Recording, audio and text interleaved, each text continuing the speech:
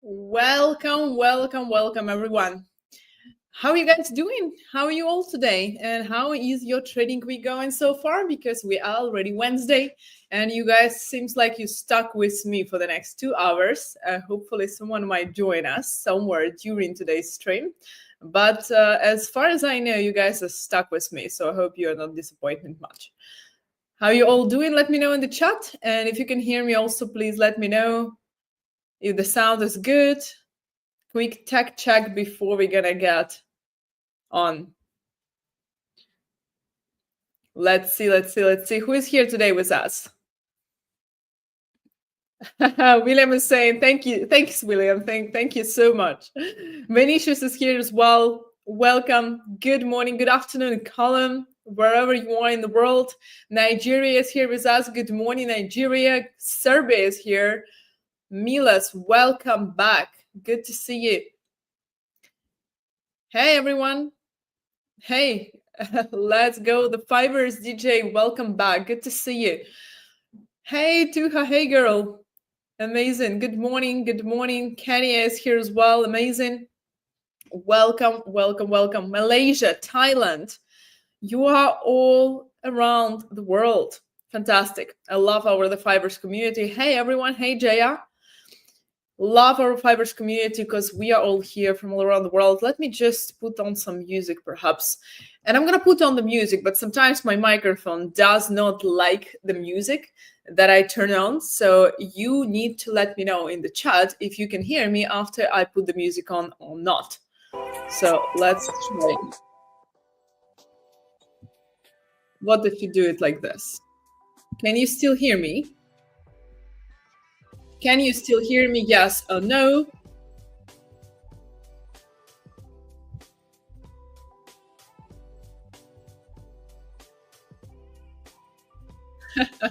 Yes, amazing. Good. Thank you so much. Thanks, Mike. Mike, I'm sorry, but William already made his choice.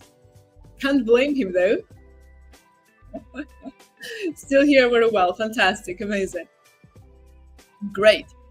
John, remember that the daily loss limit is calculated from the highest equity overnight during the overnight layover.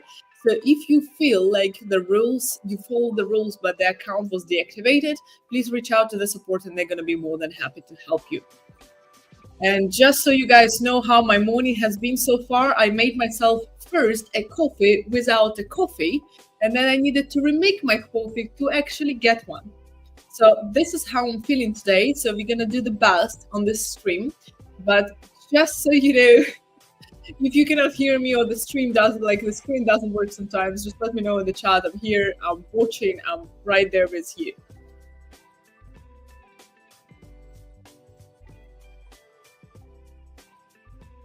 Okay. Yeah, gold is moving. We're going to have a look at it. Discipline prints money. Emotions prints regret. Raphael, this is a beautiful quote. Amazing. Mike, very funny, but as you can see, the charts are at least in front of us. But the coffee without the coffee was strong. Yeah, so let's have a look at what we have here today. First of all, we are Wednesday, and we do have the Bank of Canada interest rate decision coming up later. And we do have the ISM services PMI as well that are coming out in the second half of the day. Let me switch to the news screen.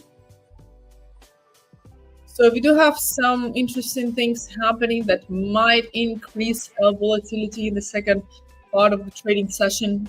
During London, I believe we already through HCOB services, and the composite was already released for the Spain and for France and Germany. Remember that France and Germany are the two biggest economies of the European Union, so they actually do matter. For the rest, only in the afternoon, we have the Bank of Canada interest rate decision set to keep the rate as the previous one. So I'm going to open it. We see that the current rate is 2.75%, and hence why they are about to keep it, because it's not actually so high anymore after the continuous cutting rates in the past several months. And the ISM services PMI, which are forecasted to be a little bit higher than previous, but also not dramatic, at least for now. So let's see how it's going to turn out. Remember that Trump's policies usually mainly affect the products. And this is why he's also doing that, because of the deficit that he calculated based on the product GDP, right? Because in services, the US is in positive now. In the production, US is in negative. So that's approximately it. So what do we have on the charts? You guys were talking about gold. I've been trading gold in the morning. Not to say that it has been going amazing yet, but let's have a look at this. So I did have the sell yesterday, which was quite good because I was able to close it earlier. So I was selling gold yesterday at this area. As you can see, this was my first entry from yesterday. And then it dropped. I added to my position and I was able to manage to close it earlier before it hit my zone, because it started reversing. Now today I was trying to sell gold again, which so far hasn't been playing out in my favor. So let me know in the chat, are you guys selling gold? Are you guys buying gold? What is your take on gold today? What's the take on gold from the 5ers community? I do need a coffee. We got the charts, we got a coffee, we are ready. William, if you can't log into your context account, our support is the only one who can help you. In fact, yeah, unfortunately, I would love to help you. I can't. So, but the contest competition is every single week, so it's just 1 week in the end of the day. And remember that usually the people who start really fast, they also tend to blow their accounts really fast, unfortunately. Not always, not the rule, but sometimes in trading it's better to take it easy, because people be blowing their accounts after they chase their competitions. Okay, Sports Clips are saying in a sell, Levis is saying in a buy for gold. Great. And Pius is saying, hey, from Kenya, welcome. So we have 50-50 for now for a buy and for a sell. So for me, at the current moment already, it looks like a buy. I'm going to explain you why. Because if we look from the high perspective, from the 30-minute time frame, what we see is we have the point of control here. Now, I'm going to delete this yesterday's trade parameters from the chart to not confuse anyone. So what we see here is that we have the point of control of the week currently below the price. So, which means that so far during the past 3 days, well, 2 days and a half, a little bit, a small piece of it, we have the majority of the volume traded below the current price. And if we look at the high time frame, we will see on the hourly time frame, we will see that it's a little higher, because the trading view doesn't properly calculate the volumes. And sometimes it gets this confusion between where is actually the point of control of the week, of the month, or of the day. So sometimes it gets confused. But long story short, what we see is we have this huge volume zone, which we also can notice by the visible range volume profile on the right side. And as the price is consolidating in this area, I'm probably gonna stay away from taking any more trades. I'm still holding my sell until we at least not break this high. If we break this high, I'm gonna obviously close that, my intraday trade. But perhaps until we are consolidating here, it still can go lower. Now, I don't like holding the trades like this. If it's gonna break down and it's gonna, like, if it's gonna break down, I might cut my risks here slightly, because I don't want to also get stuck in this consolidation for a longer period of time. But I do feel like we might consolidate here for a little bit, because if we go on the 15-minute time frame, we will see that it looks like it's creating a triangle, and any triangle is essentially the consolidation. Just squeezing the price, holding the price around the zone. I'm going to delete the blue lines. I'm going to just leave the zone of the volume, because we see that the point of control on the 15 minutes. Trading view is as confused today as me. Like, trading view must have gotten a coffee, and the trading view programmers, instead of me, maybe I can share it now. because the point of control in 15 minutes, 30 minutes, and 1 hour is in totally different places, and this is not how it's supposed to be. But long story short, until we are around the zone, I'm gonna hold on from taking any more trades. And then, well, obviously 2 scenarios, right? If we break down, great, I'm still holding my sell. Even if I cut the risk, I can add it back later. And my target is approximately 353. You see, it starts rejecting again. So it really looks like it's creating that descending triangle here. Now, on the other hand, if you do break higher than this, probably I wouldn't take it earlier. So higher than that, then this is the only reason I would start looking for a buy on gold. Because realistically, like we see on this that we've been reaching the volume, we've been consolidating here under this volume and in between the current one. So even if the price breaks out here and I take a buy, it can still pull back and go here. So the risk to reward would be horrible. So I am not really keen on any buy trades until we break 3,400 level. And then only when we break down, then obviously lower, I'm going to be looking for something more. So that is my current opinion, but I'm waiting for the breakout, right? I'm waiting for the breakouts and then I'll probably add to my trade. Yeah, Kumza, might not be the bad idea to stay out of gold. Not gonna lie, to be quite honest with you, since the beginning of the week, I was staying out for almost all the assets. Like currencies has been also not doing really well, to be honest with you. If we go back, well, S&P 500 actually worked quite nicely yesterday. But if we look at, for example, EUR, well, maybe. I didn't really trade it since the beginning of the week. What was my EMA even doing here? This is from LJ still last week. Yeah, so to be quite honest with you, this has been not looking too good.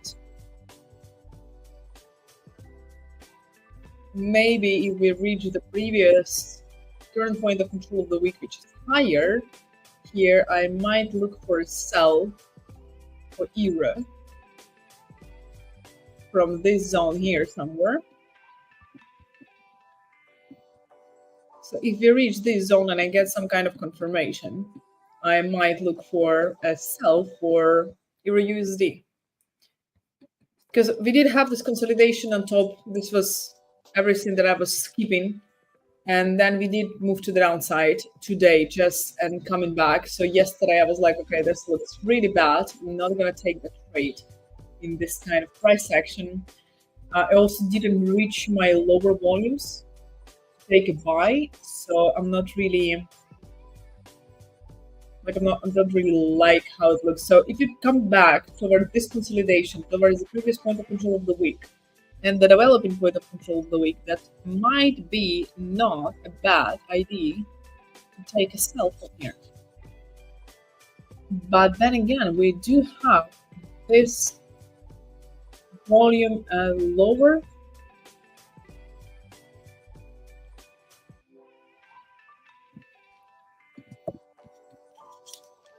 So the targets should be here and here. For me personally, the intraday targets. So maybe, if the price gets here, I'm still gonna look for a sell. Last week's my alerts weren't working. Now this one still doesn't work. Anyway, it works when I'm not on the live, and then it starts acting. Okay, selling gold, full margin, Mike. Contest is to blow the account. Mike, if you're gonna sell gold right now, full margin, you might win the contest. You might win the contest.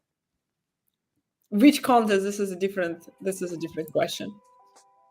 But gold is not really looking too good for now. Okay, what are you guys trading? Let me know in the chat.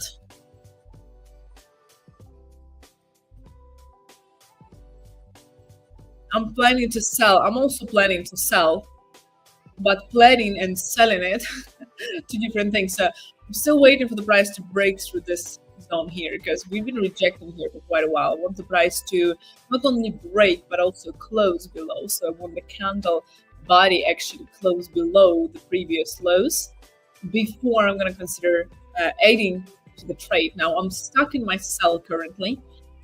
There's no point of closing it for me earlier now because if it breaks the highs, it's going to kick me out. But if it breaks here and it closes the body of the candle, that's going to be the confirmation for me for a sell.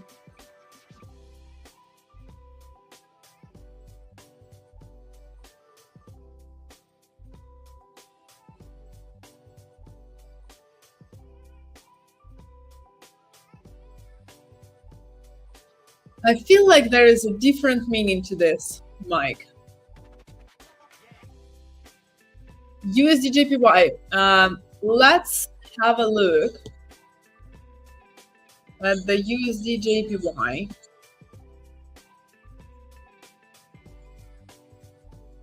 You say the buy or sell? Sell, you're saying.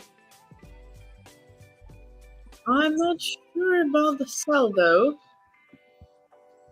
For you, Jay.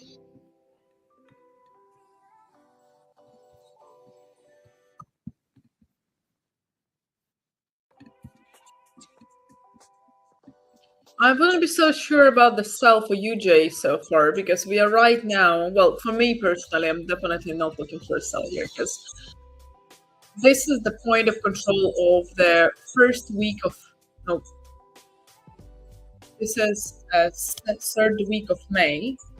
This is the last week of May, the first one. This is the first week of June. So we have lots of volume. First of all, right where the price is, but also below.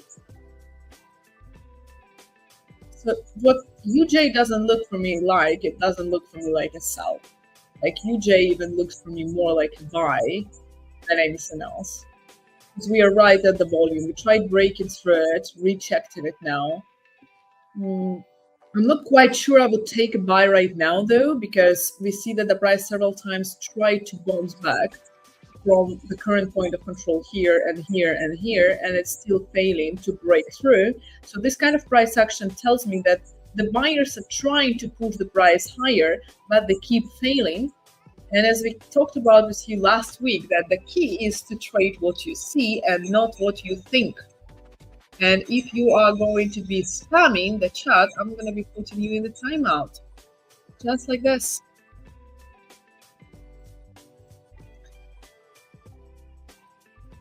And so when the price comes back to the same zone, it gives me the information that here someone is pressing on their USD JPY from the upside. So the sellers are absorbing the buyers' activity. Buyers are pushing the buy markets. Now here we have the wall of selling orders that is absorbing the buyers' activity and keeps pushing the price lower. So I'm not quite sure I would trade USD JPY in general right now. It does look like a buy for me for overall. If you look at it like this as well, we just retested the previous lows. So we can be heading anywhere here towards the previous level. So as we can see, the price usually reach 145,900 somewhere and 148.00 as well here. So I would say that those are the levels where USD JPY can go. But the problem is for me that I don't see the entry yet. I don't see the quality entry. And buying it buy by market right now is, I think, too early for me personally. Although, I don't know, maybe. Maybe, what is it? What is it even like? 1 to 4 is to reward actually. Not yet convinced, probably. I like checking it with futures. So for the USD JPY, the futures contract is 6J, and 6J is 100% negative correlation to USD JPY. So if you add USD JPY on this chart, you will see that USD JPY, and we're gonna add. Come on, hello. No?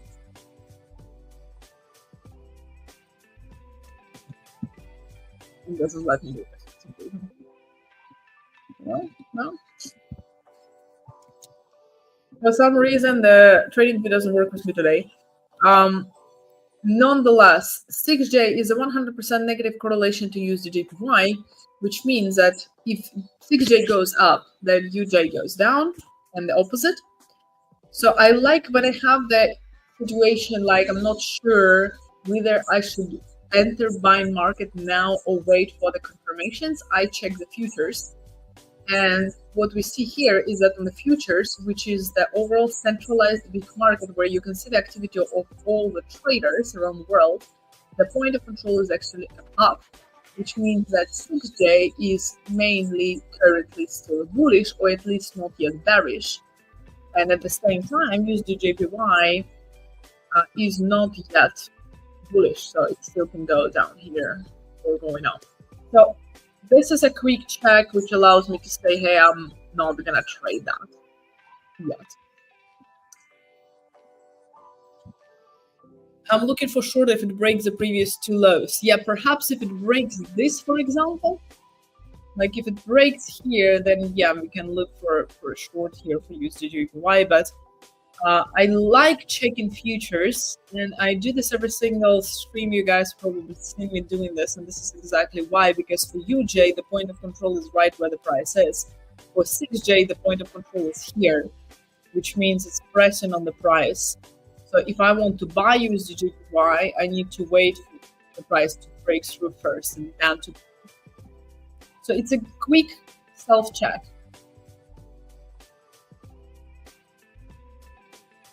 Hey Adil, good to see you. Welcome.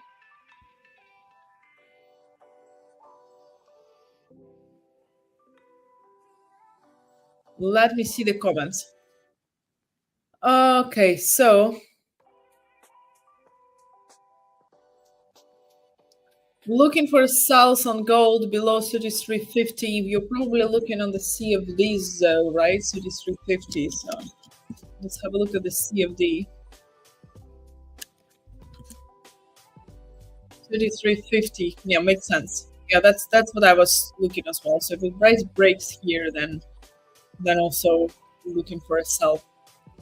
Doesn't look so good right now. Doesn't look good at all.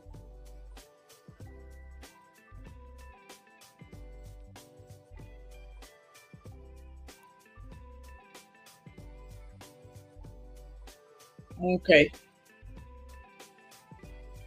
Yeah, UJ is indeed in the consolidation, like definitely. And this is another reason why I shouldn't be trading it right now, at least so far. I don't know if Mike is still here, but he's not gonna like what I'm gonna say next. So I don't use the currency strength matter because the currency strength matter is showing what is happening right now based on what happened before. So it measures the strength of the currency and how much the currency has moved in the past minutes, hours, days, and so forth so far. However, it can change any single minute. So the currency strength meter doesn't really give you the idea of what is going to happen. It can only tell you, hey, this is right now happening. But when you enter the trade, everything can change. So even if JPY is weaker, which means that USD JPY would be going up, it is not a guarantee. This is not a guarantee.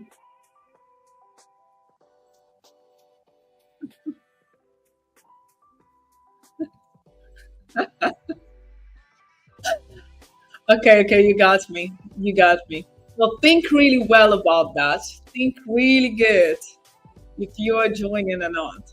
You might be missing out on something.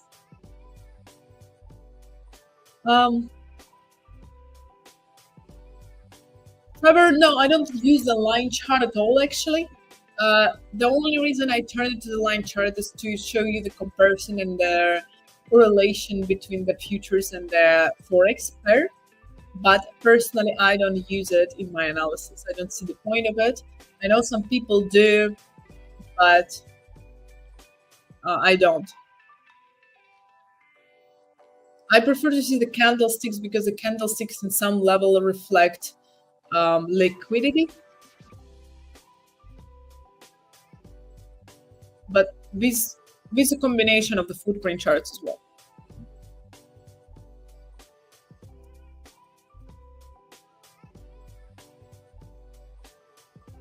And there he is. That was fairly easy. I don't know what you're talking about. I have no idea what you're talking about. But all I'm going to say to you is strength scores have huge validity, and they're not just, oh, this is what's happening now, right? Okay. I can't believe I got triggered by you. This is just not fair.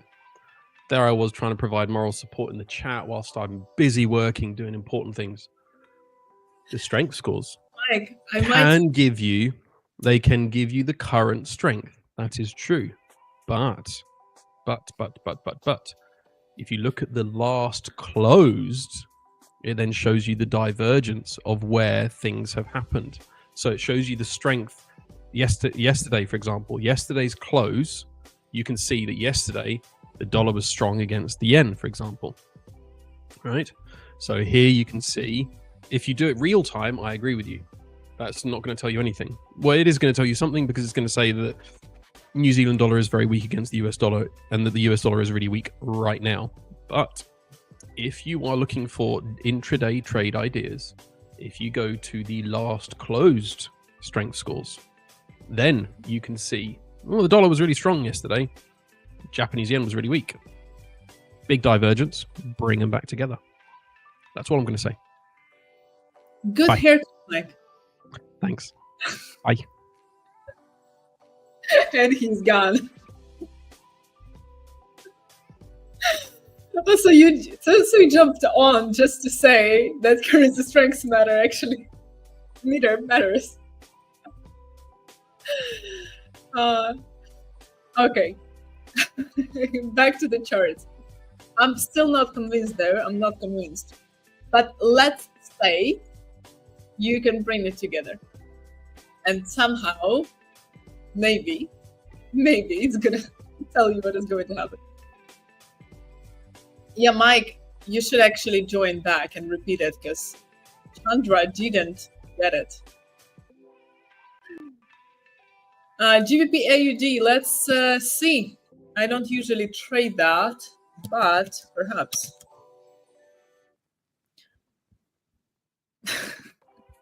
You kidding me? You must be kidding me, right? What is this? That was like a bullying in the chat. What is it? GBP AUD a nice buy? Mike, hope you're kidding. What is this even? This is like, if you want a representative of the horrible price action, this is this.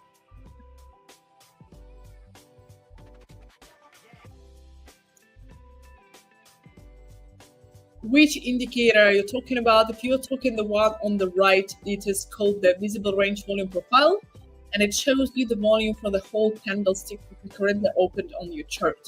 So if I have the chart loaded from the 1500 on the 30th of May, last Friday, it's going to show me how the volume is distributed from Friday, Monday, Tuesday, and so far right now. So if I'm going to squeeze my chart, it's going to show me the rest. Obviously more volume because more candles are going to be loaded. You need to be very careful with this tool because it sometimes can mislead you. Now, if you are talking about those are called the PVPs, and I have the different periods for those. So I have 3 of those on my chart, but they're called PVP, and it measures the volume during the specific period of time.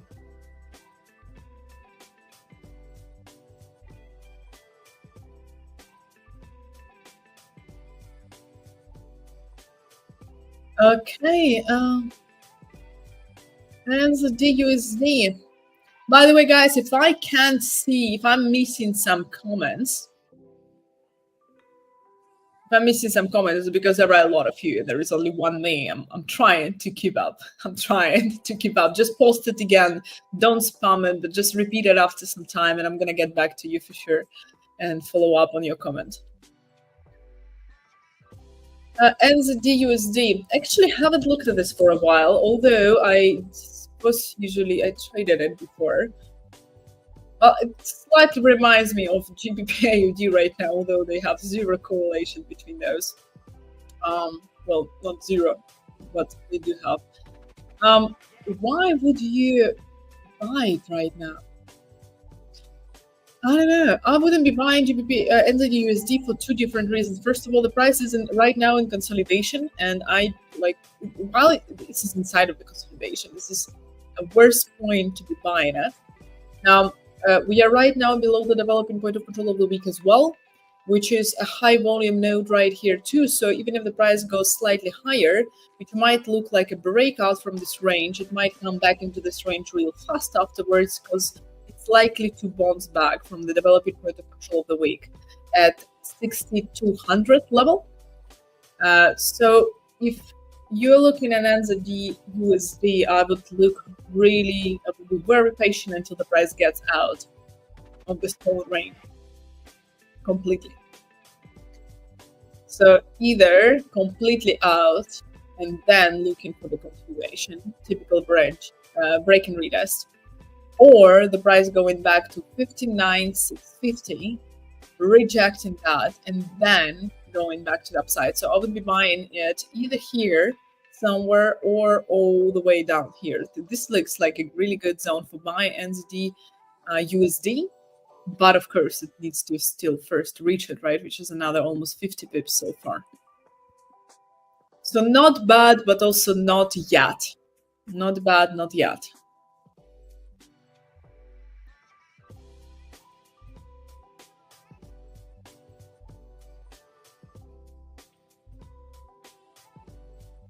Thank you so much, Yasin, for monitoring our chart. Yeah, GBP-AUD does look like that.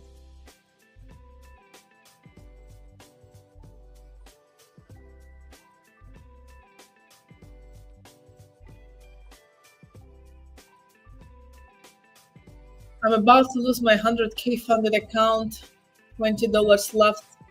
Sustained that account for 4 months, took 3-4 payouts as well. It was a really awesome journey.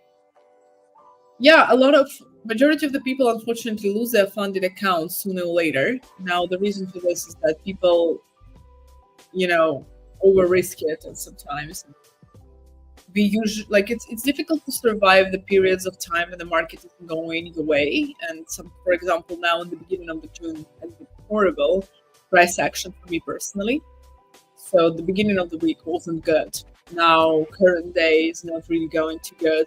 Everything that we are looking at so far is like, I wouldn't trade it normally myself right now. And that's why I'm also saying on the live, hey, I'm not going to trade it now, because that's usually not what I trade myself. Congratulations for the 3-4 payouts. This is really great. And I hope you are not going to stop the journey, because the fact that you did take 3-4 payouts means that you can definitely do it again. Now, of course, if you have $20 left on your account, it's almost like trying to flip $20 to 10K to be able to get break even, which is rather difficult, right? Rather very difficult. It can be a chance, an opportunity, a luck if you take a trade and you flip it. However, the fact that you did take 3-4 payouts is massive. So congratulations on that. And remember, the 5ers are here to also help you to build your own capital. So get it funded, take payouts, you know, get your own second account. You can trade more conservative on the funded account. You can trade a little bit more riskier on your personal account because you don't have the different rules there as well. So make sure that you use the capital that you get from funded accounts to fund your own and to distribute your money across different, ways of investing and trading, because this is something that creates a stability for you as well. Hey Haresh, long time no see. Welcome back. GBP NZD. We had a look at GBP AUD, at NZD USD, and now GBP NZD. You guys are making me look at all the kind of things that I don't usually trade. Are you saying short? Short, perhaps. Oh.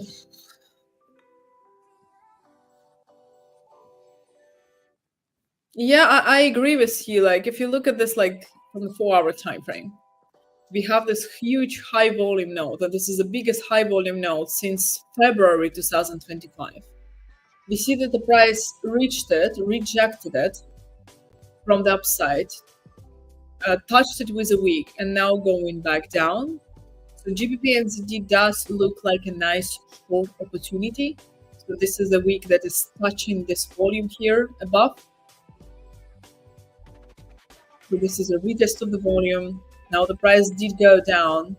The only things that I personally don't trade this kind of assets. I only trade major currency pairs exactly because of this price action. It doesn't mean that you cannot trade it at all. It means that you need to be used to this. I'm completely not used to this. I'm not even gonna pretend like I am. I cannot survive this kind of price action. Like, my patience is not gonna allow it. So I'm not, like, I wouldn't be trading this, but it does look like a nice short. I would probably wait until the price gets out, but I still wouldn't trade GBP NZD just because it's not my asset. But Haresh, I agree with you, does look like a really nice short opportunity overall. And I'd say we can easily see it going back to 24,045 for the previous lows here, or even lower, which is the 22,550. You need to be really patient with that. But if you are, then maybe it's actually quite a good risk to reward here as well. It can be 1 to 6 risk to reward. If, of course, GBP NZD is going to play nicely.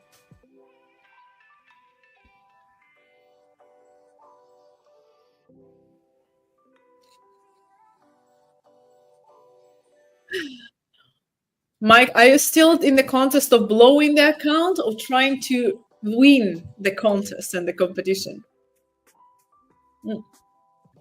JK, we analyzed gold in the beginning of the stream, but for those of you who joined earlier, I'm still waiting for gold. Gold seems like it's stuck in the range right now, so I'm not trading this yet. I'm personally stuck in a short position until the price breaks the previous highs here at least.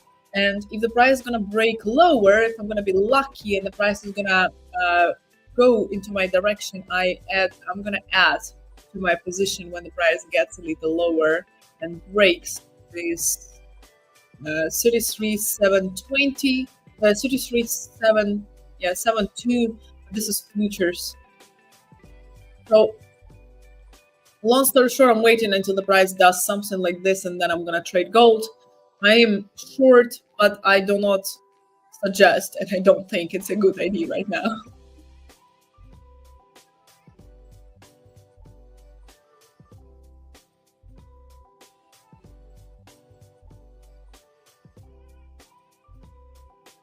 Okay, lots of requests for GBP USD, so I guess I have a look at GU.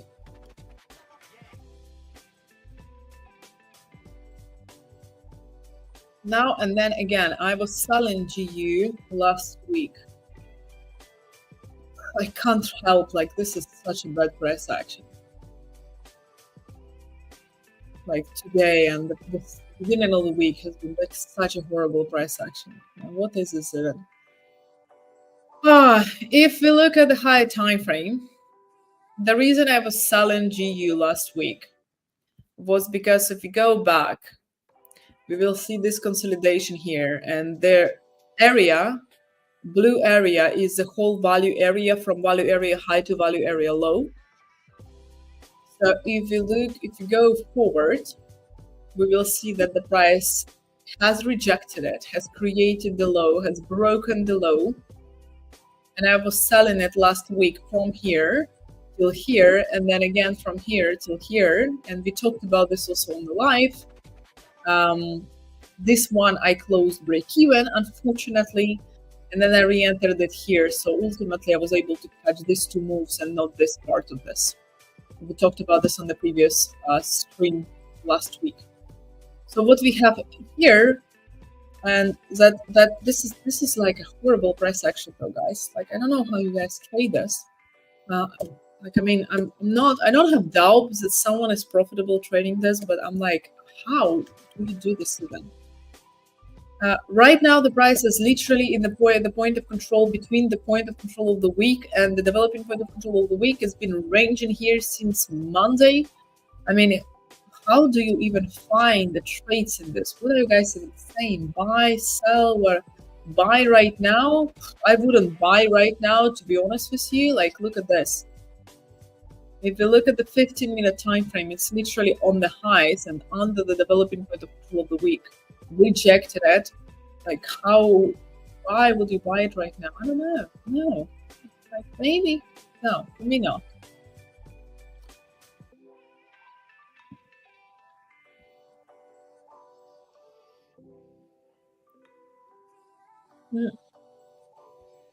What are you guys saying? Yeah, I'm gonna have a look at Brent in a second. I hear you. If you were selling GBP USD right now, where I would put the target, I wouldn't, because it's well, actually, I am more for a sell than for a buy. This is true, because we have all these volumes here. So for a swing trade, I would put the target here for a swing trade, which is 32,912. So if I was selling, which I'm not gonna do now, but for a swing trade all the way here, which is so far approximately 240 pips, and this is the huge zone of volume the price didn't reject. So if we're gonna still hold this volume and come back lower, I think we can reach this. So I'm more for a sell for GU right now than for buys, which doesn't mean I see the sell entry yet so far.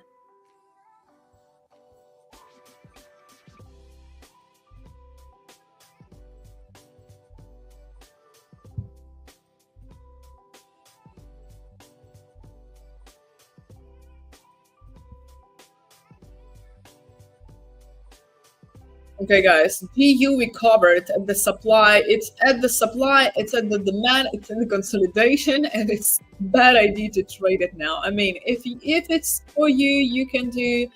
I'm gonna stay away from that. By the way, please make sure that you hit the like button if you guys are enjoying it. If you have, like, we have lots of questions. And if you guys enjoying the analysis, appreciate the fact that we are here breaking it all down together. Please put a like on the stream. It's a small act for you, but it's a very big deal for us, because then we can reach more people, more traders, help more traders together, and build a community all together with us from all around the world. So, and for those of you who are watching us on X, please make sure that you join YouTube and hit the like button, because it all matters. It really, the one like of single one of you really makes a huge difference. And we stream from Monday to Thursday, like Yasin said in the chat. I'm personally live first 2 hours on Wednesday and Thursday, so tomorrow I'm gonna be back here together with Mike. If Mike is not going to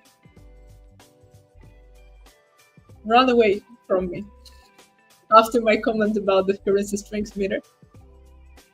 Mike, we all support you, we all love you. Throw some love in the chat for Mike and for the currency strength meter.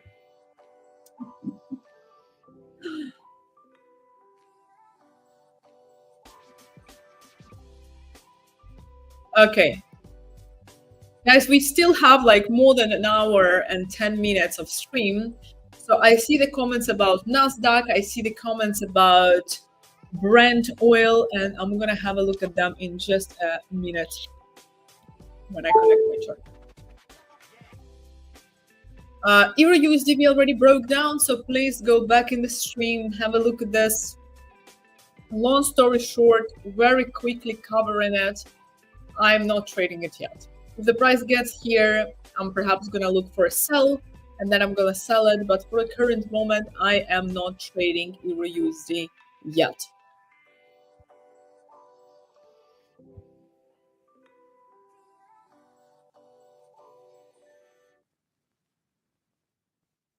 This is a question that you need to direct to the support or the live chat when you log into your back office on the 5ers.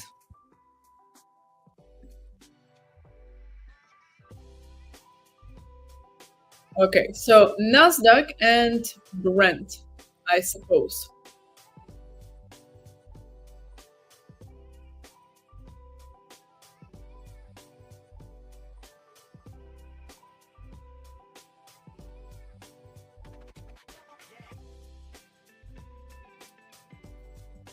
So NASDAQ. I was yesterday buying S&P 500, which turned out to be quite a good trade, almost 1 to 5. I did close it earlier, so I closed it here, which was 1 to 4. 1 to 4. I closed it before the night, and now it's 1 to 6, almost achieved. So right here, when the price reaches 59.97, I am expecting the correction back to the downside for S&P 500, and similarly, I was waiting for the buy on NASDAQ yesterday. So we have right here the high volume node, which is the 21,791 level, or 91.50 level. 1 second. Let's remove the arrow. So right here, so when the price reaches this, I'm expecting some kind of pullback to happen because this is quite a big volume zone. So I'm expecting something like this to happen. Now we do have the point of control of the week and developing point of control of the week that moved here. So possibly something like this. Now the level that I see, that you see on my chart, the 21,995.25 level, the black bold line comes from here, which is the point of control of the month of February 2025. And we have quite a big volume node here as well. This was a huge consolidation for NASDAQ. So when the price reaches 21,995, 22,000, I'm going to be looking for a sell for NASDAQ, most definitely. So my current opinion on NAS is that it's probably going to go higher to at least 21,791.5. And then when the price pulls back, I'm going to probably look for a buy for the continuation until 22,000.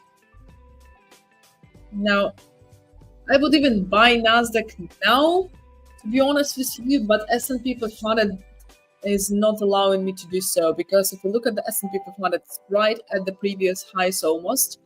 And I don't like buying one of those when the other one is still is not giving me the confirmation.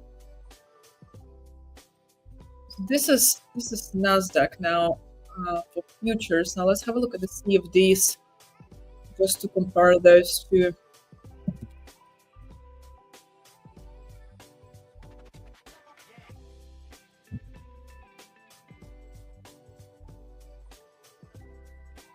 For the CFDs for NASDAQ,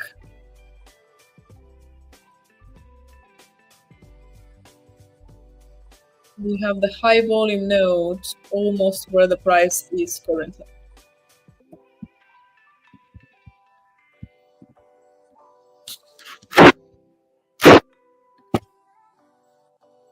Yeah, so come on. Here we go. There we go. So there is a little bit of space. I'm not gonna trade it yet to the upside right now. The reason for this is that the risk to reward will be really bad. because this is my target now. If I'm going to place my stop loss below the lows, it might just hit it, come back to the volume, come back here, which is not what I want to see from my trade. So I would need to place it here, which is a negative risk to reward, and which is a no for me. And on the futures, it looks very, very similar. So if we look for a buy here, this is the current target, and this is one-to-one at the best. So probably also not. Now, I'll wait until the price is going to go higher, reject, or do this. So break through, come back, and go for a buy. Now, here, when the price reaches 21,980, I'm going to start looking for a sell. I'm going to looking for a swing sell for NAS 100. So this is my opinion. Whoever was asking about NAS, let me know in the chat if it makes sense for you. Whoever was asking about NAS, we had several people. Are you guys buying, selling, waiting? What are you doing currently with NAS 100?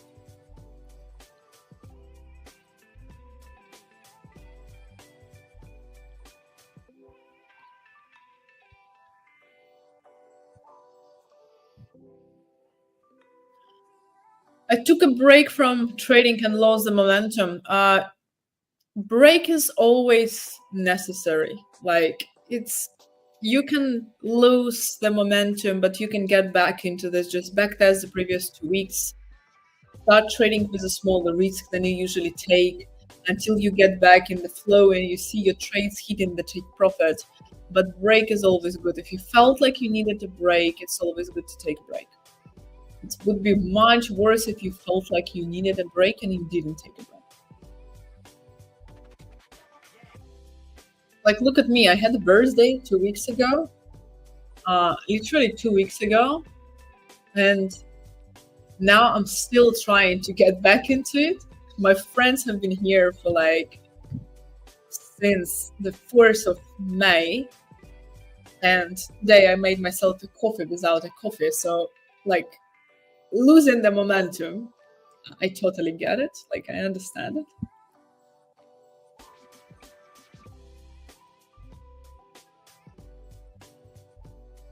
Yeah, like today's London is, what is this even?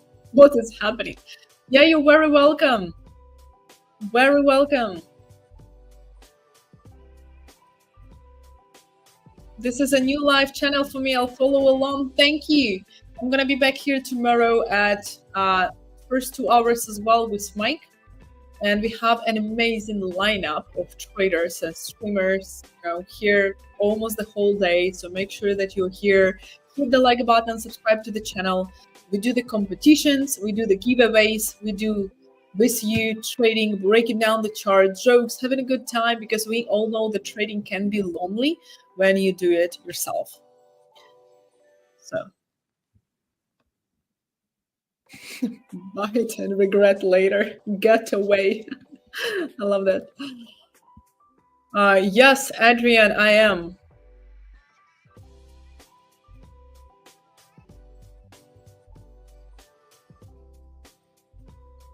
Thank you so much. Really glad to hear it. Please stay with us again. Follow, hit the like button, and there are lots of really interesting things happening.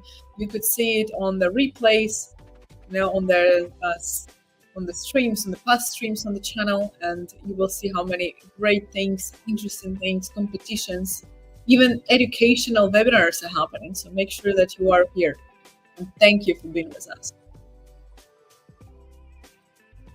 Yeah, I did already use it, but I'm going to cover it for you quickly. So the two indicators that I use on TradingView specifically, because I usually trade on the futures platform. I don't trade on TradingView. I use it for the purposes of the stream because I know people are more familiar with that and it's easier.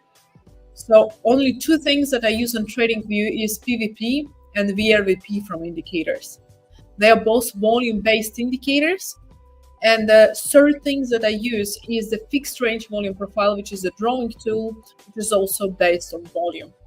So fixed range volume profile, VRVP and PVP. There we go.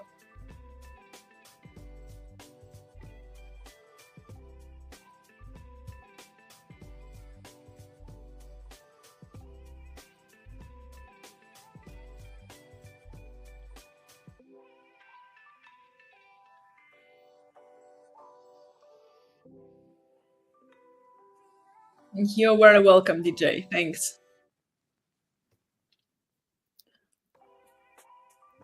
Mirovsky, I'm a trader. It needs to be a very, very good deal for me. But if you are selling NASDAQ right now, you might be a wrong trade. Now, this is not a signal channel, guys. So if you take any trades that we discuss on the chart, on the charts during the stream, it's completely your responsibility. Make sure that you do your own analysis, because I don't have my crystal ball with me. I'm not sure what's going to happen. I promise I'm going to bring my crystal ball next week for our streams, and then perhaps I'm going to be able to be more precise with the answers. But so far, it is not the signal channel, so please make sure that you do your analysis before. Yes, let's talk about US oil and Brent oil, because I had several questions about those before. So I stopped trading US oil in the beginning of the year when Trump took the presidential office, because the price action had become horrible. So if you look at the oil during the beginning of the year, from the beginning of the year, we've pretty much had mostly consolidations than anything else. So we had the consolidation all over January, November, and February. Then we had the move, but the market has been extremely choppy, besides a few really huge drops. Now, right now with US oil, I look at it from time to time because I normally like this asset, and I would prefer to come back to this, but obviously I'm not gonna start trading it just because I like it, right? It needs to be profitable. And so far, it didn't seem that way. So if you look at the oil right now, let's start from the higher time frame first. It looks like oil has found the support, and it looks like it has found the support at this previous accumulation here. So if you ask ourselves, where is oil holding right now, is this zone here. So placing fixed range volume profile over this whole previous consolidation, and finding, actually, let me just go back to this.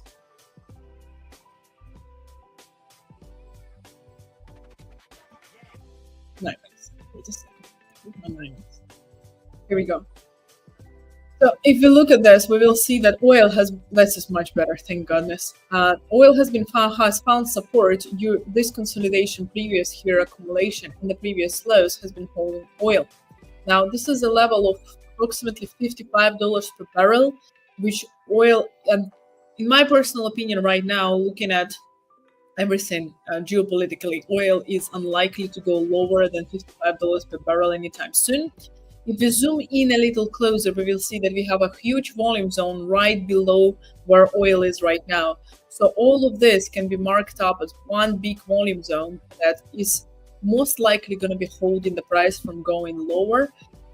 So I would say that in their approximate future, we are not going to see oil below the levels of 60-61 here.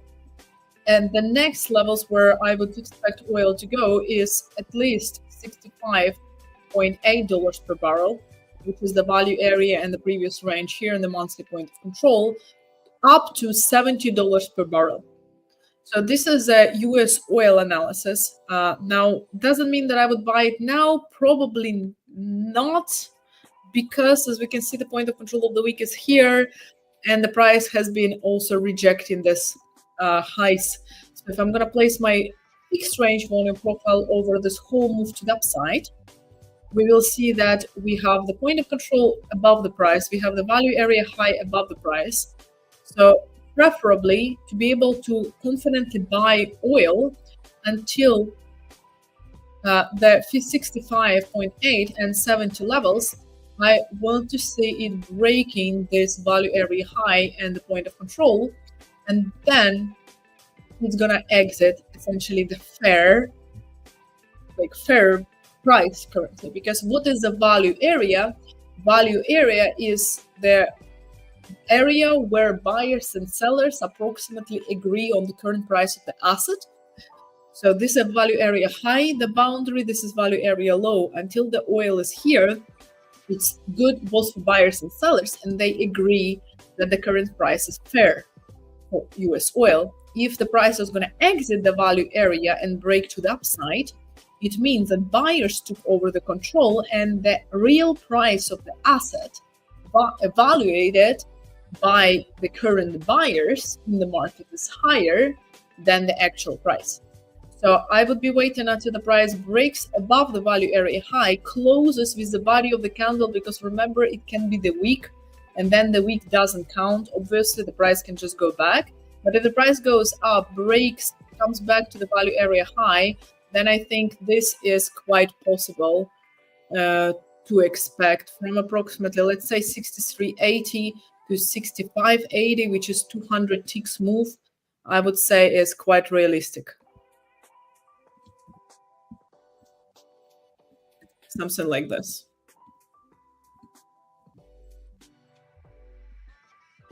And this is value area high.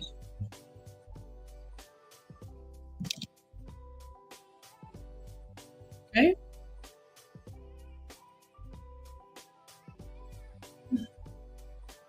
So this is US oil.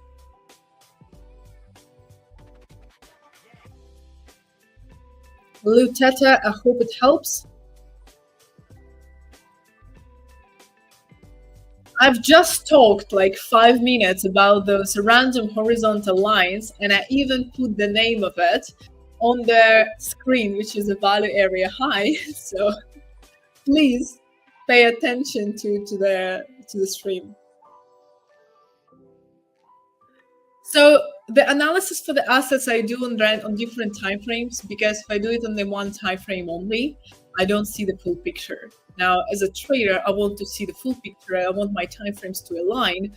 I want to see that the price of the asset can be higher, both on the daily, on the 4 hours, hourly, and preferably 15 minutes and 5 minutes. Which means, essentially, I do the analysis during the weekend on the weekly and daily. So during the weekend, I see how the weekly and daily has closed, and if it closed above the value area high, if it closed above the volumes or below the volumes. And by doing that, I see where is most likely the next week is going to go. So if my weekly candle closes, for example, let's have a look at this. If I'm going to switch to whatever, let's say AUD USD, we didn't have a look at that before today. This is a bad example. It was like, let me pick a good example. It's a bad one. Anyway, 6p.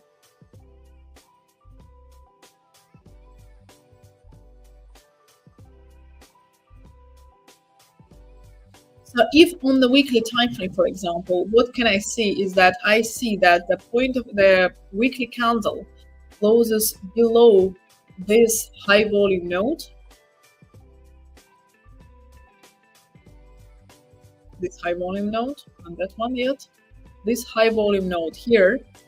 And I see that the previous week has rejected it. I know that this week also might be the continuation down towards this area. Not a guarantee, of course, but possible.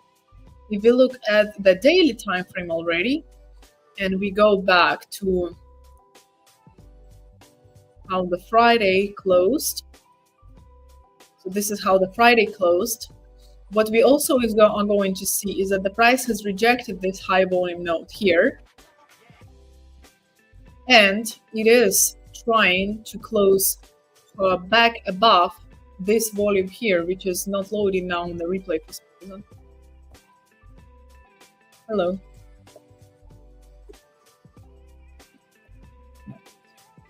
So above the previous highs and above here is another volume. So we see that it rejected it from both sides. So if I see this kind of situation, for example, on 6B, which is the GBP/USD 100% correlated asset, it means that most likely this week is going to be somewhere ranging here, which means immediately that this week for this specific asset is not ideal. If, for example, I would see that the weekly and the daily candle closed above the certain volume area during the end of the week, so the weekend is above, then I know that I'm going to expect the continuation to the upside during the next whole week. which gives me the freedom of saying, hey, this week for this asset, I'm going to be focusing only on longs. And it makes it easier for me because every single day when I wake up, I say, hey, where is my good entry for a long for this specific asset? Instead of asking myself, hey, am I going to be shorting this or am I going to be entering a long trade on this? I already know my preference. I have my bias built over the weekend. So over the weekend, I do weekly and daily, and I compare where has the price closed compared to the volumes where it has been. So where is the price compared to the big volume areas? And then during the week, I check 4 hours, 1 hour, and 4 hours, 1 hour or 30 minutes, and 5-minute time frame I use for the entry. So I enter the trade on 5-minute time frame always as a confirmation because I want my last confluence 5-minute time frame to show me the momentum. I usually use footprints for this. You probably saw, footprints as well on my previous streams, that I see the momentum. I see either the buyers or sellers are taking control, and I use it as a confirmation. Whether it's I use 30-minute, 1 hour, and 4 hours during the week to see where the volume is compared to the price. So I hope it makes sense. Amo. Let me know if you have any other questions about timeframes, about volumes. If I didn't explain something correct, clear enough, let me know, and I'm gonna be more than happy to help. Henry, absolutely. Those straight lines. If Jonatan would be watching, if Jonatan would only be watching.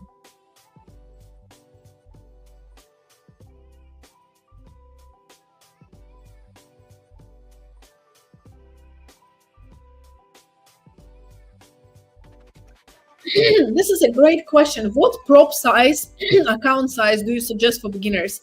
So it depends on your own. Sorry, guys. It's been 1 hour and 10 minutes of me non-stop talking. So I'm starting to lose my voice. But so that's sorry for that. That's a great question. So it depends on what you are used to before, because every single one of us has a different risk tolerance. Like, for example, if before coming into the prop firm space, you've been only trading your own account of $500, then this kind of person who used to trade $500 account and risking, for example, $5-10 per trade, comes into the prop space and gets a 100K funded account or challenge account with a 10K drawdown and 5K daily drawdown limit. This gives you 10 times bigger amount of money than you are normally used to trade. But not only to trade, but also to handle emotionally, because every single one of us has a different risk tolerance.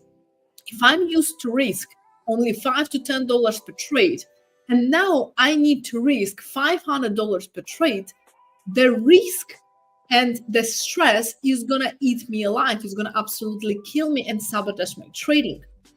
So I believe that a prop size account should be chosen by your own risk preferences and your own risk tolerance and your open appetite for the risk as well. If you are used to $500 trading account, get the prop firm account with a $500 drawdown. Maybe 1,000, but that's max. Trade on this account, pass it, and trade on it calmly until you feel confident enough to increase your risk, and then get a second account or increase the amount on this account. Like, you can get more money on the 5ers funded accounts if you pass certain rules. Then the 5ers are going to give you more money. But don't try to get the highest account immediately, because it's the same amount of time of passing it. No, you're gonna most likely blow it, because the amount of risk that you need to be taken to pass it exceeds 10 times, 20 times your own normal risk per trade and the amount of money that you can handle.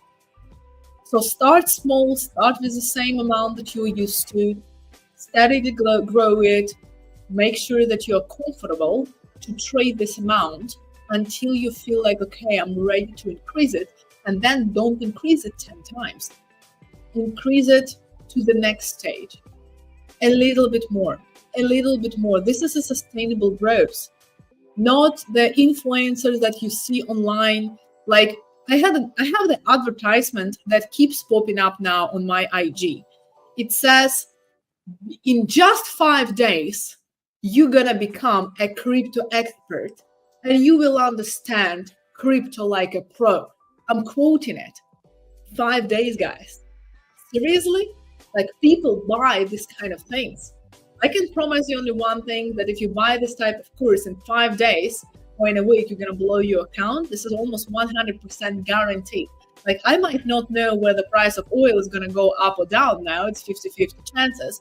But it's almost 100% guarantee that someone is gonna blow their account if they buy a course which says, in 5 days, you're gonna become a crypto expert. Wow. What am I doing here for 8 years? Like, I must be losing my time. I must just buy this course and, you know, and just buy a Ferrari or something.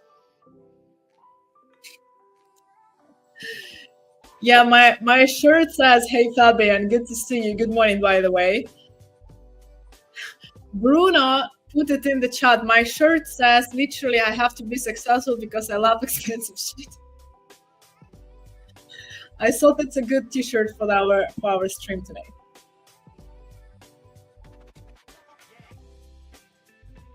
Yeah, I do use a cumulative delta volume. I use it, but not on the TradingView, because TradingView doesn't calculate it correctly. Both volume and delta on TradingView isn't calculated properly because of how where they take the quotes. Trevor, I personally do think so, yes, and there is a reason for this, because when you trade CFDs, you trade on the centralized market. So essentially, if you trade CFD, you only see the chart, the volume, and the trades that have been executed on your specific broker. So your trade never goes out to the real exchange. So when you look at the volumes and you look at the candlesticks, they only represent the closed environment of your broker that you trade on. When you trade futures, futures is a centralized market, which means if you trade Trevor on futures, I trade on futures, Jonatan trades on futures, Mike trades on futures, all our trades together are reflected in one specific market, which means that the formation of the candlestick is going to depend on how, like, we as traders have acted in the market. And you can see all the trades everywhere because of what I just explained.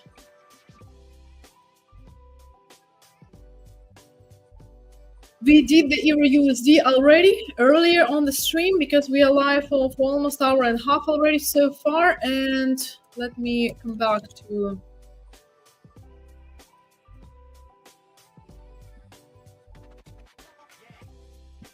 EUR USD. Okay, no, don't tell me it didn't save. Where's my Oanda? Here we go. So for EUR USD, I'm still waiting for their sell if it gets a little higher. It is rejecting now the high volume node here, so it might be a good moment for a buy actually. Might be a good moment for a buy, but I wouldn't know where to place a stop loss now as well, because it can go a little higher, a little lower still. I'm not really a fan of. I'm probably gonna wait for this higher levels and then look for a sell there. Although maybe I'm gonna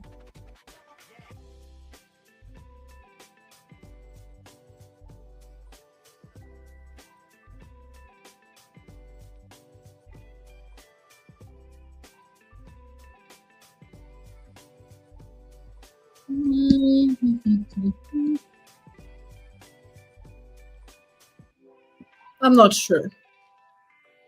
Not convinced. The daily point of control is higher. Not convinced yet. No.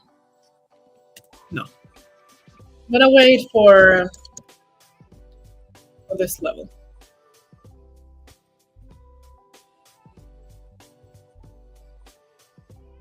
Oh, come on, Mike. Come on. Don't be offended.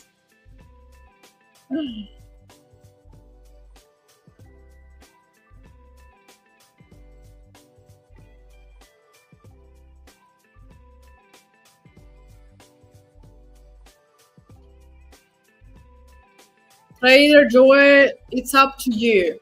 It's up to you. You asked me, I shared my opinion. Your opinion might be different. I always say trade what works for you.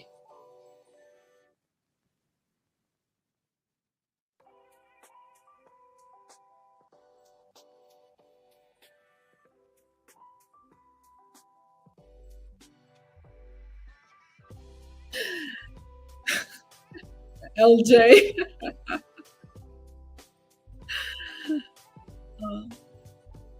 Mike, you're not that old, and with a new haircut, you're like 20 years younger.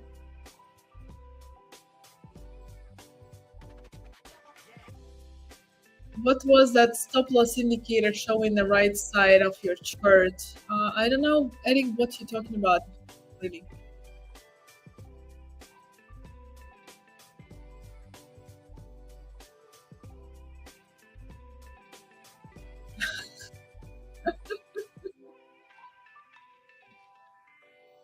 All day, I think you look fabulous.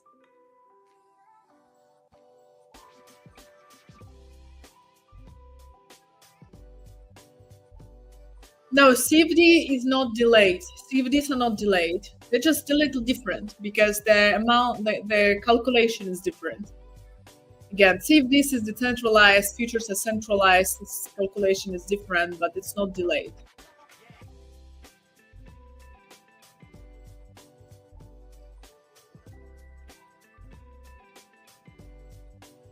USD CHF. Let's have a look at the USD CHF, let's say. Swiss franc.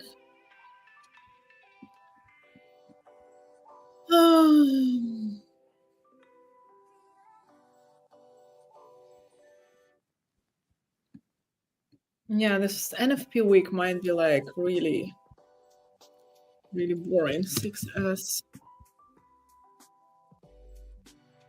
So what I'm all looking at now is the futures for the Swiss franc, which is a negative correlation for the USD CHF. We are right now at the volumes. What a surprise. Like, the fact that market is so boring and we have so many of you watching, like, this is great. I really appreciate every single one of you. But please don't forget to hit the like button. For those of you who are watching on X, please, if you enjoyed it, come back to YouTube and hit the like button on YouTube and hit the subscribe button. We really appreciate it. It means a lot to me personally. So please make sure those of you who are on X, hit that button, join us on YouTube. Let us know in the comment. Let me know in the comments how you guys enjoying the stream. And yeah, 102 likes. You guys can definitely do better. Like, you can do better.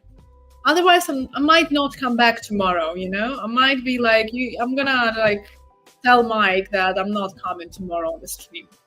Seriously, 102 likes? This is it? We use the CHF, like, it's just in consolidation, honestly. Like, this is all zone where I'm personally biased bearish on USD CHF, and the reason for this is a weekly time frame and the daily. So what we see here is that we are definitely in the downtrend. We've been rejecting the same highs on the weekly. We had a very nice rejection here, and very importantly, if we look at the weekly time frame, this is what I've been saying before. If you look at the weekly time frame, we will see that the weekly, come on, BRBP, you can definitely do it. So the price went below this volume here, came back, rejected it, and right now looks like it's aiming here towards these two lows. So I am bearish on 6S, not USDCHF, 6S, long on USDCHF because it's the opposite correlation. But I don't see the entry. Like I would look for probably for the price to break this first and then to sell 6S, which for USDCHF would be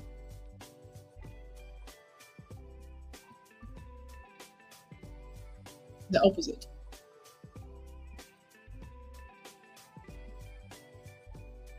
So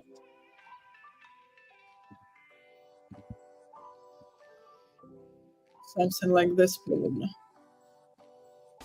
Because now we are right in the consolidation here, right? The volume. Buying it right now is like, wow, ouch, you know, it can keep consolidating here. So what's the fun in that? You buy it, you get stuck here. So overall, I'm bullish. I don't see yet the entry, and that's thanks to NFP and Trump.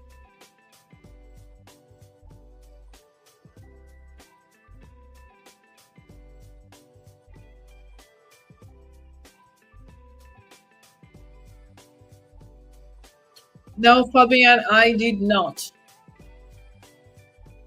Until the end of this week, I am trying to get back to life after celebrating my birthday for 2 last weeks. So I don't think I would do good in the competition. And beside this, it's NFP week again. It's NFP week. It's horrible price action. Everything that we've been covering so far during the live stream has been not fantastic. The best things that I see is actually NASDAQ. And if the price gets back here, I'm probably going to look for a buy. Right now, not, because we are right below this high volume zone. The price is trying to reject. So if you get back to 21,700, I would probably look for a buy. But this is the best thing I've seen so far during the trade. Okay? And it's not the best. Still not the best.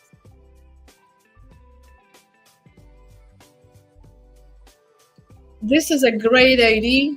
Perhaps we can bring it to the team. I'm gonna put a note on that.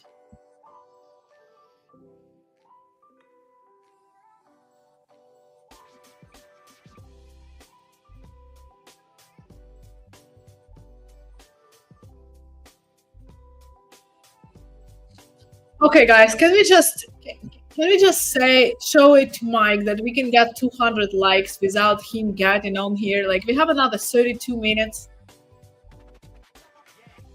Can we just make sure that we hit the 200 likes before LJ and Mike? Otherwise, I'm not coming back tomorrow. Like, what is this even? 100 likes? Definitely can be better than that. It says I have to be successful because I love expensive shit, and you guys seem to really like this t-shirt.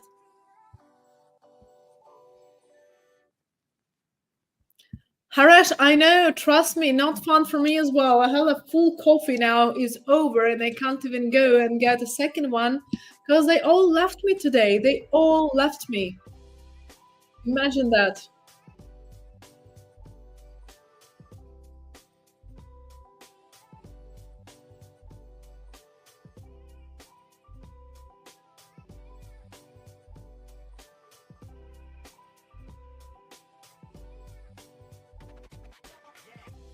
Thanks, guys. Thank you. Exactly. Please. Please.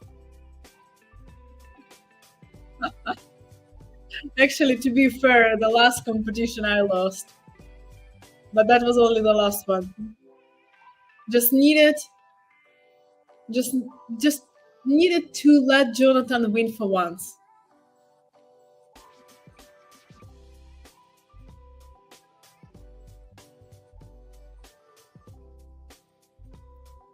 Yeah, they do on the website. You guys can find it on the website. The merch is there. ES. I am waiting still for ES. short. I was buying it yesterday here, and it got really nice. I did close it a little bit earlier yesterday overnight.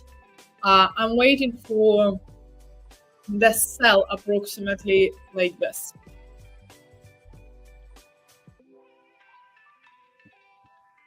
As we can see, it starts getting closer to here and starts rejecting.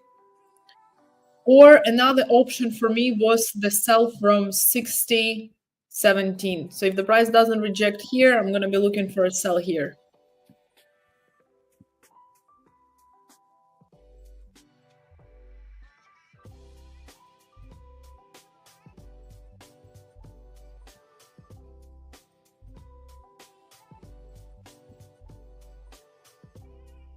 So this is the bias, and for NASDAQ is quite similar actually.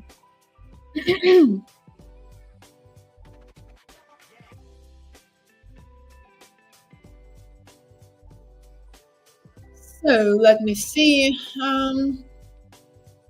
How accurate is the volume profile for non-futures such as Forex? So I use it on Forex and I find it quite accurate, but the accuracy of it is going to depend on you as a trader, how you use it, of course, because there are multiple ways of using the volume profile. That being said, I use it only for the major currencies, which means GU, EU, AU, USD CHF, USD JPY, right? Because those are the ones that you can check on futures chart as well. Like obviously, just logically, the volume profile, footprint charts, and everything works better on the centralized assets, like for example futures, like stocks. And the reason for this is because you can see the order flow from every single market participant that is there, whether it's for the CFDs and Forex, you really can't. And that's the reason why it's of course more accurate to use it on centralized assets.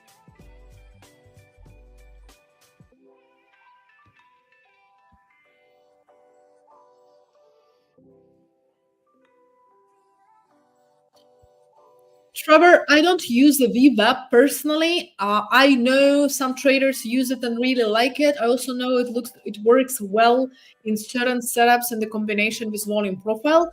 I gave it a try and it was just misleading me because on my futures platform, I have quite a lot of tools which represent the volume. The trading view is very clean for me. Now for the futures, I have lots of other things, like for example, cumulative volume delta.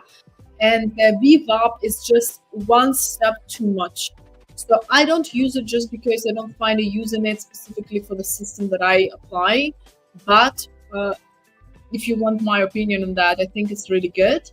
And it can be quite useful if you obviously know how to use it, right? You can trade from the boundaries, and my personal opinion, the best way to trade the VWAP is from the deviations, from the first and second deviations when the price breaks those.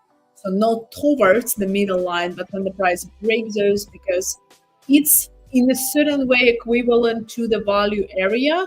But since I use value area, I find value area more reliable as well.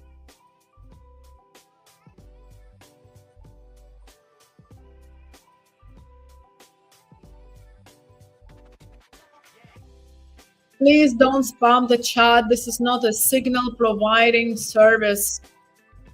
And if you're going to keep spamming it, I will have to put you in a timeout, and I hate doing that. So please don't spam.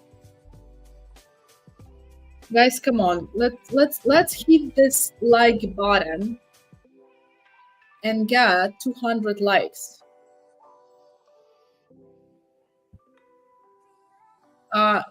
In the crypto, I believe it is. I believe crypto, it's allowed. Yeah. How many likes do we currently have? Hey, Daniel. Good to see you. Good to see you. 152 likes. This is better already. But if we get to 200 likes, I might have a surprise for you tomorrow. If we get to 200 likes, I'm gonna get a surprise for you tomorrow in the first 2 hours of our live stream. So make sure that we get 200 to show Mike that you guys can do this. Thank you, Daniel. I really appreciate it. I hope you're doing great and trading is going amazing on your side. Good to hear from you again. Daniel is one of my private students and dear friends already by that time. He's doing amazing in his trading. Okay, well, this one is going in the timeout. Vinicius just did. How is this guy keep posting if I put him in the timeout? How is this even possible?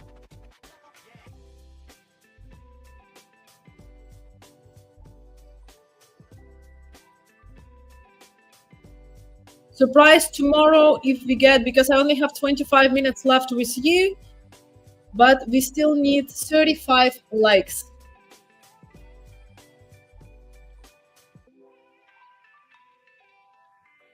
Okay, so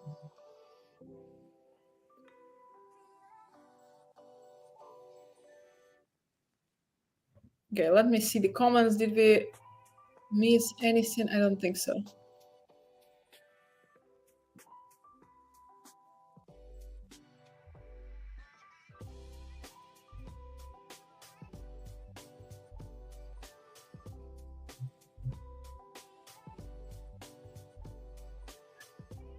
Okay, I don't think I missed any. Gold is still being gold. Gold is golding, like Mike would say, and it's consolidating here. So I'm still stuck in myself.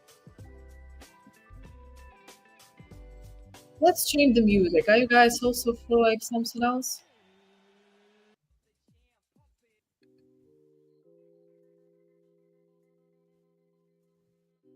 Feeding the ducks, really? Someone put the music here called Feeding the Ducks.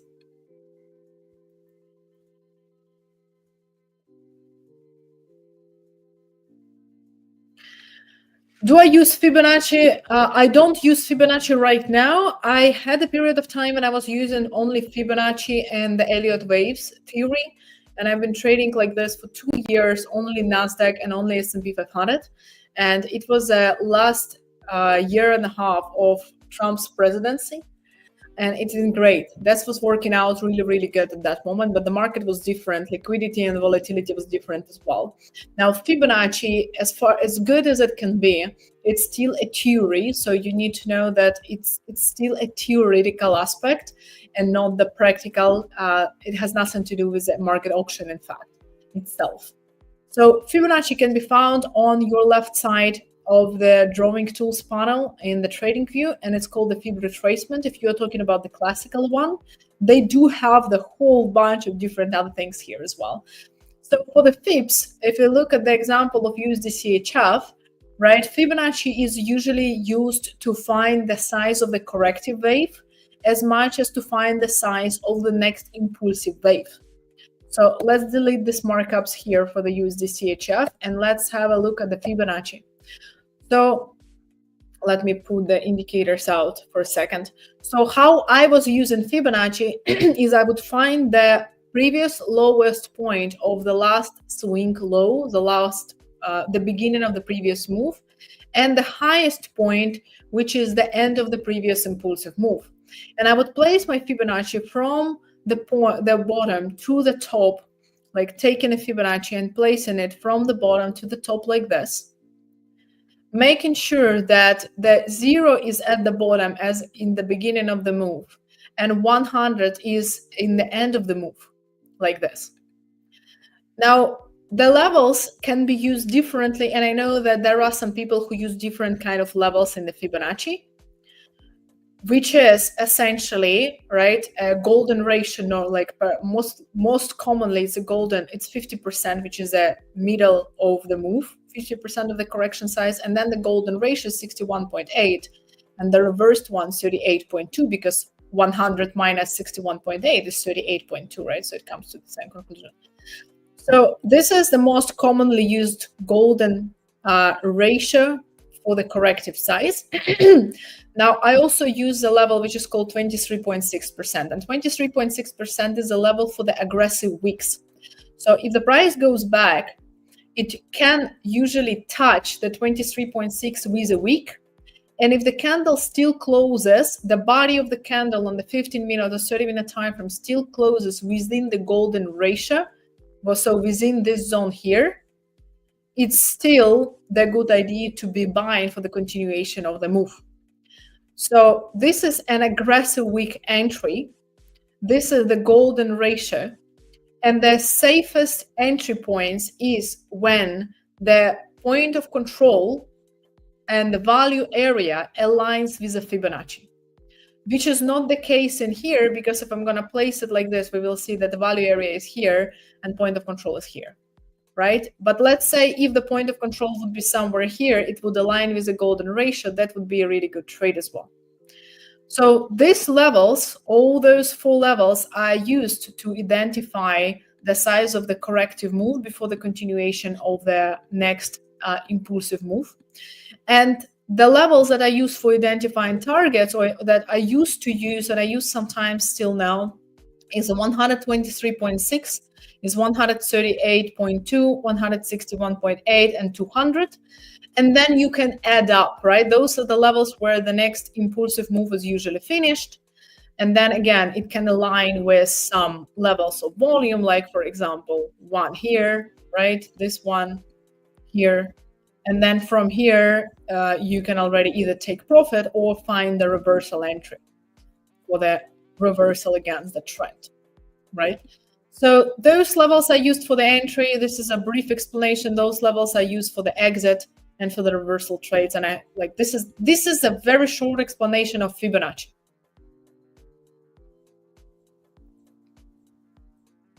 Yeah, the best place to enter the trade for the trend continuation is where you have the volume profile aligning with Fibonacci, because then it's a golden ratio. Let's try to find something like this, which is very difficult in the current market conditions, I must say.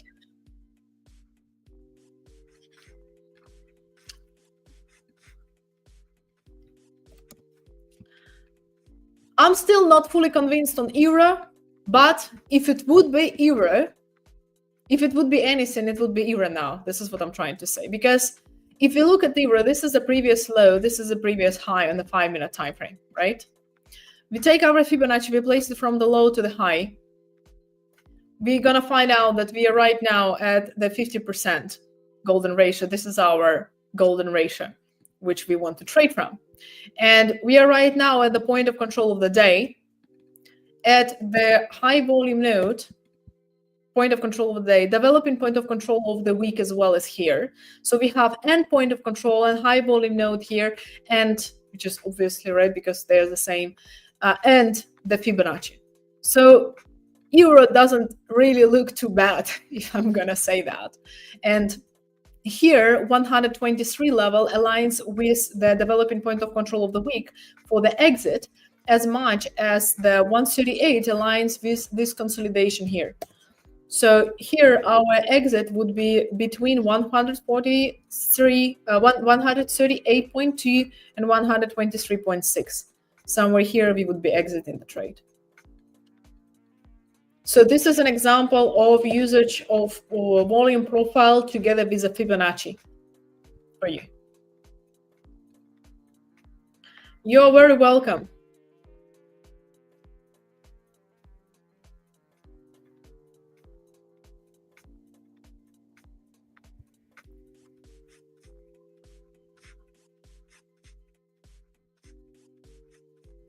Alex, I'm an intraday trader. Maximum my trades can run for about 2-3 days. So I would say I'm an intraday / intra-week trader, and I'm definitely not a scalper.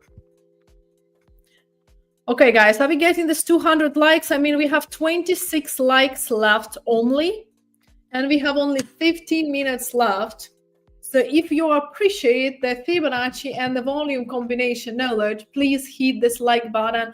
And for the God's sake, everyone who is watching us on X, hit this YouTube button, come to the YouTube channel. I need you guys here, and I would really appreciate that if you are. And if you hit this 200 likes button, I am going to give you a surprise tomorrow.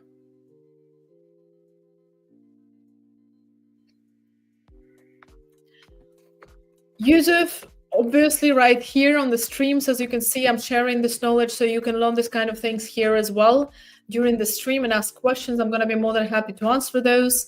I do have my Telegram channel where I also drop free knowledge, and I also drop it in the AlphaBeta lab, which Mike is going to come on and he's going to show you also in the AlphaBeta where you can find this kind of strategies as well. So feel free to find it anywhere where it's comfortable for you.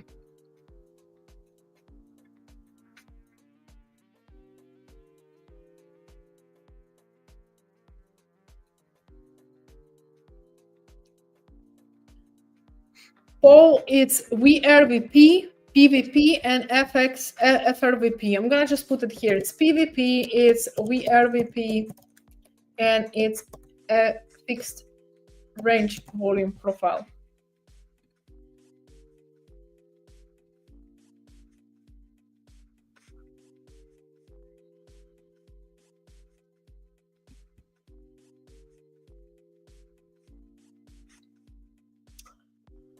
We did gold analysis earlier, but it's still not doing anything. So gold is still win gold. It's stuck in the consolidation for now. I don't think there is any analysis yet applicable to that. And EUR 30 I didn't do, but I'm quite confident that it's going to be something very, very similar to S&P 500 and NASDAQ.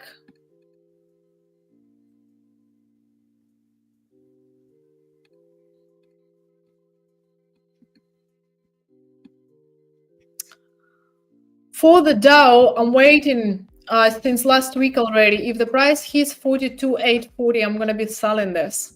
So the price goes here, it gives me the confirmation I'm going to be selling the Dow, and it's the same with NASDAQ. If the price goes here, I'm going to be selling this, and maybe I'm going to buy it until then. And S&P 500, I'm going to be also selling. So I'm waiting for the swing sells on all the indices. And it might not be easy to catch those. It's NFP week, but I'm feeling quite confident about the possibility that we are going to see this happening this week.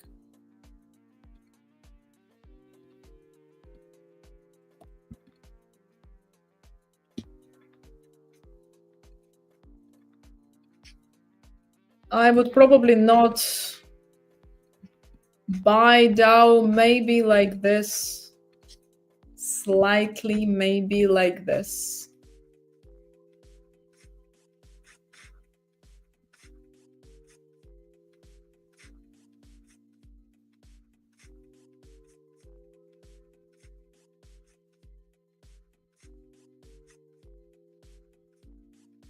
So that is EUR 30, Fahim.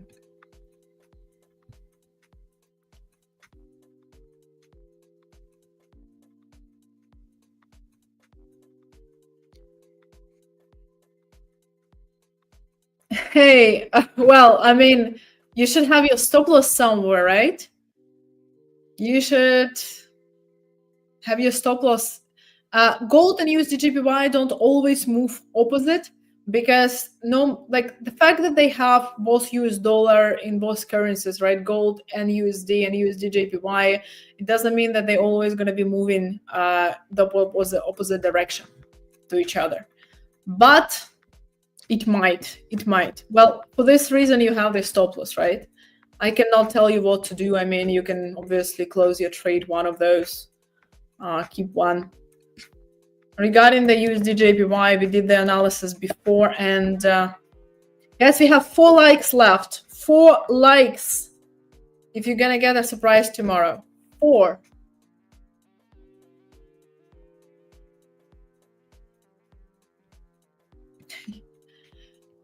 Remember that the hope and belief is not the strategy. Hope is not the strategy. If you got your stop loss based on your analysis, this is how it's supposed to be. Like, you cannot keep believing. I would be more keen on long on USD/JPY than on gold, because USD/JPY right now is above the volume, and I'm more keen on USD/JPY longs at the current moment. I didn't enter this because I don't think it's ready yet, but I see the longs on USD/JPY. Let's say like this. You did it, guys. We have 216 likes. Eat it, Mike. Did it before you even got on. I know he's watching. LJ and Mike, we did it, guys. 216. Amazing. Thank you so much for being here today, for hitting the like button, for getting stuck with me for almost 2 hours in this trade room. We still have about 10 minutes left, and tomorrow we have 2 hours of the first live stream, and I'm gonna prepare the surprise for all of you, so make sure that you're back here tomorrow during the first 2 hours. Thank you. Yes, and we have 900 people watching us all across 2 platforms. For those of you who are watching us on X, please make sure that you join us on YouTube instead, because this is where we are. You can get notified when we do some cool things like competitions, giveaways, some webinars, some marathons. So make sure that you are here with us. Thank you, Mike. Thank you. I know you're supporting in the back.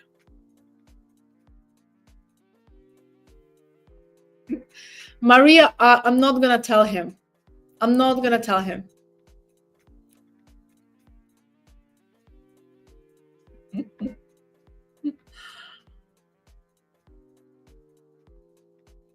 Hey, Fahim, congratulations. Well done. Well done.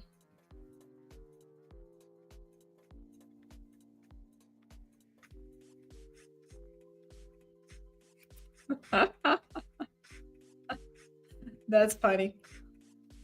That is funny. Maria, I promise I didn't tell him. I don't know how you know. It's gonna be tomorrow. First 2 hours of the stream. I did explain the parts of my strategy during the whole today's live. It's been 2 hours. So the best things that you can do is you can go back and re-watch the previous 2 hours of the stream. I did explain both Fibonacci and the combination with volumes, and I explained several analyses as well. And come back here tomorrow or join the ABL, because in the ABL also broke down several setup for the order flow confirmations that I'm using. So if you guys go to the ABL, and I'm going to share with you the chart, the screen in a second.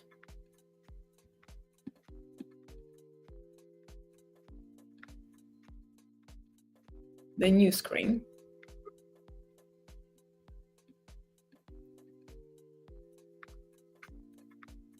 There we go. So if you go to the ABL and you go to the strategy bank right here, we have lots of different strategies here. Mike is working really hard on those as well, and everyone in the community. And right here, for those of you who are asking, I've shared parts of my strategy as well. There is a 4 footprint setups for maximizing your profits. If you click on it and you scroll down, it's a whole introduction in the order flow, footprint charts, and several setups that you can use as well. And I'm planning to post more there, so make sure that you are in the ABL. It's for free. It takes you literally 30 seconds to subscribe and get your login information, and you will be able to get the strategy right there as well.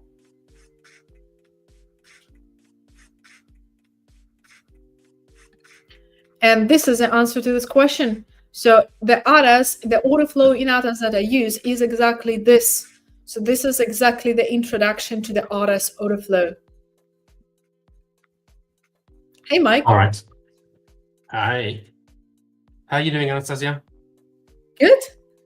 I've come to congratulate you. I've come to state that you know, I underestimated you guys as to how easy you were to manipulate, and to get you guys to just like sheep. But you know, it worked. So congratulations. No, you're just feeling bad that you did it without you. Yes, it's fine. It's all right. Whatever. I don't care. I knew you would do it. I knew you would do it. You didn't even. You just needed a little bit of motivation. So yeah, wrong microphone. My apologies. Hang on. I was just about to say that you sound quite different. Is that better? That is much better. Oh, this is the mic that Is that better? Yeah. Okay. My computer doesn't like StreamYard, it seems. So, why is Mike's ABL younger brother on Fabian? Fabian, I've always liked you, Fabian. I've always liked you, Fabian. Thank you. No, I thought, do you know what? You've hit your 200 likes. You've just carried the stream on your own for practically 2 hours. I figured I'll jump on early and allow you to have some kind of opportunity to take a deep breath and to congratulate you on a job well done. You know, in markets that are just poo. I didn't blow my account, by the way, because I ended up selling pound Aussie dollar in the end. So yeah, but no, the markets aren't particularly wonderful today. So kudos to you, Anastasiia. Kudos to you. Thank you. Thank you. Nicely done. Nicely done. AI Mike. Why am I AI Mike, Haresh? I'm not AI Mike. No. Oh, AI Mike. It's frozen. Okay. Dog friend, if I could like more than I would, my like is worth 100 likes for Anastasiia. Oh, I'm not sure about that though. Isn't that sweet? Okay, sorry, I didn't mean that. I hear you, dog friend, but I saw your comment earlier, so sorry. This next hour and a half, don't expect me to be nice to you. I owe you free accounts. You've got a free account in the contest. What more do you want, Fabian? My goodness me. But Anastasiia, if you wouldn't mind just going to courses for me on ABL, because I think this is something that a lot of you guys may not realize. The new courses, of course. Yeah, but Jonatan, so just on the top, the very top of your screen, next to home. So Jonatan, who is too busy, I don't know what he's doing, frankly. He's lost his voice, supposedly, so he can't be here, and leaving poor Anastasiia on her own all morning. It's a bit of a cop-out, really, but hey-ho. But he is actually kind of a good trader, and he kind of knows a little bit about trading. So we've had him working behind the scenes, doing an awesome technical analysis course, which is available now, with a slight caveat. The first of 6 modules. There are 6 modules to this course, and the first 3 lessons are available now. So if you haven't signed up for the AlphaBeta Lab, I don't know what more I need to do to convince you. I mean, you've got a course from Jonatan. I'm going to convince Anastasiia to do a course for us as well. We'll have to offer something really nice. I don't know what the course is going to be on, because she has far too much knowledge for us to tap into all of it. But we will get something from Anastasiia. We've got Dirk with his fundamentals course. We had a workshop beyond the ticker with Dirk and LJ this morning. And you can find the recording of that in ABL as well. So guys, head over to the link that's on the screen right now. If you're not a member, make sure you go over there and check it out. Let us let us know what you think about the first module of the course. And Henry, isn't Jonatan the manager for the 5ers live stream? He is. So where the hell is he? You know what I mean? You know what I mean? We've got to carry this thing for him. I'm supposed to be doing ABL stuff. I'm supposed to be putting his modules onto the platform. No, he's busy. He's a very, very busy man, is Jonatan, and he's doing a lot of behind the scenes work. So as you guys, those of you who know ABL, will know that we are using a new platform, and we're planning the move over to the 5ers to that new platform as well. But you guys have literally like 1,000x the number of followers and subscribers than we do on ABL, so we can't just flick a switch. It takes a little bit of time, it takes a little bit of work to make sure that we don't break everything as we switch over to the new platform. So yeah, make sure to check us out. Jonatan will no doubt be back soon. Yeah, it's honestly, guys, I've been working through in the back end. There are I don't want to give you a wrong figure here, but I have got it here in front of me. I am going to tell you there is technically 20 lessons to this course, 20 separate lessons, right?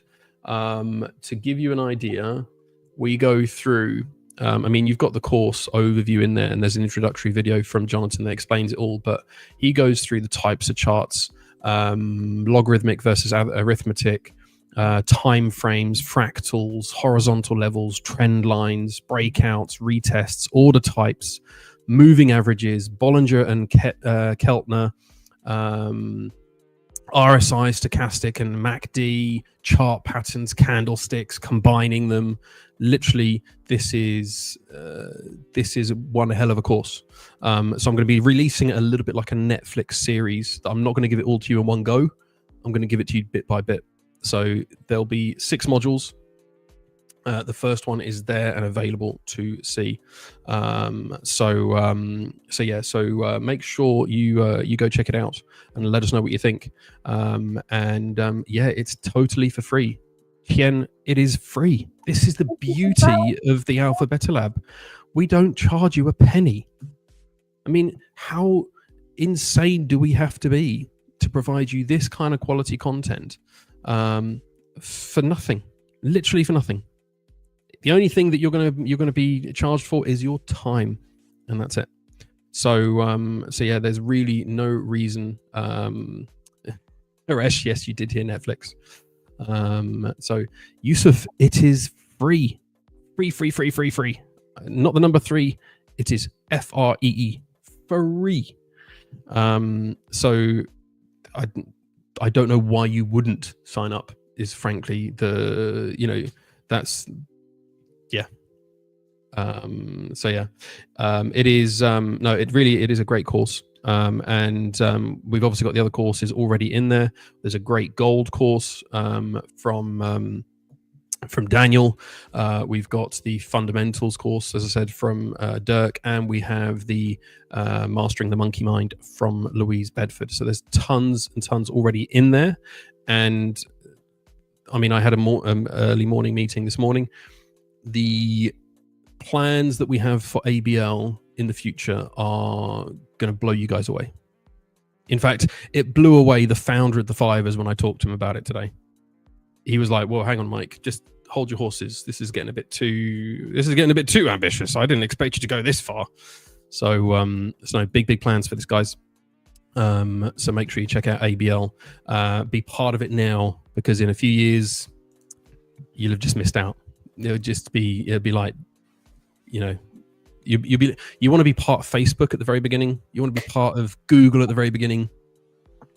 This is it. Am I right, LJ? Dead right. Dead on. Damn right.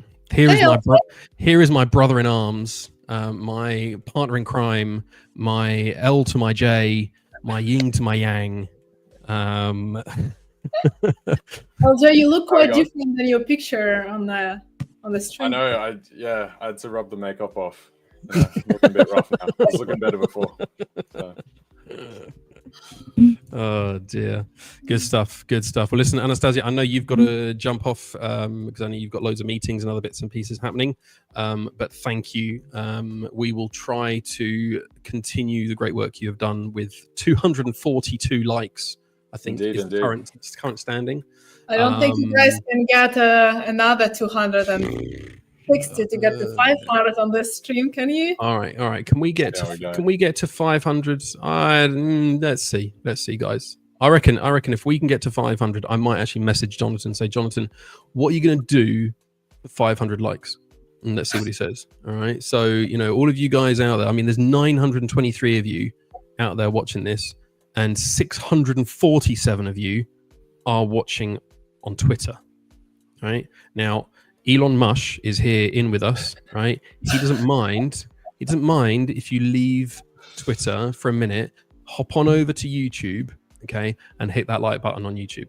All right, hit that like button, and let's see, let's see if we can get up to, because literally, if each and every one of you who are watching Twitter right now, 652 of you, all of you, switch over to YouTube, just quickly open up the stream, hit like.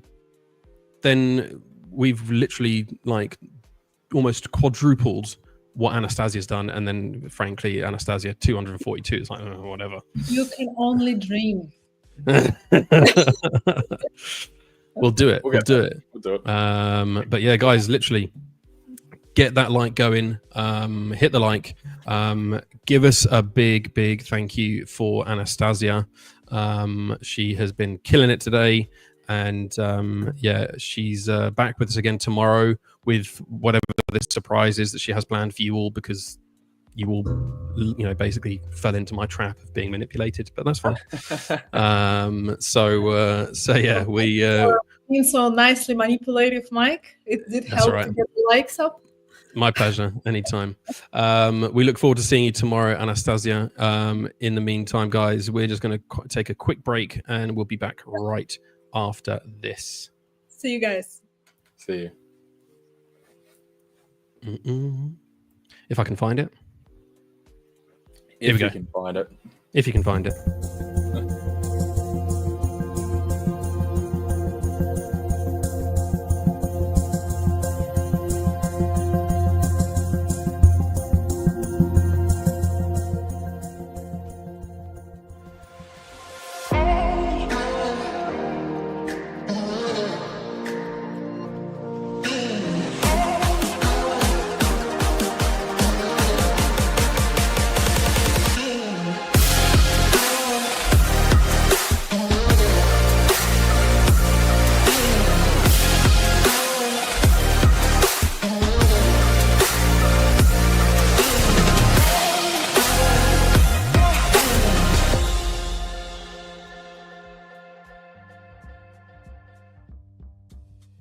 I love that intro. I probably don't need that intro right now. I've got high blood pressure. I didn't take my meds, and so I'm like a bit. Oh no! I'm a little bit. Yeah. Don't let me take a trade today. Mike just crashes out. This could be a very interesting live stream. So LJ, you got to keep me cool. You got to keep me measured. I'm going to be drinking lots of water so I don't start getting the shakes. Yes. That's right. We'll get you there. Don't worry. You won't die today. Not today. Well, do you know what? We'll tomorrow. See. We'll see, guys. If we get that 600 and whatever it was likes, then you may well give me a heart attack. There you go. We got a target to kill Mike. All right, guys. We got to pump up that jam. Right. Pump it up right now. I want you to lay that mouse over the like button. Smash your mouse. It's on your phone. Hang on a second. Hang on a second. Let's see what we got here. Hang on. Yes, there we go.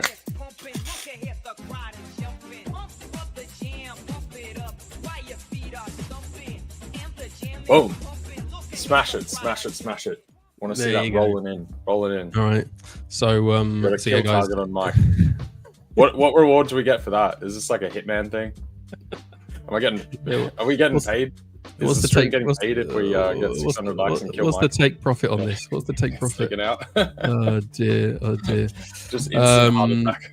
Dulmini Don, we do live trade here. We're just having a bit of fun and a bit of banter. Poor Anastasiia has spent the last 2 hours entertaining you all with her awesomeness, and my job here is to bring a little bit of silliness and comedy.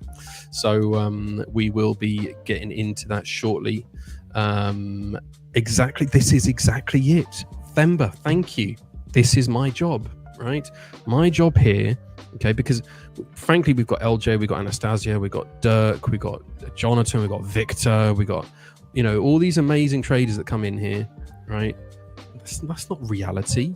Reality is me going out and buying 100 5ers accounts and blowing each and every one of them. That's the reality.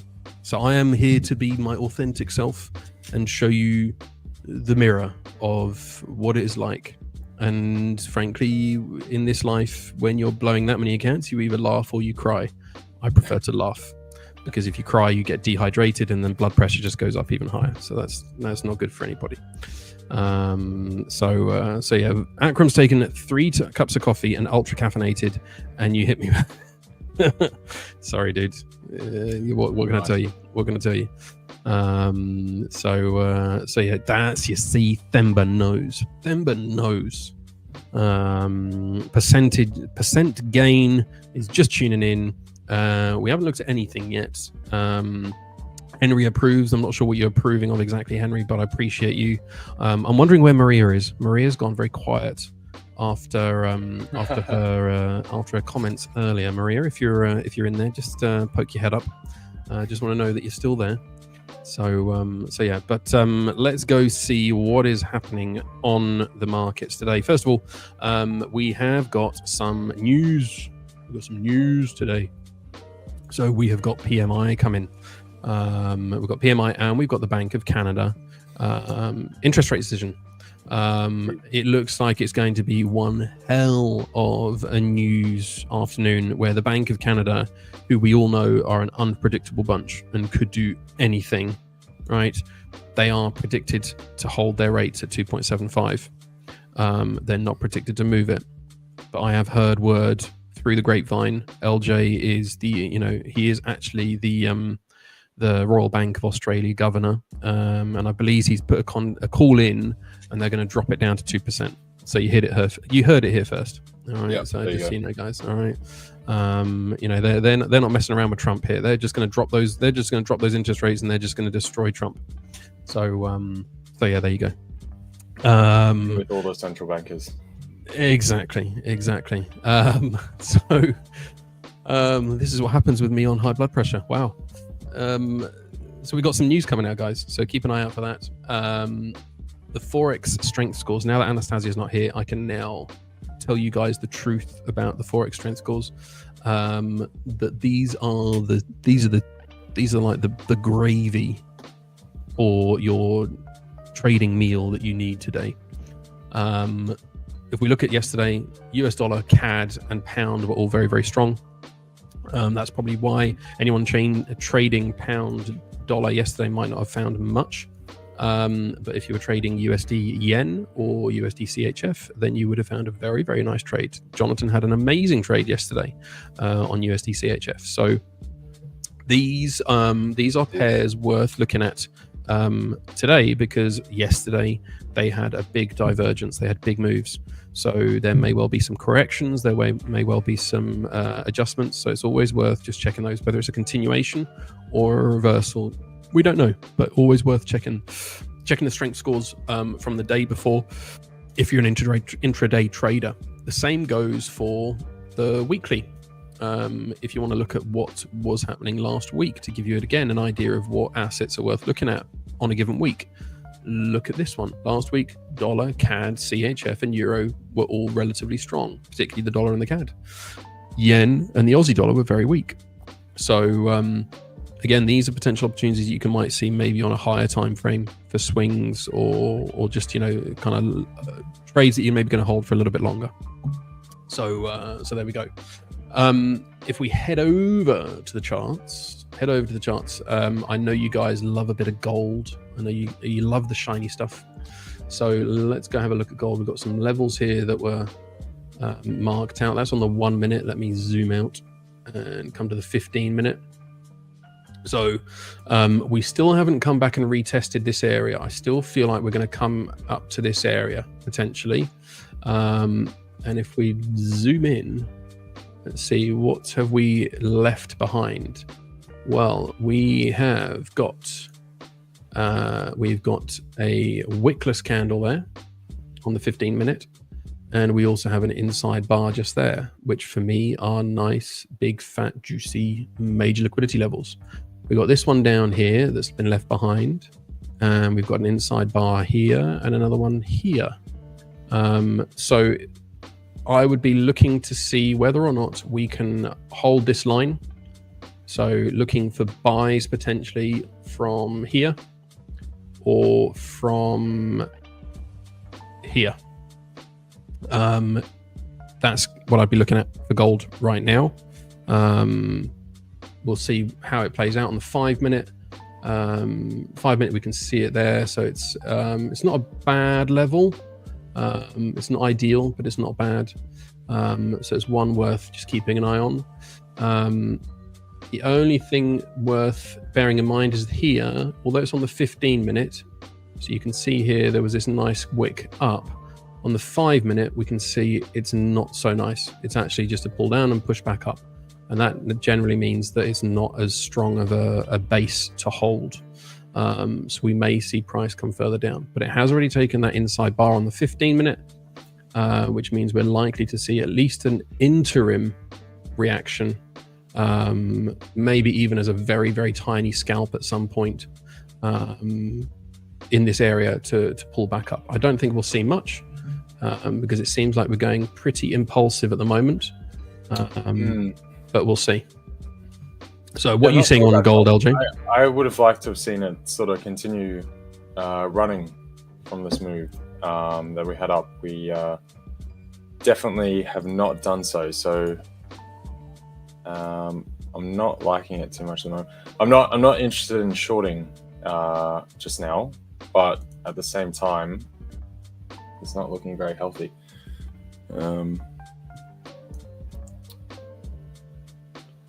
So we've had a little bit of movement in the past, I guess, 30 minutes. Before that, we were just sort of across the board. Currencies as well was sort of just not doing too much. Yeah, that's a pretty strong move from gold, though. yeah, it's pushed straight through that zone. So that zone is, I mean, it's still got some validity to it, but it's pulled down to this area now. So let's go down to the lower time frame, see what do we have sitting in here. So we have got an inside bar there on the 1 minute, and we've got one here on the 1 minute, and we've got a wickless candle here on the 1 minute. So there's a lot of liquidity down here, which is why it's pulling back down. Major liquidity for price to come and target. Now, that's the zone that we're in. Let's see if there's anything further down. You've got on the 3 minute, you've got this nice wick here, which doesn't look too bad actually. But that one's actually already been broken, but these two look okay. It's taken this one and it's wicked straight off it at the moment, but it's actually done it by creating an inside bar. So it's not finished yet. I would say you might see a little bit of a pullback because that's been so impulsive on the 1 minute. You might see a pullback, something like this, so up to this kind of area before it keeps going further down, or it may just keep going straight away. Gold has a tendency just to keep going, which is what it looks like it might be doing right now. So, yeah, I'm not liking it at all. It's because I was in gold long. I'm deciding whether to toss it out or not. What was your position? Gold long, I jumped in at 33.54, so I'm only slightly underwater here. But I'm wondering whether I just scrap this now because it's not looking very nice. Let's see, it's created another inside bar, so it's putting major liquidity either side of it on the 1 minute. So I haven't seen any headlines that sort of came through. No, me neither. I was just checking because basically NASDAQ also sort of chunked off a bit about when gold started coming down as well, just a bit earlier. So I was trying to see if there's anything, but I can't see any headlines at all or anything indicative. So I guess just general chop. I was scanning over charts before. Sorry, guys. I did see you guys mention me a couple times in the chat. You're still 4 hour. I can do that. Let's have a look. Looks very, very bullish to me. Don't know about you, LJ, but that previous 4 hour candle is reacting off this wick here. Really nice, bullish structure. I like the euro for longs, definitely, especially after we came off yesterday perfectly into sort of the support area that we were talking about on stream yesterday. We did have that run up just earlier coming into London, so naturally, for it to pull back a bit, We peaked just before at 104.03 or something, 114.03. Sorry. So that's a good 45 or so points higher. So naturally, seeing a bit of a pullback from that is healthy. I'd potentially consider buying here, my man. So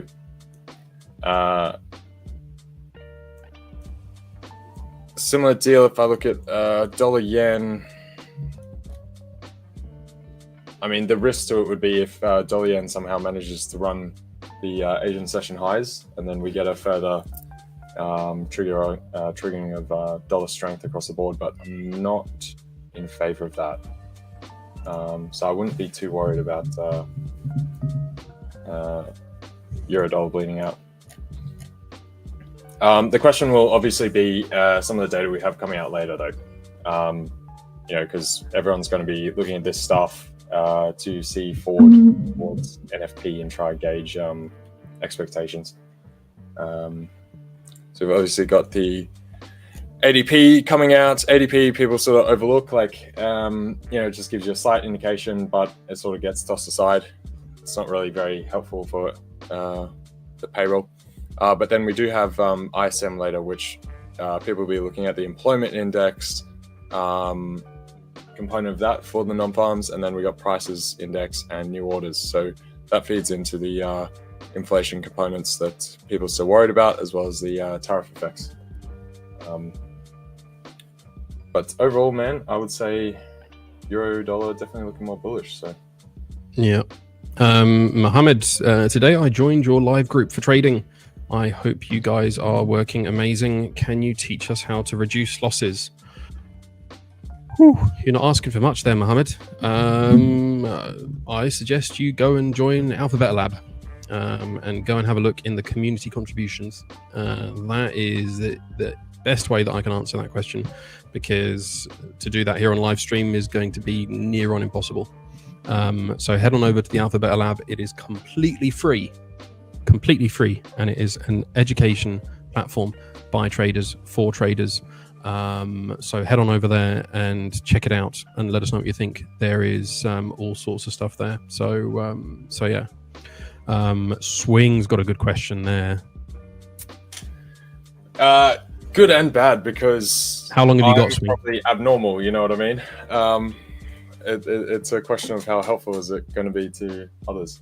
I am probably, like I was saying, a bit abnormal to most people that jump into trading. I started whilst I was at uni, and basically was trying to decide what I wanted to study. I was doing physics, math-related subjects, that kind of stuff at the time, and then taking some minors in economics, engineering, that sort of stuff. But then was wondering what I actually really want to do with this stuff going forward. So I decided to take a break. Had a little bit of money on the side that I'd saved up, built up from various things, and just figured I should do something sensible with it rather than just sitting there. So I took that time to figure out, okay, well, what do? You invest it. Okay, cool. I'll jump into that. Started learning about stocks, markets, all that kind of thing. And just jumped in, and it sort of took off from there. So basically, within a month after starting, I decided I'm not going back to uni. And so it was I did well enough to be able to make that decision within sort of 4 to 8 weeks, put it that way. So I might be very abnormal in terms of road to profitability. You know what I mean? I sort of came off the bat running. How that happened, why that happened, I suppose I can try to highlight is, I guess it's probably my approach and nature to things, like learning how things work and trying to figure out what are the actual core drivers, what's fundamentally moving price, not just trying to see price on a screen and then guess where it's going, right? So going down to a first principles type approach, you strip everything apart, look at each component part, and then analyze how you're seeing that framework, and then trying to see what the market framework is presenting to you and where there are mismatches. And then you just go to where there's a mismatch and seek to price that appropriately. So I guess in the shortest form, that would be probably the best way I can sort of put it together. But yeah, I'm a very abnormal person. That's why it's hard to offer something that's more substantive for most. I don't know if you've got any other comments on that, Mike, that you I think that I might be able to relay that would be helpful or something like that. No, I think you've taken. I think you do yourself a disservice, not in a bad way, but I think when you describe yourself as abnormal, I don't think that's necessarily fair, because that can have negative connotations. I think the reality is that you have spent time and effort and energy putting your mind to work and learning your craft. You've had the bumps, you've had the losses and everything else along the way, but you've done the hard graft, right? So I would say your journey over 13 years is actually a reminder to everyone to remember that it's not an overnight success story for trading. It is something that you learn over a period of time, and not something that can be rushed or be just jumped into at the drop of a hat. Yeah, I guess that's a good point, actually. My initial expectations, I guess that's one of the things where I had a very measured approach, I suppose, to where, I wasn't trying to go there and make money. I was just trying to put my money to a little bit better use. So I wasn't expecting, anything to blow up or whatever. I was looking to invest it and just grow gradually and just be safe and productive. So I wasn't trying to make it all tomorrow or buy a Rolex tomorrow or somehow leave my job next week or something like that. I was just gradually trying to explore things. And then it, happened to find out that I seem to have good intuition for this stuff. Isn't that the thing? Is that a lot of people, they need to explore these things. They need to understand what can and can't work for them. Do you know what I mean? Here's what Swing's saying. Learn how the markets really work. Learn and monitor the market drivers. How does the market price the drivers, and is there a mismatch opportunity? Essentially spot on. It's a really, really nice way of summarizing it.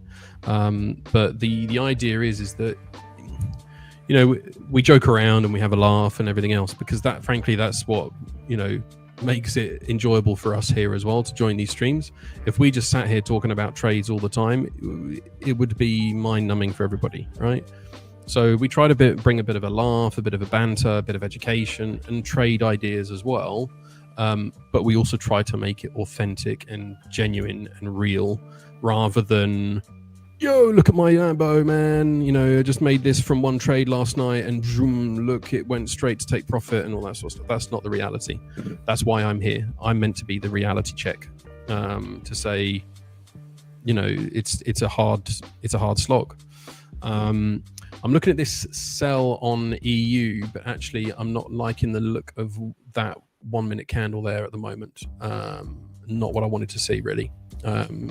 Reason I was liking this trade idea was you had this nice long wick here, which had taken out 1-2 bodies and a cluster of kind of all of this area as well, and it shot straight down. So I'm looking for price to bounce off this area again, and it had done that with this candle, so that would have been a nice entry confirmation for me.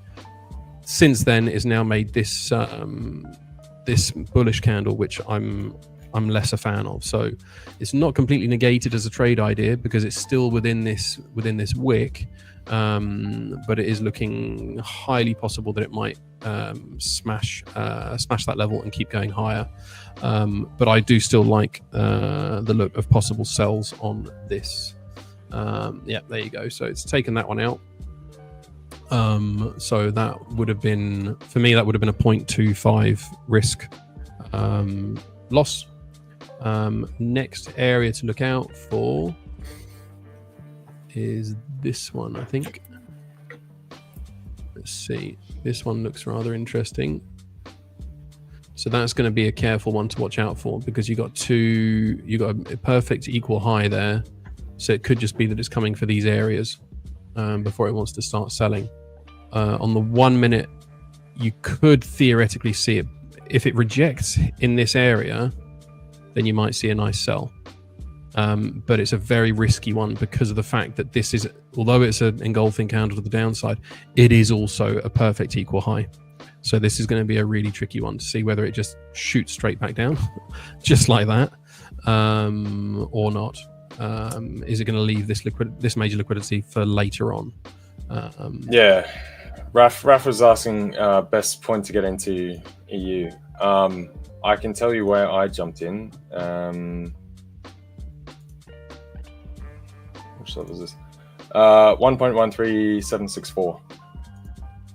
So 1376 just here before it got long.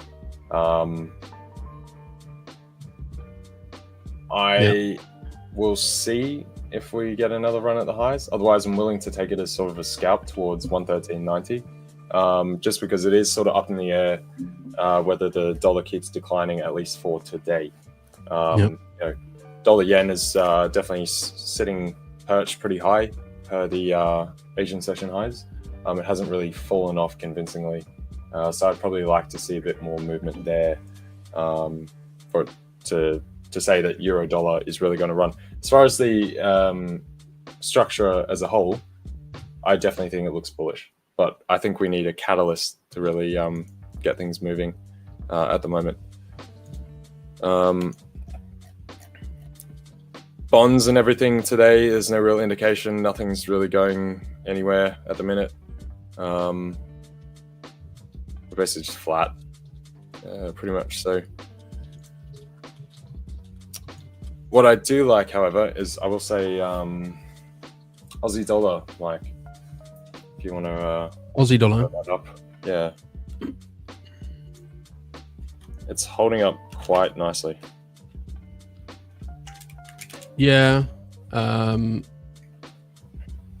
it came down to this area here. So this was the move that I took yesterday. I think it was up here. This one. No, that's not it. This one. Sorry, I took this one up here. Just a really nice that's pump. on the 1 minute. Hey, I was thinking that was. I think I thought you were on like the daily or something. I was like, surely that's like, years ago. Like, what are we talking about? No. So yeah, took this one here. It was a really, really nice entry actually. Nice, almost 5R. I was expecting it to come down and take this extra area. It's come back down. It's taken those previous zones and those levels. But the thing is, what I don't like about it is that there's still this 3-hour inside bar at the bottom of it. So if we go to the higher time frames, that's where we need to see if there's a rejection of that kind of suggestion of going lower to take this, because we then also we still have these areas here. So we have this open from Sunday night, which was wickless. We then also have inside bars on the 11-hour. And what's really interesting, I very, very rarely see these, is you've got an 11-hour perfect low, as in double bottoms. So you've got two 11-hour candles which come down to the exact same level. I don't remember ever seeing one of those before on any asset before. So they are a bit of a unicorn, and to me suggest a really, really high kind of major level of liquidity that price will get drawn to. It still sits within this kind of 15-minute, half an hour time frame in here. So we'll see. There's part of me wondering, are we going to see a structural kind of setup to say, no, we're okay to leave this for later? So yeah, but I mean, theoretically, we would see Aussie USD pump if we saw gold pump, wouldn't we? Sort of, to some extent. not always, yeah, because often, like, if gold is moving up on risk off, right, then Aussie typically is going to get smashed, and then they'll go inverse. Sometimes they move together as far as the commodity aspect, and that's what they talk about when they're referring to Aussie dollar and gold being sharing some level of correlation. But at the moment, the domineering theme for gold is sort of the risk on, risk off type stuff, and the geopolitics rather, instead of the commodity basket at large. What I do like about Aussie dollar, it has held those levels from yesterday very, very neatly, and then we're showing that similar kind of strength now, just like we did yesterday. Whereas you saw euro dollar and pound and stuff pull back just before, and the Aussie has stayed up here. It even kept going up whilst euro and pound were coming off. And the other part to that, we do have a lot of positive sentiment around indices still. NASDAQ is continuing to ride up a bit today. So you could get some cross currents from that sort of risk on profile over there, and see if we can get higher. So I do like it structurally like that, just particularly that it is showing that strength. You often find when you've got reasons for a market to come off and it just can't come off. It's it's telling you something. Right there. So's the cat apparently. Yeah, the cat's turned up. Yeah, I think she's, the cat's telling you something. She's lonely. She's wanting some attention. The cat's come to give you a signal. Yeah. She's not very good at that. So no, she's not. She's very bad at taking trades. That's for sure. So maybe she's the opposite to a signal trader, right? She gives you great signals. She just can't trade. Oh, dude, whereas maybe it's the other way. Terrible signals, Yeah, with my partner or whoever else. Here she comes. Yeah, I'm always like, oh, what if she just happened to get it right the other way, and I came back and just, got a huge bag sitting there, Very unfortunate. You're not very good at this, are you? Henry says the cat's telling you to short Doge. Yeah. Oh dear. Those of you that don't know, that is because we have an inside running joke with LJ that he, well, I don't understand it necessarily, but he either looks or sounds like Elon Musk apparently. So LJ's nickname is Elon Mush. So hence the references to Doge. I assume it's how I talk or something. I don't know. Or does that kind of pause? I don't see it. I don't get it. Sure. But it's weird how so many people completely isolated of each other have said it at completely different points. It's very strange. It's an ongoing thing. But Rohit, I'm losing today. Can I rebuying accounts? If you blow your account, you can buy another one. That's not a problem. So yes. Yeah. But you won't be able to until it's unless you've actually hit the stop. Yeah, exactly. So, but if you blow the account, then yes, you will be able to open another account, no problem, or buy another account, should I say. Those of you that are just joining us now, I do want to remind you guys about the courses. Yesterday we opened up the course by Jonatan, the incredible Jonatan. First module, one of 6 in total. So I'm going to be releasing this a little bit like a Netflix series. So you've got to go through it all and go through all the modules and all those bits and pieces, and we'll be releasing it over the course of the coming days and weeks. But basically, Jonatan goes through the whole of technical analysis, kind of the foundations of technical analysis. So you can click through, you can watch. So he's going to go through the whole thing for you. You can click through. You'll have summaries down below. You'll see how it progresses here. You'll then have the video clips for them. And then from there, you'll have quizzes. You have to pass the quizzes with a 70% pass rate to get through to the next video. So make sure you're paying attention. But yeah, take a look. Let us know what you think, guys. We'd love to get your feedback on that. As we roll that out, and then loads more to come when it comes to ABR. You're muted. Cat hair everywhere. I was like, oh, what was that? And, oh dear! All right, I'll tell you what, guys. We'll just we'll give LJ just a second just to clear the cat hair, and we'll be right back after Give me a this. sec. I'm gonna get rid of it. It's causing too much difficulty.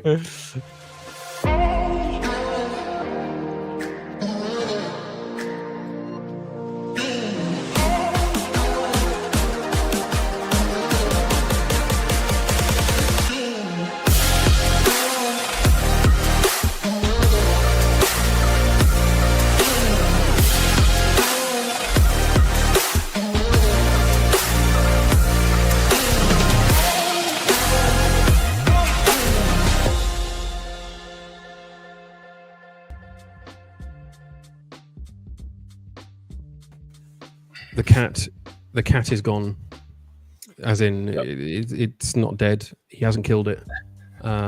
He's had many reasons to over the years, but he hasn't.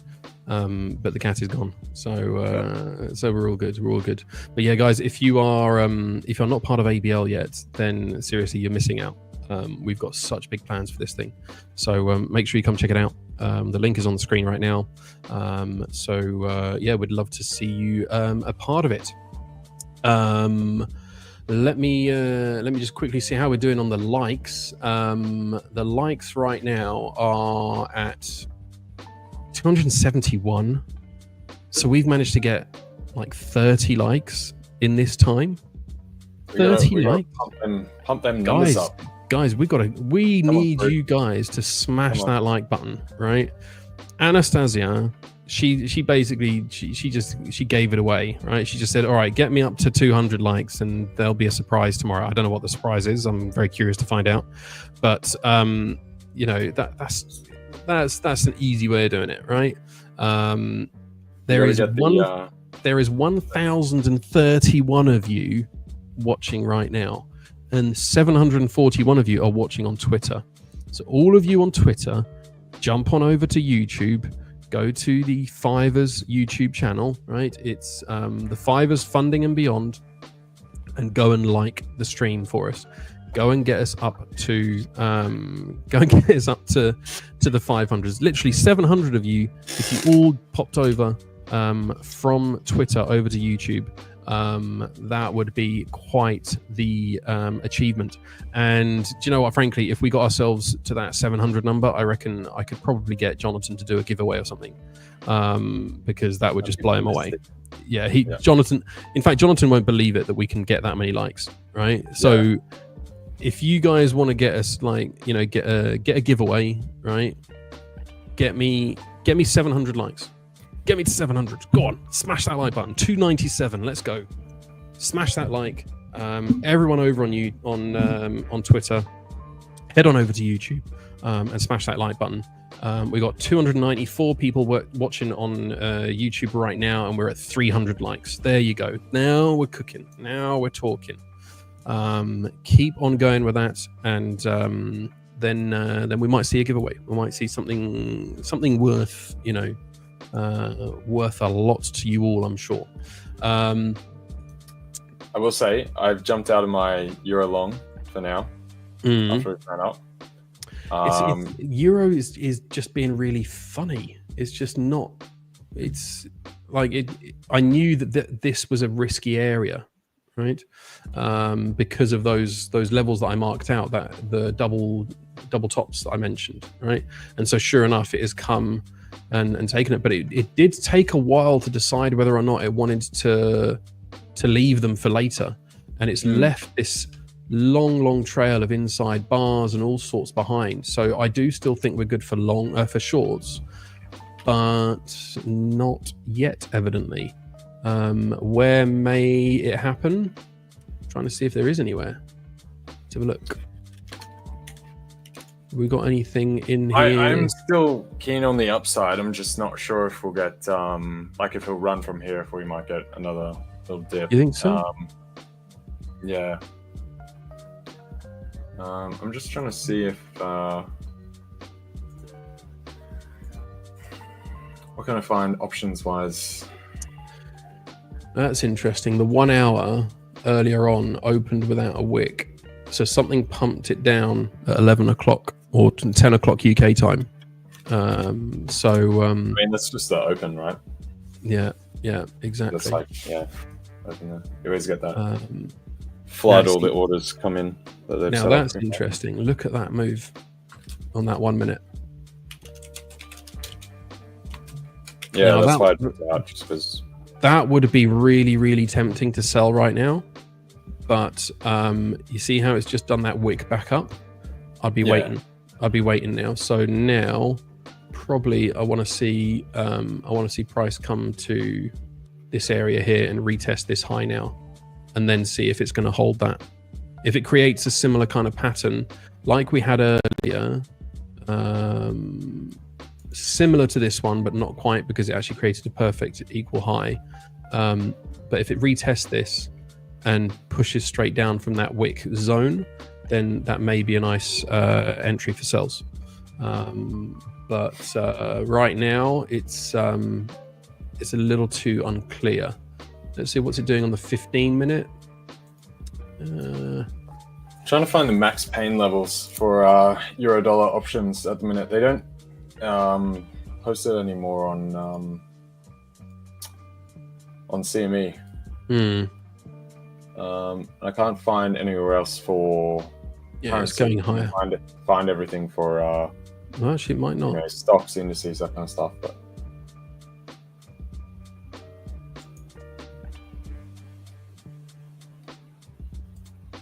let's see. This could be an very, very, very tight, interesting entry. If it holds that low, that high, and doesn't smash that candle, that could be the setup. Yeah, there are quite another number of options clustered at various levels around here, around that 114. Yeah, so there you go, it's gone. So that's broken that level, so it's going higher. So let's see where next could it come to. I mean, it really, next comfortable places on the 1 minute are these two here. Those are kind of the next two areas that I would be looking for some kind of structure on the 1 minute to get in on sells potentially. So let's see how it plays out. But let's go have a look at what the Dixie itself is doing. Dixie itself, taking out to the 15 minute. It's not too convincing on anything either. No, it isn't. Is it? It really isn't. Because it's euro dollar rallied a bunch just before, and then pulled back some. Dollar yen came off a little bit, but then it's sort of plundering the higher area from Asia. They're really not travel far, so as far as you go over to the index, and it's a bit of a mixed bag. Same with then you got Aussie dollar higher, New Zealand dollar higher, pound is kind of in between. It hasn't rallied as hard as euro just this past little bit, but it's also tending not to fall as much as the euro. NAS, interestingly, has taken that high there that it previously made, but when it did do that, let's just have a quick look.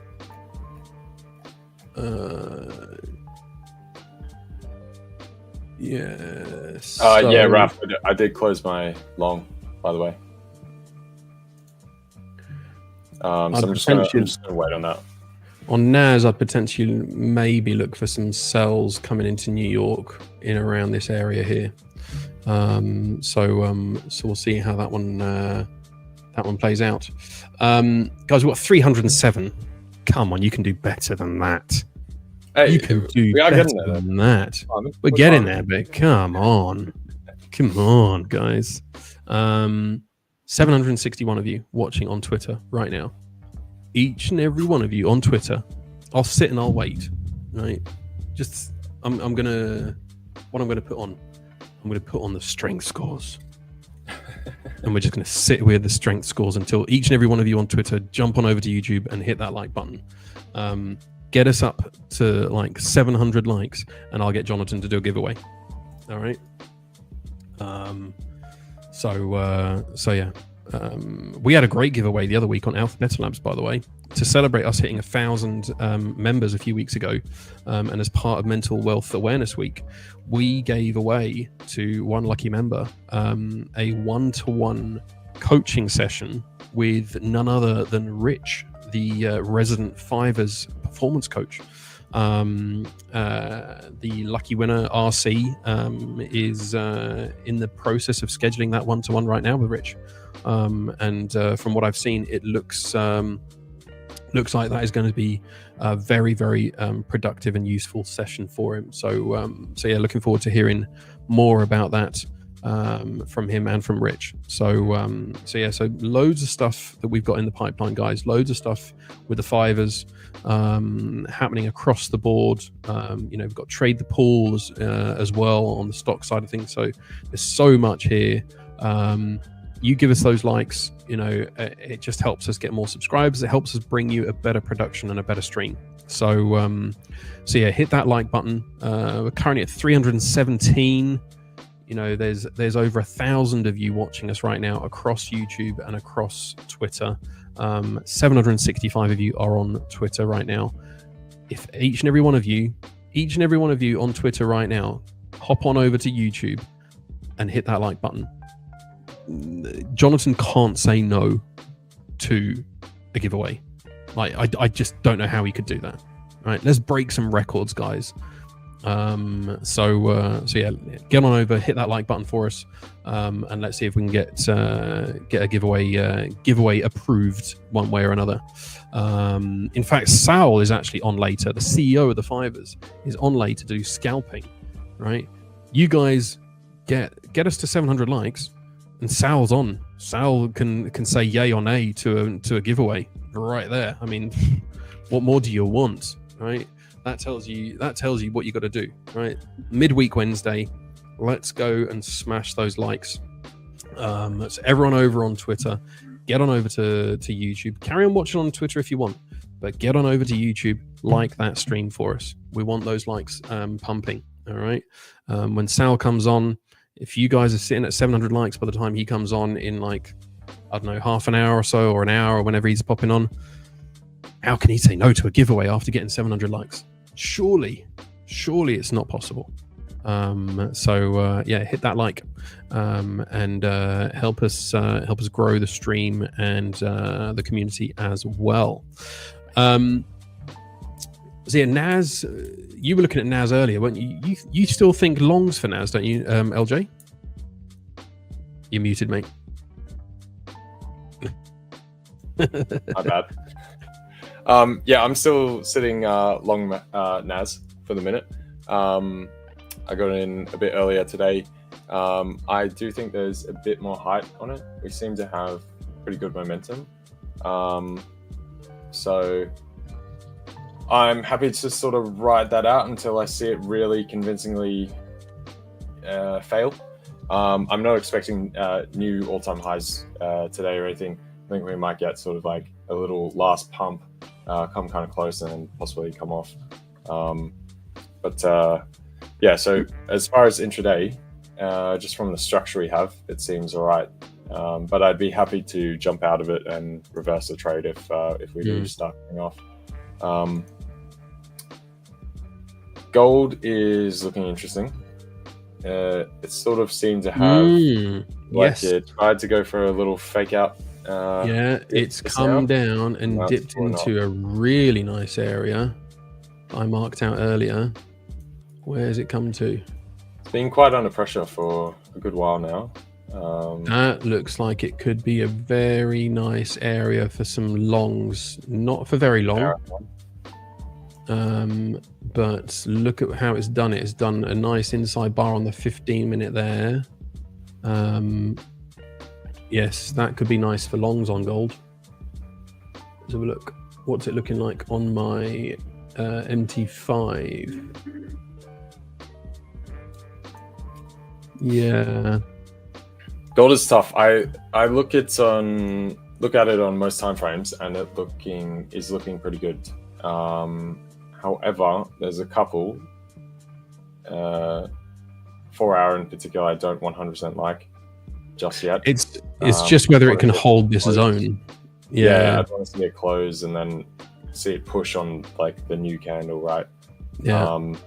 So then it's the question of, do you jump in here ahead of that, or sort of wait for that close? But because the other thing we've still got is we did still start the week and the month and the day with this wickless candle on Monday on gold as well. So that is still going to be a level that price will be drawn to at some point. And it's just a question of waiting to see what the structure looks like to capture that. It does look on the higher time frames, like the 9 hour, that looks very bearish actually. 11 hour looks indecisive as anything. So this low here, this zone that I've got marked out right now is really the key decision zone. So it depends what's it going to form in this area. Exactly, yeah. It's created this perfect equal high here, and it's just testing this wick now. So it does look semi-decent, but even just a little cheeky scalp, if I'm honest. Because when I look at the daily, I can see us coming down to 3,300, pretty easy. Yeah. And that's a trouble at the minute. It's all basically this is now our support level. If we break that level, then I can see us breaking this whole zone, and then sells are definitely in control. But on the 1 minute right now, it could be forming a nice structure. That was a nice wick rejection on the 5 minute and on the 7 minute. It's just whether it's going to hold. It's done a nice inside bar on the 3 minute with liquidity to aim for above. So there's definitely... It's basically just classic gold, right? You're on that pinch point where it's like, okay, is this an actual move or is it a fake out, right? And there it just toys with you the whole time. And it's gone. So gold is definitely going for this level here, which I had marked out on whatever time frame it was the 9 hour or something. So very much looks like it is sellers taking control for the time being. So that 3,300 level, I could see it coming even further to come and take that 3,288 level. So we'll see. It's tough though, because you could still have the fake out here, right, and just rip straight up. Gold is such a pain. Yeah, guys, please don't come into our channel trying to promote somebody else's channel. That's just not cool, So yeah, have a bit of manners and decorum. We don't mind other people, but we're not here to promote somebody else's channel, right? Let me just see. What are we looking at for the likes? How much is the max lot for EU on the competition account? I believe the competition accounts are 10k, and there's 30 to 1 leverage. So that should be 3 lots. By that math. Yeah. That actually reminds me, guys, if you haven't heard about our competitions over at the 5ers, then where have you been? We'll be back right after this. Listen up, traders. We got a new competition with massive prizes launching at the 5ers. The top traders, they will win high stakes accounts, and everyone in the top 100 will get a prize, including hub credits and bootcamp accounts. We're actually doing this every single Wednesday, week after week, so you will always have a chance to win. It's fast, it's free, and it's easy. All you have to do is you sign into the 5ers Hub, click on the contest on the left menu, and join the upcoming competition. We hope to see you all there. Good luck. And the latest one started today. So guys, not long ago. So you guys, if you guys haven't joined, you can still jump in. It was only an hour and a half ago, 2 hours ago, I think it started. Not long ago at all. Until basically this time next Monday. So they're weekly contests. So jump in there, bunch of prizes, that kind of stuff. Do understand it is competition kind of thing. So there are a lot of people going pretty wild. So don't be dissuaded when you see, astronomical numbers and, trying to beat that immediately. Chances are all these, people blow up the next day or something because everyone's trying to, gun for it. So, but just don't let it, undermine, make you feel like you're not doing enough or something. Yeah, absolutely. Because it's different environment to how people sort of do their day-to-day stuff, or exactly. And trading the other accounts. It's also, you can look at it in different ways, right? So one of the things I understand why they've done it, because people were using EAs just to game the entire system when they did a trial run a few months ago, and people just stuck an EA on bot just went literally ballistic. And so they've banned any kind of EAs, which includes just trade manager EAs, right? So you can't really trade the same way that you would if you use a trade manager or trade position EA. I find that quite difficult and quite frustrating, but it's a free account that you can go and try and trade with. And if you're in the top 100, you get a prize. I mean, that's pretty damn good when you think about it. There's definitely a good reason to try and give it a go.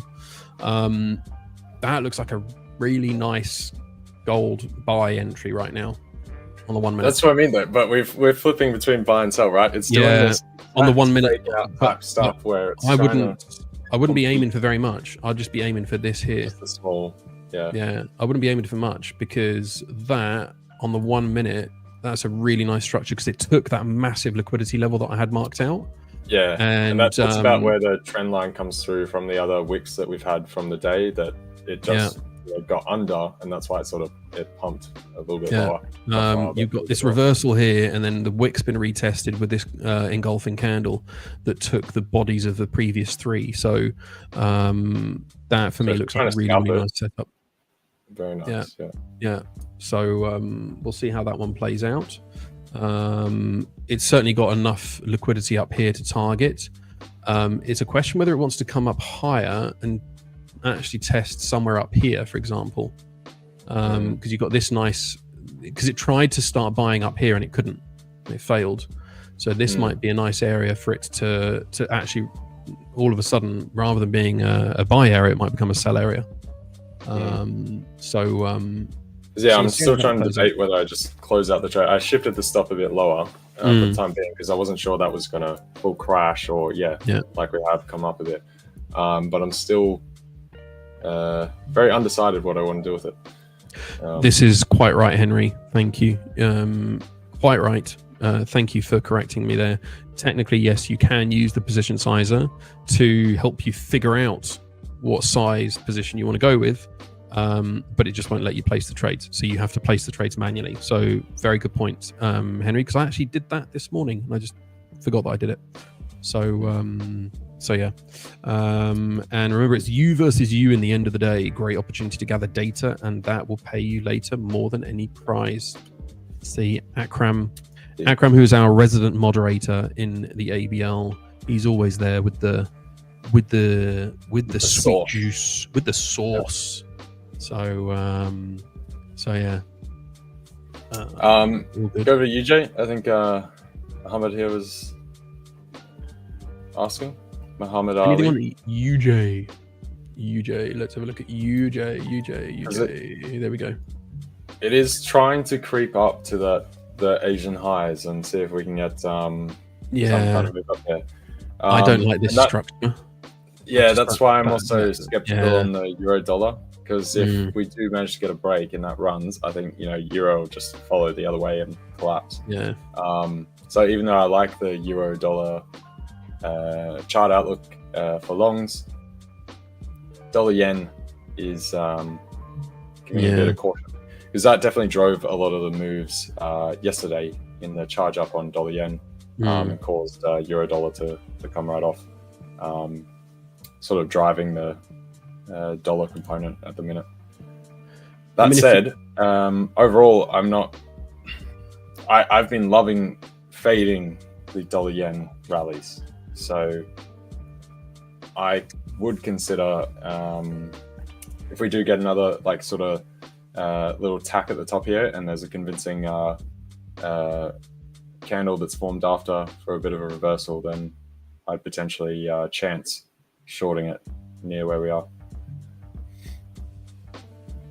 So for those of you, so I had a message from Haresh yesterday, because I asked him, I said, Haresh, can you do me a favor? Can you just jump into ABL and just check, can you see the technical analysis course that I've just published?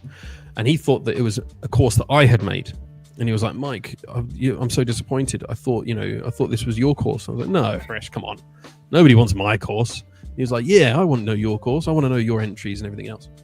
So I said to Haresh, look, if I could explain my entries and everything else to myself, then I would explain it to others. Here he is. There he is. He's sitting there, right? But to put it really, really simply, right? Look for 3 things on your charts. Okay, that's why I have all these lines, and you might think I'm mad. If you go through your time frames and look for, you color code it. That's why I color code it. Just gives me a better understanding of where the major liquidity is on a higher time frame, because the higher the time frame, the more powerful it is. And then the lower the time frame, therefore it's less influential. Then mark it out on your charts and just see where are the inside bars. So I'm gonna write this out. All right. So this is for you, Haresh. This is for you, my man. Okay. Inside bars, wickless candles, and perfect equal highs or lows. Okay, if you mark those out on any chart, frankly, doesn't need to be just gold. It works very, very nicely, but it works on any chart. And for me, it works on forex.com, specifically on TradingView. Mark those out, right? And then that gives you an idea of where price might be pulled towards. The higher the time frame, the more powerful that level is going to be, right? Because generally it's either, the reason why you've got these 3 areas, why they're important, is if it's an inside bar on a lower time frame. So a higher time frame inside bar means the price contracted and couldn't decide whether it was going to go higher or lower than the previous candle, right? So it's kind of just sat there, and there's been an element of an indecision. Wickless candles mean that at the minute that candle opened or it closed, okay, it has left up no wick. Okay, so it hasn't tested at that exact moment that candle opened or closed. Okay, so when the open or the close is equal to the high or the low, again, it's a very sudden impulse at that exact moment, which again just creates a little bit of unevenness, and the market always wants equilibrium, right? Because it's buyers versus sellers. And then the perfect equal highs and equal lows, for price to go to that specific decimal point exactly on 2 candles, the higher the time frame, again, it's a level where it's like, no, we can't go higher than that. And the orders pushed it back down again, or they pushed it back up again. So those are 3 levels to look at. That gives you a starting point.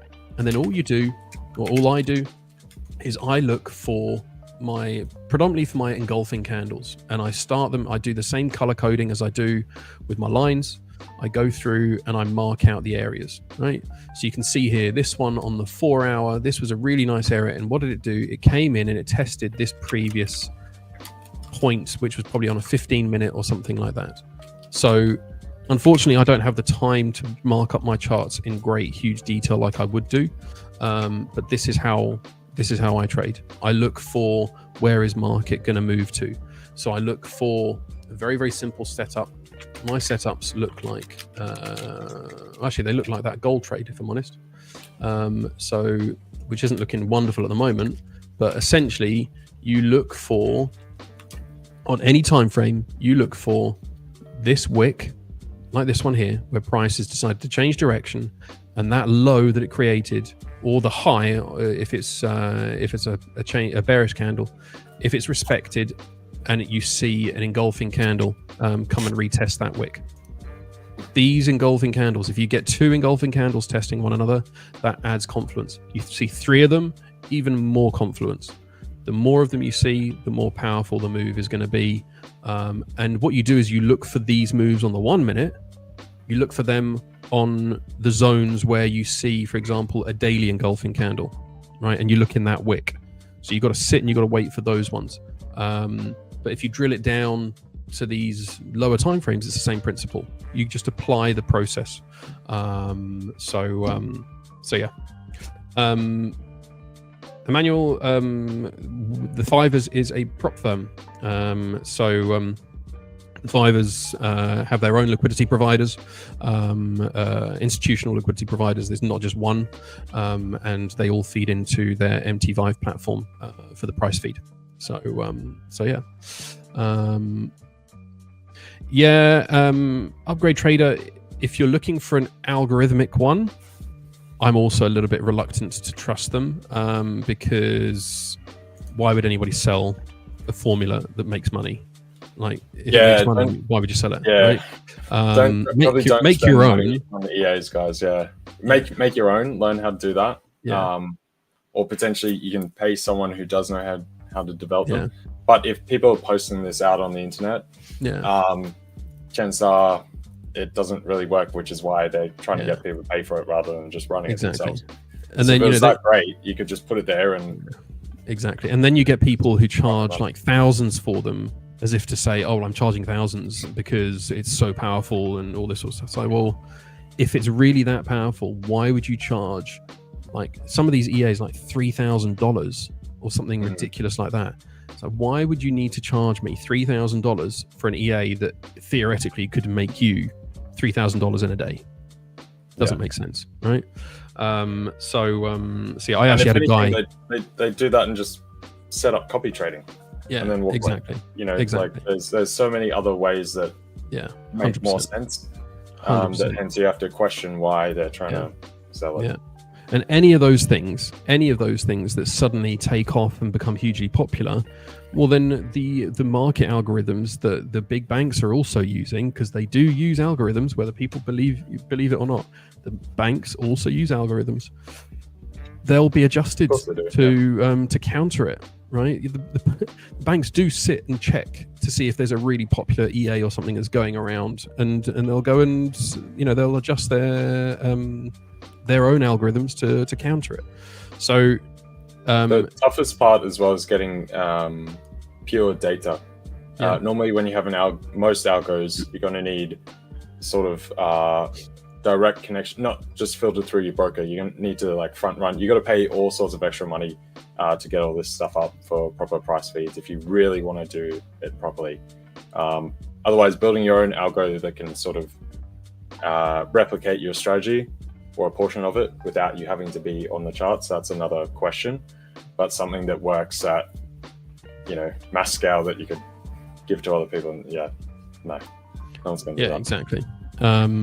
The only thing I would say about EAs is that if you're talking about algo trading, you can do it, but you have to code it yourself, right? Don't try and buy somebody else's. If you're looking at about an EA to help you with, trade data or trade management or anything like that, those can be really, really useful, especially on MT5 and MT4, where they help you manage your risk, help you manage your positions, and all those sorts of things. I use Trade Dashboard, MT5, which is paid. It's not, I think it's about $60. I can't remember. It's available on MQL5 marketplace, but really worth it. Really, really worth it. I don't have any affiliation with the guy. I've tried to see if I can get him to give us a discount for ABL, but he doesn't have the infrastructure for it. But that there might be another Magic Keys as well. Have you heard of that? Could be. Yeah, Magic Keys as well. Yeah, could maybe even see if we get a thing with that for ABL. It's a similar deal. You just get you have like a physical one. You get a little keypad as well, and it's even lights up and all that kind of stuff. So when you're sitting there in the dark, you can see things. But basically, this has it'll be hard for you guys to read it off of here, of course. But maybe you can see there, it's like open trade, open calc, closed trade, double half risk, blah, blah, blah, like partial stop profits, partial take profits. Makes things very easy to just pick up the chart and go ding, ding, ding. Because you can pre-code all the settings and the amount of risk, and then you can just drag the stops and all that sort of thing. And it will automatically calculate, your position size, all that kind of stuff. just like the trade manager on the charts, but sometimes something like that can be good, so it's not taking up your chart. Yeah, exactly. You're welcome, Haresh. There you go. You wanted my course. You got it in 10 minutes, mate. So yeah. Henry's asking, does it come with a cat? Look, if you want this one, you can take it. You can take it. All right. Oh dear. I was going to say I'll mail her to you, but I don't know if that's probably not legal to mail an animal. Exactly. we got Satoshi in the house, guys. We got Satoshi in the house, asking me what's the scalping strategy that I'm using. Satoshi, I bow down to your greatness. However, I'm not going to go through it again. If you go back like 15 minutes, you'll see I explained essentially the basics of it a little while ago. So you'll find it in there. But what I will do, guys, is I think it's useful for people to know about these tools that are out there for MT5. So let me just open up my MT5 here, and hopefully you guys can see this.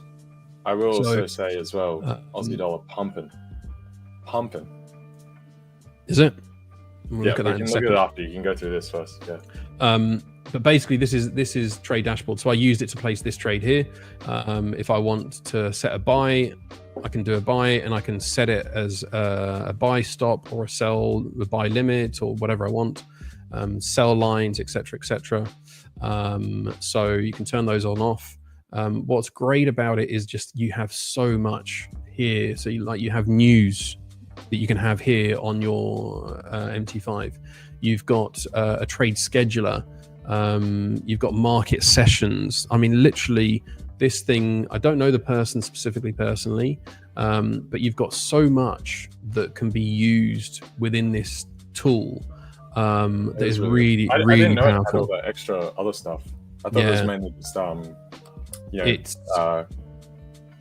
it's insane. Size and all that kind of thing. Yeah, that's actually really cool. If you want to set multiple entries, you can split your risk across, say, 5 trades, right? I might actually have a look at that, to be fair. So it is, you've got things like this. You can set yourself a rule, right? So close all your entries by a certain level. There's a lot of stuff that you can do here. It gives you obviously a summary as well. So there's a huge amount that you can do with this, and you can just turn all these different elements on and off, it's a great tool. I know it isn't cheap. UK swing, it is called Trade Dashboard MT5. Trade Dashboard MT5.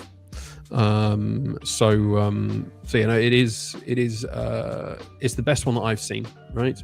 And you That's can, quite impressive. You look at how all the different ways that you can, manage it. What was interesting was I said to the guy, I messaged him, I said, I'd be really good if you could change, because it was really bright colors. And so what he did was he changed the option for different colors, I think. So you can have all sorts of black and white if you want black and white, or whatever color scheme you want. So it's a really, really I would say in-depth platform, EA, that can really help you with managing your trades. So it is. It's called Trade Dashboard MT5. Unfortunately, it is paid for, and I think last time I checked, it was about $60. So it's not cheap. I bought it last year, but it's a one-time fee. So the other thing I like about it is it's not a monthly thing. It's not like a monthly thing. And where you find it is if you go to MQL5 Market. Which is under tools and MQL5 Market, and you just find it in here. So Trade Dashboard, if my computer doesn't freeze, which it does. No, there we go. Let's try that again. Trade Dashboard, and there it is there. Okay, so it's $50 at the moment. So there it is. And actually, I've got a new version to update as well, so you get the updates as well. So so yeah, it is very very very powerful. Worth checking out for those. I think you guys got to smash some more likes on the stream for that good, lovely tool. For that juice. 340. That's awesome. I'll definitely have a look at that shortly as well. Guys, we've got 1,142 of you. We've got 800 of you watching on Twitter. 800 of you are watching on Twitter. If half of you jump off Twitter, or don't jump off Twitter, just go and open YouTube as well, right? And go and hit the like. We've got Saul coming on later. I'm sure we can convince him to do a giveaway, right? Yes. But we got to get those likes. We got to get those likes. Otherwise, what's the point? We need that to.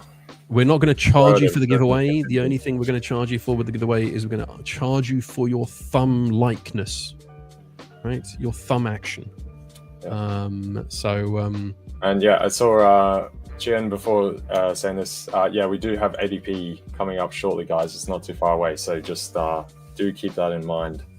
About 25 minutes now, so. Amen to that. Do you want to check that Aussie? Yeah, trade? sorry, you were saying Aussie USD. Let's have a look. Aussie dollar, yeah. Ooh, that is a nice pump. Look what it's doing. It's coming to the levels that I marked out. So I was looking more favorably at Aussie dollar than Euro dollar.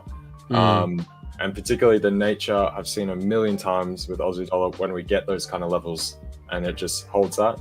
Oh no! We start to just run. So. Oh no! Here we go.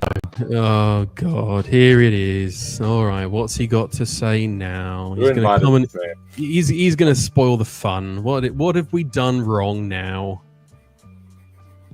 We can't hear you. You're muted. He's muted. Say honestly, all the gear and no idea. He's got all this. He's got all this equipment, and he's got all the gear and no idea. Come on, Jonatan.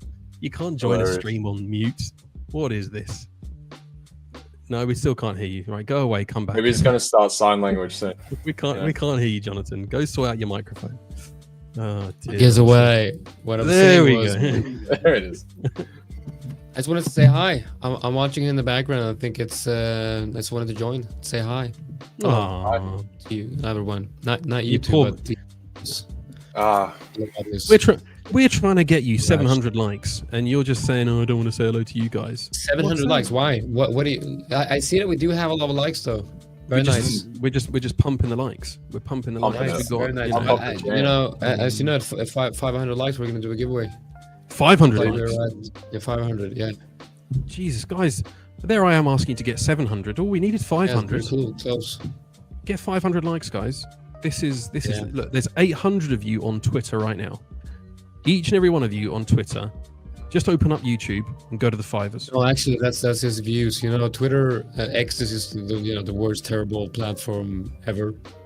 That's just the views. That's not the It's actual not the viewers. actual viewers right now. Yeah, I probably got like 5 watching on Twitter. No.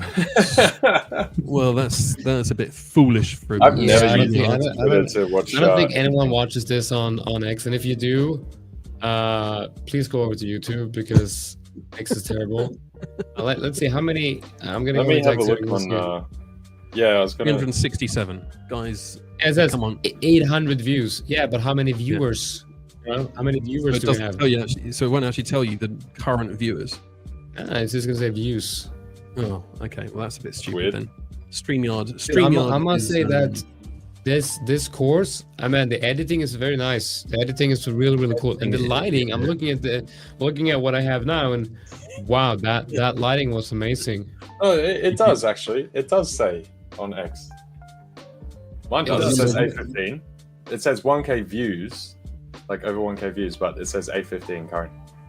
Current viewers, You 800. get 815 people watching on X. 818 now. Yeah. There you go. You see? That is not true. That's not true. That can't be true. That's what Really, that many? Jonathan's been so busy focusing on YouTube, he didn't even think about Twitter. It's since you brought on LJ. You brought LJ, aka Elon Musk, into the streams, and he just he changed the algo. He changed the algo. So now the 5ers 800 people. Well then, hello everyone from X. I've been neglecting you for the last 6 months or so. How are you guys doing?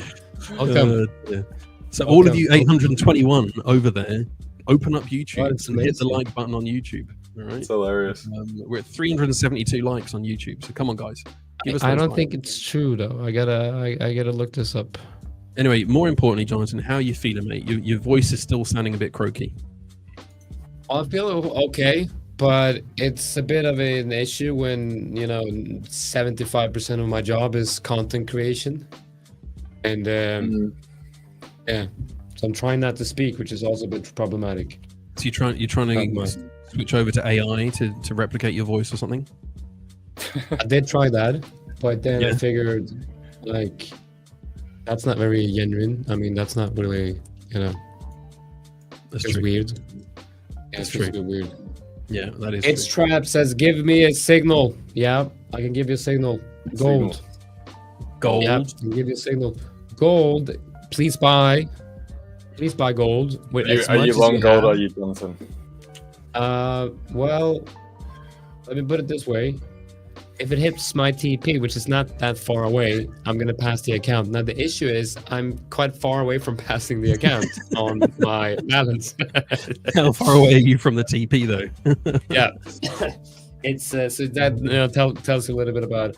Henry said, how'd the CMT study going? Yeah, it's my fault, Henry. I keep distracting him with silly things. Does CMT stand for like cat management tactics? Yes. If it does, then I need to take this. Honestly. Yeah. That's exactly. I need to take these classes. So I got it on Tuesday, and I've been going through the curriculum, and then like for some reason I've not looked too much at the end of the book, which is on statistics and probability and all that nerdy stuff that Mike likes. That's great. Loves. That's the I love sauce. that stuff. Oh, I love it. Oh, Yeah. It's so good. Yeah.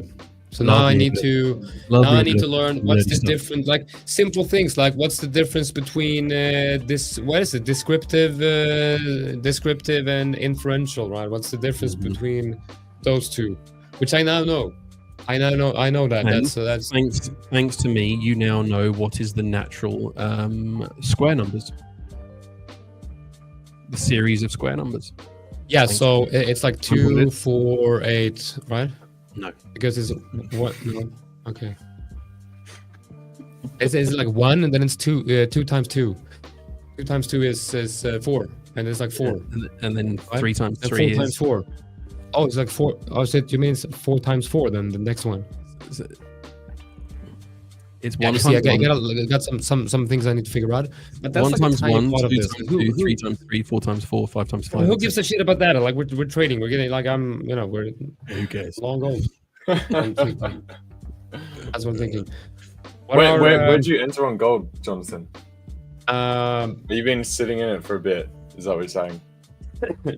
I did enter around what is it? Where's gold?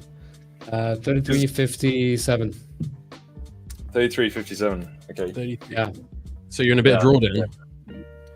bit of a drawdown. Yeah, not only am I in drawdown, I'm close to the level where I'm gonna get stopped out for the day. Oh dear, oh dear, oh dear. Because I actually we were debating whether this is like a fake out or we're gonna proper like pop through on gold and come lower. Well, I actually did enter at 33.57 as well.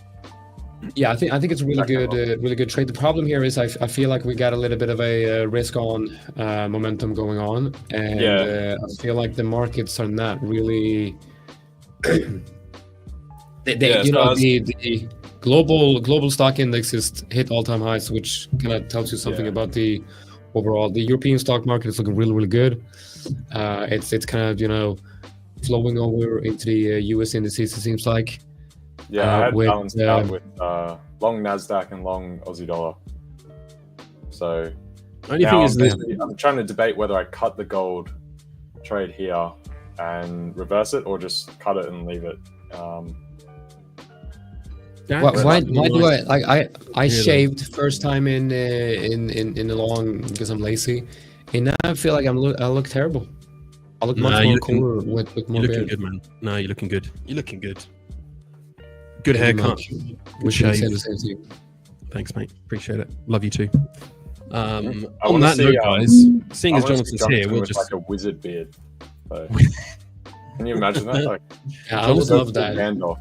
I Yeah. think Mike would look good with that and the pointy hat and like. Oh, mate, don't Oh, remind cool. me.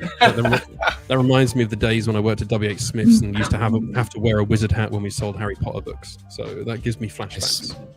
So That's pretty cool. Yeah.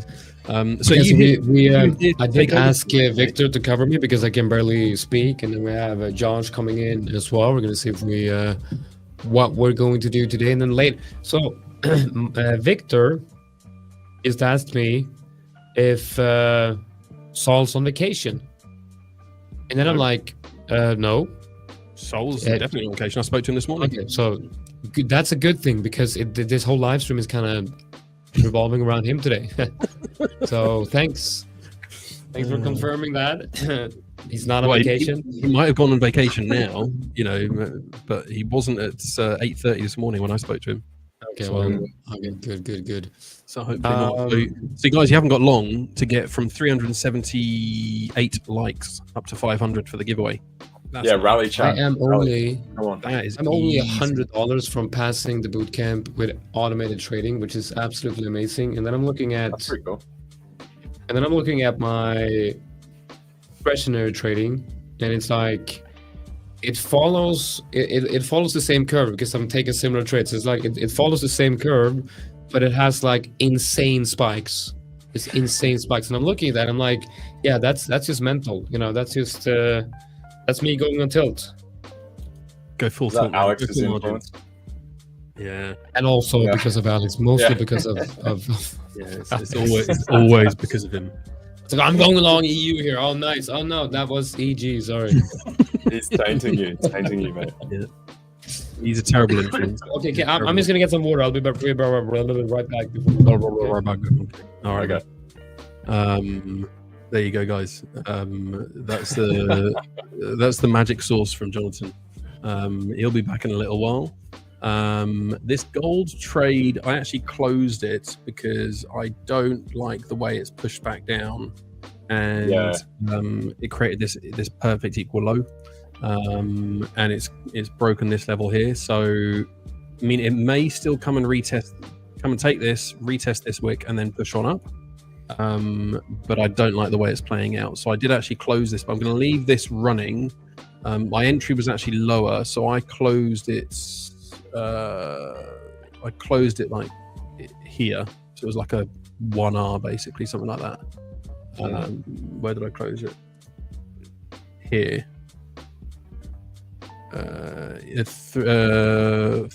48.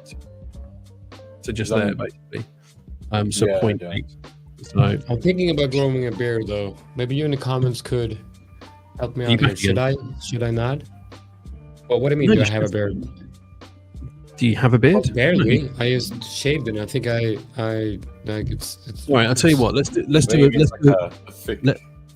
do a beard off. Right, we all agree that on a given day we're going to shave down to a certain level, right, and then we're going to see who can grow the longest beard over a period of time.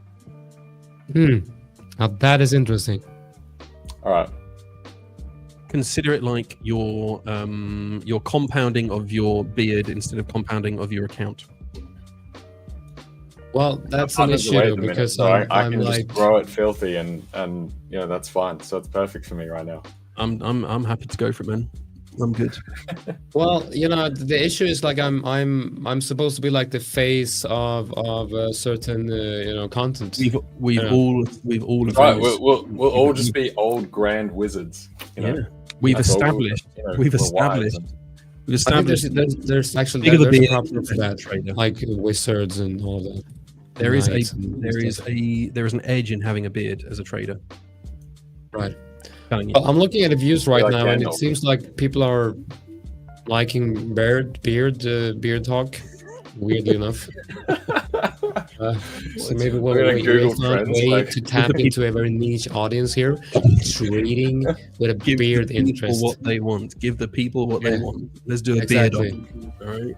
Yeah. You know, but the problem is, right? How do we then get like the likes of Victor involved? Because Victor will just say, "Oh, I've won," and we won't know. But if he has long enough beard, obviously it's gonna go So, below the yeah. mask. Yeah. Right. I think this is going to be a really interesting beard off. This could be really interesting. I'm not sure we'll get Saul on board. Can we get Saul on board? Dirk might not want to do it. I mean, he's a serious person, so Yeah. I don't think so. Can we get Dirk involved? Anastasiia is going to say that we're stupid. Would Dirk No, we get got involved? Anastasia Like, chicken. yeah, I thought you'd like, let's get Anastasiia. I'm like, that's could be a problem. Could be a bit problematic. Dirk will say that that's not fair because he's just going to turn his head upside down or something because he hasn't got any hair on his head. So, you know. Oh, look at gold. Oh, that's There you the go. 1 minute. Shit, it looked like the 1 hour. Sorry, I dude. wish that would have been a 1 hour.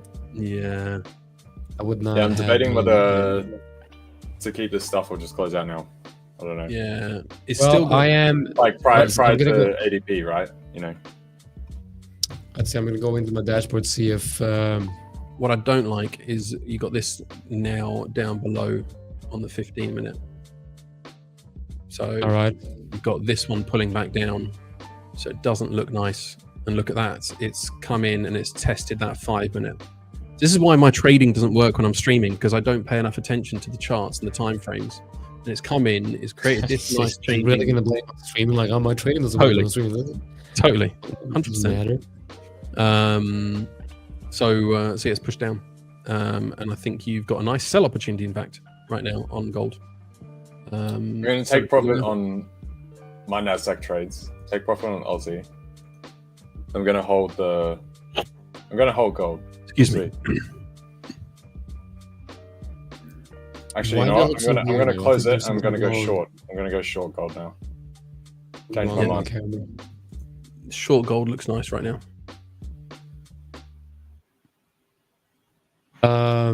Nope. And short gold here. Why?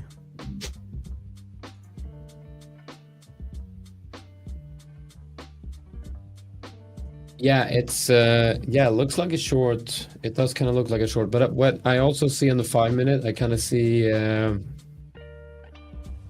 Let me pull up. No, let me not do that. It's embarrassing. I want to show my MetaTrader. I'm in. I'm down. I'm down like 2.5% on this trade alone, which is not good. Not good. But I had a friend talk to me yesterday and said, you know what? When you think you have edge, you bet big. See, my trouble is I like the 5 minute. I like the 15. I don't like the hourly. I would tend to agree. I like the 4 hour. Okay. I don't like the daily. I actually like the hourly. It's like kind of this mixed suit for me, a little. But from what perspective though? Like what, from a short perspective or what? Both. Like that's what I'm saying. So I can see it on both sides, depending which way. So shorter time frame, long, hourly short, 4 hour long, daily short. How is the daily? How is the daily short? 14 hours. For 2 day, yes, for 2 day. Let Right, so like me- 2 days move. Like I can This is- easily see scope back to 33.25. But this is what I have on the daily, And potentially down towards 3,300.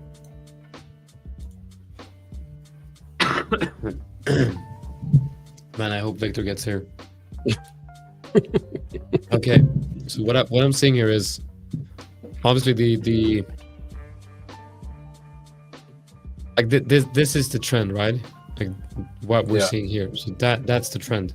Then we have this trend, which is I'm not sure if you can call it like the secondary trend, but I guess it is. But it's kind of like a trend within a trend, and this is obviously bearish. Now the fact that you broke above this trend line and created a higher low makes me Yeah. think that we're bullish. But then again, we got a possible, like we zoom out here on the weekly, I mean, this doesn't really look as bullish anymore, because now what we have now is fairly clear. It'd be a clear distribution range. Like I think this looks like distribution, but if we zoom in, and like the 4 hour, now this is strong. Yeah, I think this exactly. is strong. That's basically what we were looking at yesterday, and I bought the break through there on the same trend line kind of thing. But I feel like I'd like to see potentially a pullback into that, another test, and then load in from there. So that's where I don't like it from just like specifically the level that we're at right now. Yeah, I think a move down here would be like the perfect. Yeah. So I would have liked to see it earlier, just like keep running. That's the fact that we pulled back a bit. And it's just been under sustained pressure for the past little while now. So, but doesn't it feel like gold does that fake out stuff all the time, right? And then, it'll just whip right back around and keep going. We got news in 4 minutes though, so that could tip us. Okay, we got services PMI. No, what news do we have? ADP. ADP, yeah. ADP. Okay, so it's not really a major news. Could be, but probably not, right? In 3 minutes, it is. If you're like people sort of toss it away, but we are starting to look more and more at the labor side of things in general. If you are on high stakes, guys, if you're doing a 5ers high stakes account, watch out for that 4 minute window. So don't open any trades between 2 minutes before and 2 minutes after. So you've got less than a minute to open or close any trades before that news hits, because it is seen as red folder on Forex Factory. So just watch out for that so you don't get caught out. Yeah. If you do take a trade and it hits profit, you won't blow the account or anything, but your profit won't count. So yeah, don't do yourself a disservice and get disappointed. It looks really nice. Says inverse head and shoulders. Where is this one, right? This kind of like this pattern here. Wouldn't like this would be an inverse head and shoulders, I guess. Yeah, it'd be like a retest of that. Rilland, you're fine. Any positions that are open an hour ago, you're fine. Any positions that are open now, you're fine. The only thing is just be careful of spreads, be careful of slippage, right? What it's about is we're trying to stop people trades or put any new trades in.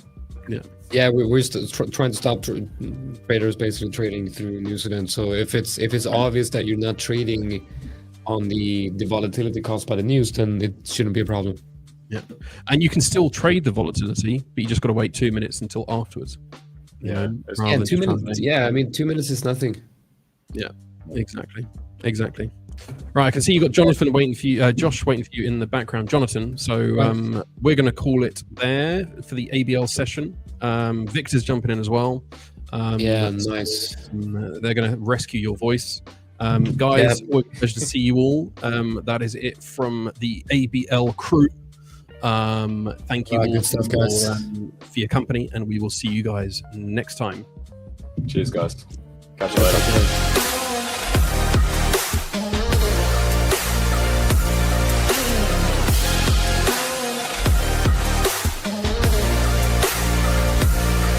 I can't believe Mike's haircut. Oh my god, did you see that?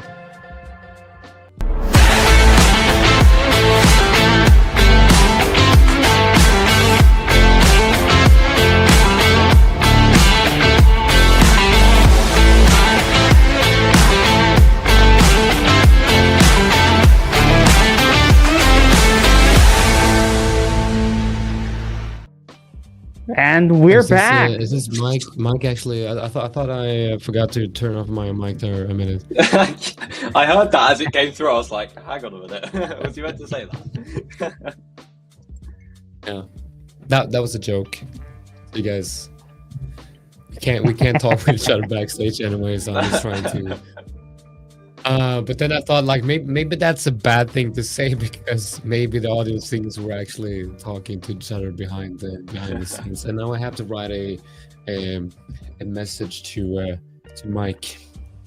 Look at EU, everyone. I know I'm interrupting a little bit, and I know that's something you are known for, Jonathan, but today I'm gonna steal your trademark. I'm gonna interrupt you Nice, and Victor. show the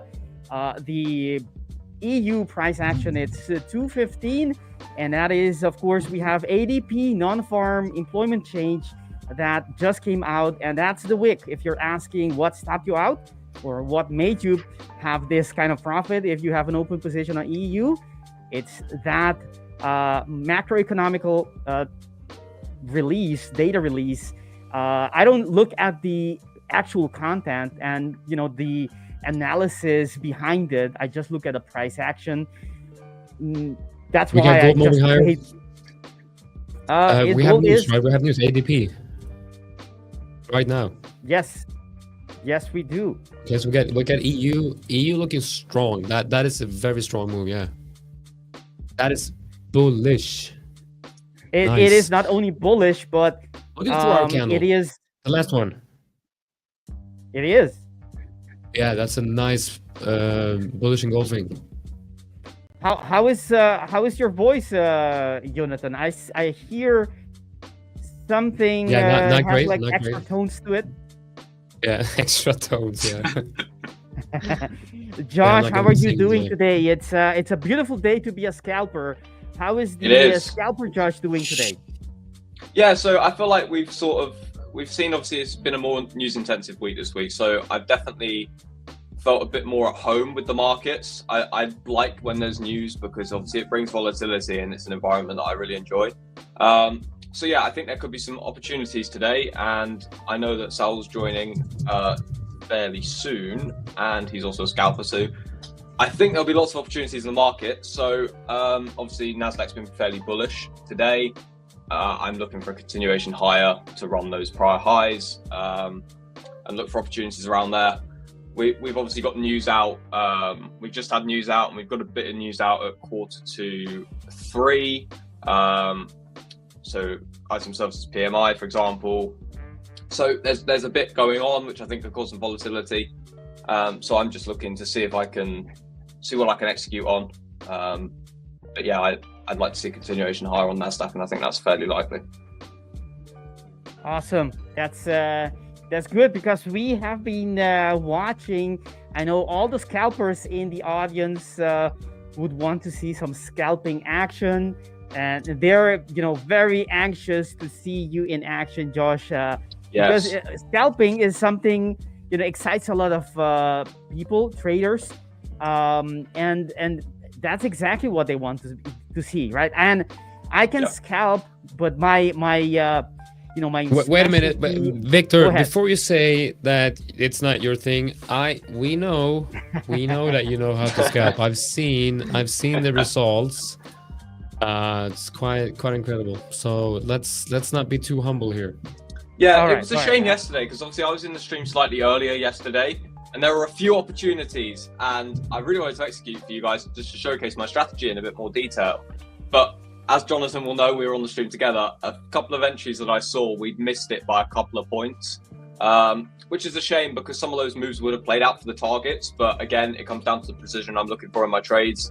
It didn't work out. The volatility at sort of 9:30 to 12 is very low, especially when we're waiting for news like jolts, a few hours later. So it was difficult for me, but I think today's going to be quite interesting. We're already seeing on NASDAQ, we're seeing some pretty intense volatility already. So it's just going to be about picking out those, like I always do, picking out those key levels on the 4-hour chart that I'm looking for, and seeing if we play into those levels, how does that look from a scalping perspective? We're seeing a little pullback on NASDAQ, but I think the continuation high is still fairly likely if we just look at what I'm looking for. Maybe we can talk about those levels in a more concrete way. Do you have like a specific level you want to share with our viewers that they need to be looking at if they want to know about the market, what it's going to be doing? Okay, so if I share my charts here, what I've done is I've drawn out the purple box. This level here, when I first joined the stream, we saw some setups like this, so like a continuation higher with some key levels for potential pullbacks. And this is sort of in this level between sort of the 500 to 528, 530 level. The thing is, whether we pull back here or not, I'm not entirely sure. A point that I actually was interested in was this wick here. If we look here, we see the high of this wick at 638.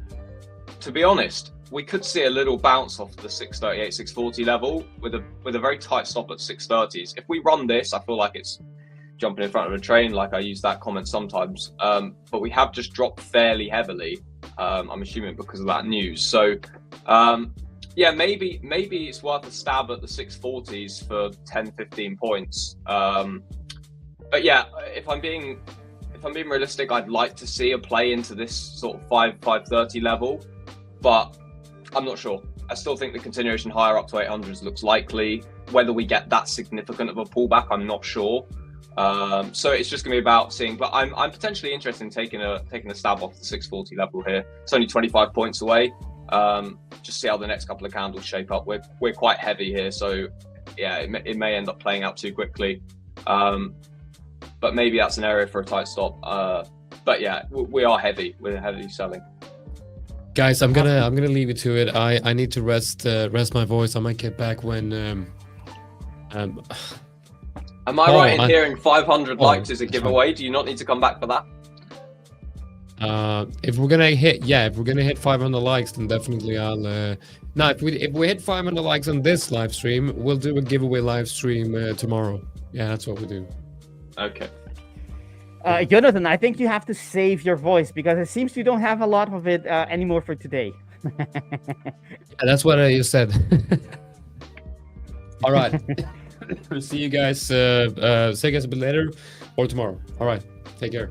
Awesome. Yes, it doesn't happen very often that I have a short setup and an opposing, or in other words, a long setup on EU/GU. Those are the two pairs that I trade. I typically have a long on both or just one of them, or shorts, right? It's just one direction. And today I didn't mark it on my EU, but I was looking for this. This is my setup on my actual trading platform, on my MT5. And on GU, I had a entry earlier that was short. And this typically, in my backtesting, I don't move my stop loss to break even like I did that right now.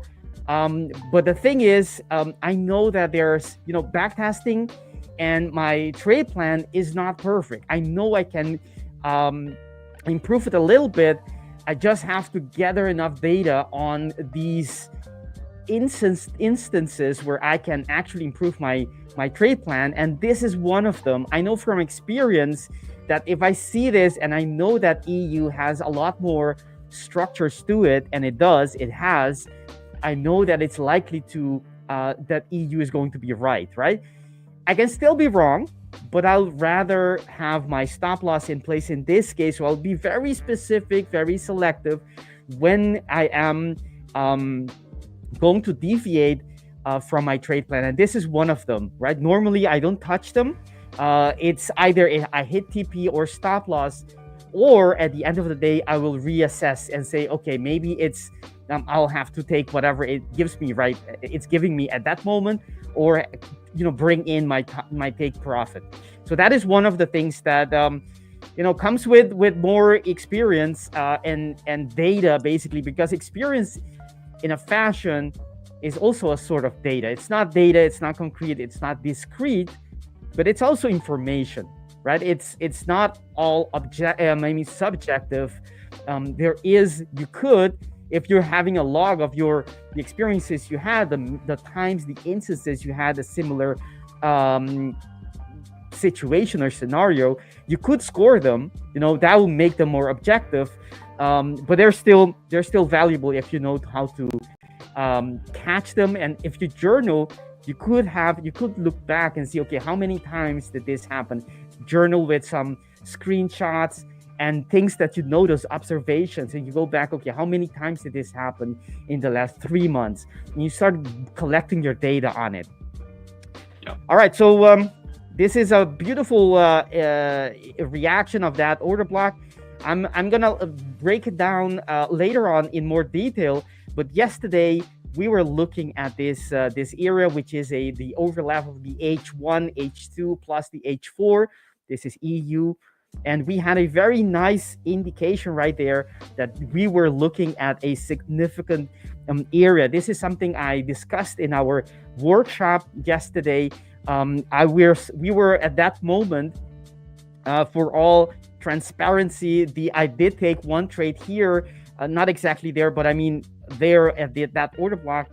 That trade eventually ended up being in a loss, which is normal for my strategy, because I know that the invalidation of the whole setup is after this area is invalidated. That didn't happen, and actually we came deeper into that order block and had this kind of reaction, coming back to another order block I could show you guys later, and then having this nice movement that we will have to wait to see if we'll get follow through in the coming hours. It's going to be a great day. Josh, what do you think of today? We just had ADP. Do you think yeah, I think we've got the news at 2:45 BST, so 1:45 GMT, which is 15 minutes into the open. That's obviously a bit of a weird time for traders, because obviously you've just had market open, then you've got news coming in 15 minutes. So for me, that's like right in the center of when I'm looking to trade. So that could be quite interesting. I think we're going to get some decent volatility. We ended up, when I was looking at that sort of 640 level, we're sort of sitting around that now. We do look quite heavy. We've obviously sold off in the last sort of 15 minutes quite a lot. So we're already getting those early signs of volatility. So yeah, I'm just focused on making sure that the trades I'm taking have got defined risk. Obviously that's the same across any trade I take. But yeah, I need to really make sure that in this volatility, the trades I'm taking are very clear as to where that point of invalidation is for me. Because what I don't want to be doing is getting caught out in a trade that is, in a volatile market where I could be risking or leaving too much on the table, or maybe slippage. I need to be very, very clear on the risk that I'm defining. So yeah, it'd be interesting to see if we do retrace this move on NASDAQ, or if we see a continuation into that sort of 500, 530 level that I am interested in. Josh, the more time we spend together streaming, the more I want to know about you and how you trade and what information goes into your decision-making process. Do you have any weighing on, fundamental news or fundamental trends to adjust your trading risk appetite, the bias? Does it have any weighing in your trading? No, so it's an interesting one, because I'm in trades for such a short period of time. The news doesn't really impact me. The main thing when it comes to news is, what is the market going to be doing leading up to that point? Obviously, we have jolts on Friday. Usually on Thursday, we see a bit of anticipation. We've got jolts Friday, last day of the trading week, whatever.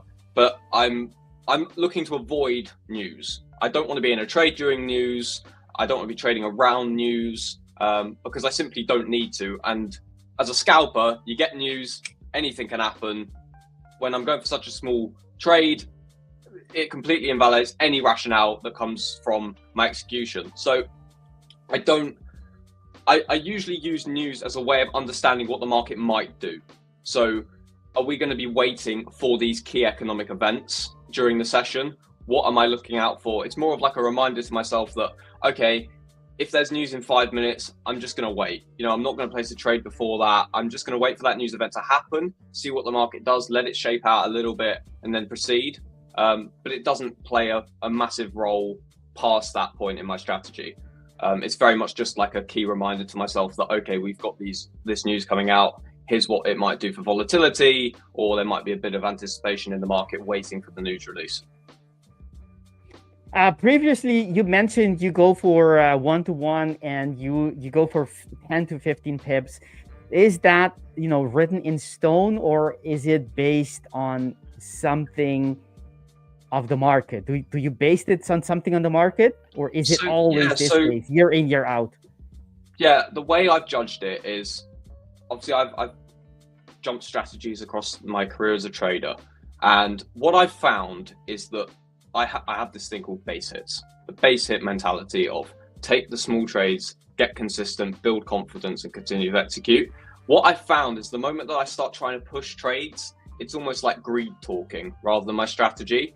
I found that the sort of 10 to 15 points is my sweet spot for knowing what that sort of trade looks like. So knowing what a 10-point scalp looks like, rather than going, this is a 10-point scalp, but I'm going to try and get 30 points out of it. Obviously, when we see volatility in the market, it may be that I get 15, 20 points on that trade. But if the markets are too volatile, I'll just leave it, because I understand that I've got to be realistic that if we're in a high volatility market, it's not realistic for me to place a 10 or 15 point stop on any trade, because that could be an instantaneous move, and I've got to give my trade some room without opening it up to 50 points. I've just found that over the long term, if I'm targeting 10 to 15 points, that works most of the time. It doesn't have to work all of the time, but as long as I'm conscious of when I should and shouldn't be trading, that's all that matters to me. So we have seen, obviously, when the whole tariff thing was going on, a month or so ago, we were seeing some extremely high volatility. And it was almost like, as traders, we were watching these 300.5-minute candles almost in awe and just going, this is like a spectacle that we're seeing in the markets. But it's also important to be diligent with the risk that you're taking on. So those sorts of environments are very clear for me. I'm speculating. I'm spectating, sorry, in this market. I'm not executing. So it's subject to the volatility. But what I found is that 10 to 15 points is the sweet spot, because the moment I start to push it is the moment I lose that mindset of, okay, get those base hits in and out of those trades and be fixed on your risk. It's just about what you're comfortable with, and I've just found that to be the way to go. Yeah, the origin of the question is because 10 to 15 pips is can be different things in different market conditions. Like right now, we have high volatility on the EU. Let's say the ATR is telling us that it does about 86 pips on average. But there are times like here it was doing 200 a day, and there are other times it's doing even 50, 60. So 10 to 15 is a different proportion depending on what market condition we are in, high volatility, low volatility. And my question was, do you look at anything like that? Like, do you link it to, let's say, if you are in a higher volatility environment or period, you're tending to go more to 15 or maybe even pushed a little bit? Yeah, I think sorry to interrupt, but yeah, I suppose if the volatility is higher, naturally I'm going to be pushing more to that 15 points because the volatility is adjusted. But what I've found that in increasing volatility, I can sometimes find it harder to find those trades. If we're getting those 50, 60.5 minute candles, it becomes difficult for me to spot the opportunity. So often I won't trade in those environments. However, if I can find the trades that have got very clear defined risk, which is a lot of the time for me as a scalper, as long as I execute at that level and I can find the trades with that, with that defined risk of no more than 15 points, that's where I'm comfortable with. But I just use it as a rough average across different market conditions, different volatility. That's what I've found to work. Obviously, as a scalper, you often get into trades, you might be long, you get out for that 10 or 15 points, and then the market continues. And I hear a lot of questions from people that I speak to, like traders who are interested in scalping, and they go, why don't you just hold it for longer? Why don't you just hold it for longer? Well, then I feel like it's an adjustment of my strategy more than anything. And that works sometimes, doesn't work other times. And as a large sample size, I've got to be confident that I'm doing exactly what my trading strategy tells me to do. And that is taking the trade at that 10 or 15 points. Because yes, that trade may go for 100 points, but I have to be content with knowing where my boundaries are as a trader and exactly what I'm looking for. So yeah, it depends. If we're in extremely low volatility, I'm not going to trade because it becomes quite difficult to scalp the market in low volatility. This is what I found yesterday morning. The volatility wasn't where I was. I think we were sitting at like 5.5 minute candles from like 10:30 until 12. So I found that difficult to execute, and unfortunately I missed a few trades. However, in high volatility, it goes to the other end of the spectrum where it's like, I can't even get into this trade. It's purely a gamble, whether it hits take profit or stop loss first. It's, so I like to try and find that middle ground. But I've placed enough trades in different environments to know where I thrive and where I don't. And I typically like the sort of 25 to 30.5 minute candle sort of environment. That's quite a nice environment for me to trade because it's not massive risk, and it's not, you know, so slow that I'm going to be waiting 5-10 minutes for that trade to come in. Yeah, I understand. Thank you for that. Josh, we have everyone, we have the CEO of the 5ers coming in about 25 minutes, so get ready to see some action in scalping. He is the master of scalping. He shows a lot of skills when he does that. Has a deep experience, many years in the market, very successfully. So stay tuned to when we will be having Saul with us in about 25 minutes. Another thing, if you like the content, if you want more of us, more of this, hit the like button, subscribe to our channel, and we will deliver on that promise, which is keep on bringing great content to you, the aspiring, maybe you're already a very profitable trader, you the trader, I should say, whether you're aspiring trader, beginner, or experienced, as long as you share the same passion we have, which is trading, then I'm referring to you. Josh, let's see. I'm gonna do. Let's look at the market. Let's look at a couple of assets. Would you like to break down perhaps gold? I know you'd only trade the NASDAQ, but we have a couple gold, GU, EU. These are the more popular assets we get asked to break down. Would you have any preference? Which one you would like to? I mean, I can analyze gold. It gives me a different market to have a look at. I sort of applied the same process to NASDAQ. Yeah, obviously it's going to be slightly different, but yeah, if my screen's sharing, yeah, I'm on gold. So okay, let's have a look. I'm interested to see, obviously, this is a very different market to me. When I look at it purely from when I look at how I trade NASDAQ, for me, some key levels that I'm interested in, if I can get this to work, are under this low. I feel like we're quite heavy. You know, on NASDAQ, we've seen a continuation higher. This for me is a fairly interesting point where we've struggled to get through this 3343 level a few times, and we haven't quite cracked it, and we're starting to see that continuation up. If I was looking at this, I'd be looking for a continuation to the downside, to be honest with you. But I can see how, if we look on the 4-hour chart, if I were to draw trend lines, which I'm not really a huge fan of doing, I can absolutely see how these highs here could be taken at 3435.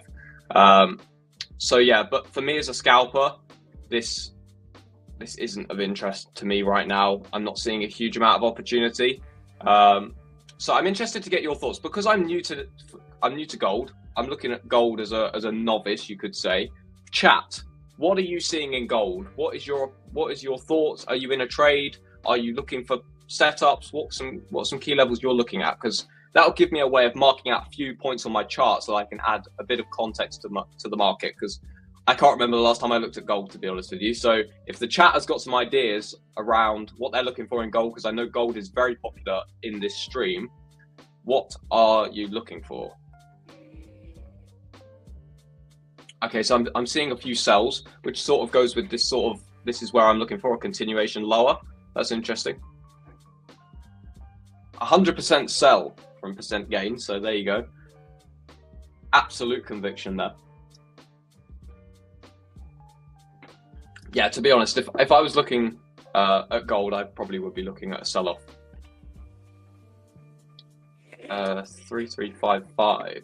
So that's about there. That looks like a good entry. Where's your your stop loss is at 3. Yeah, I was going to see where your stop loss is. Yeah, what time frame are you looking at to judge that trade, Chien? What are you looking at?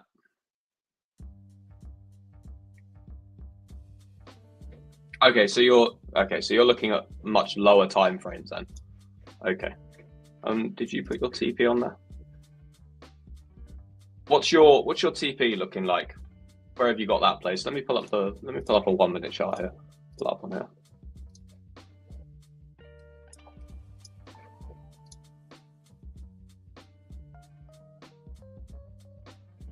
Seeing a lot of sellers.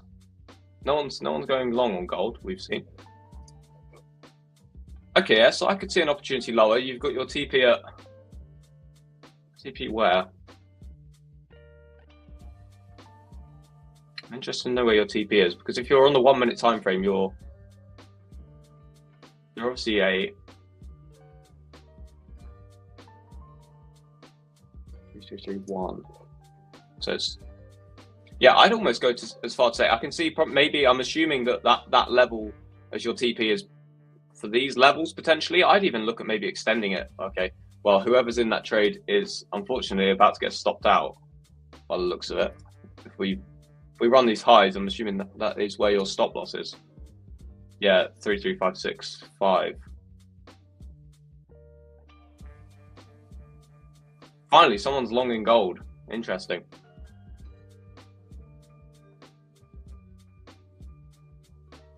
Yeah, to be honest with you, this looks like it could be a breakout opportunity. Depends how heavy if we close through 3352 here. If we close through that, I think there could be continuation down to 3350. This wick here. If I'm looking at potential areas that we might bounce, obviously we've got 2 points here that we've rejected. Depends how heavy we sell through this.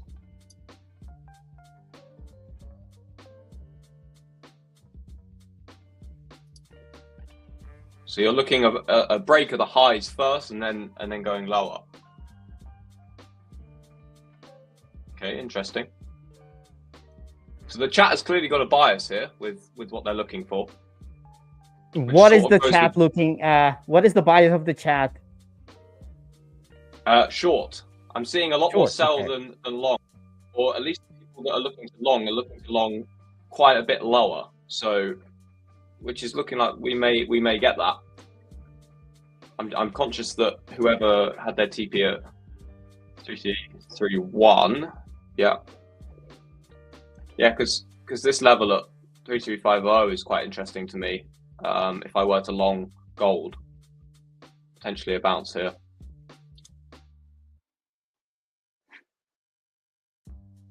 Overall bearish with a target of 3237.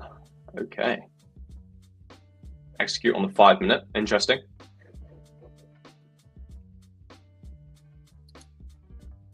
Well, to those who are currently in trades, keep us updated with how you're getting on. Obviously, we are just under an hour, 50 minutes away from US Open. So let's see what we get in between that. I'll just jump back to NASDAQ.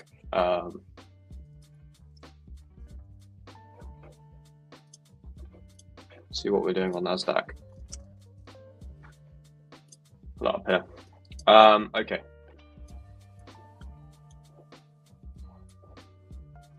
Oh, that's interesting. It's like a triple top at pretty much at 668.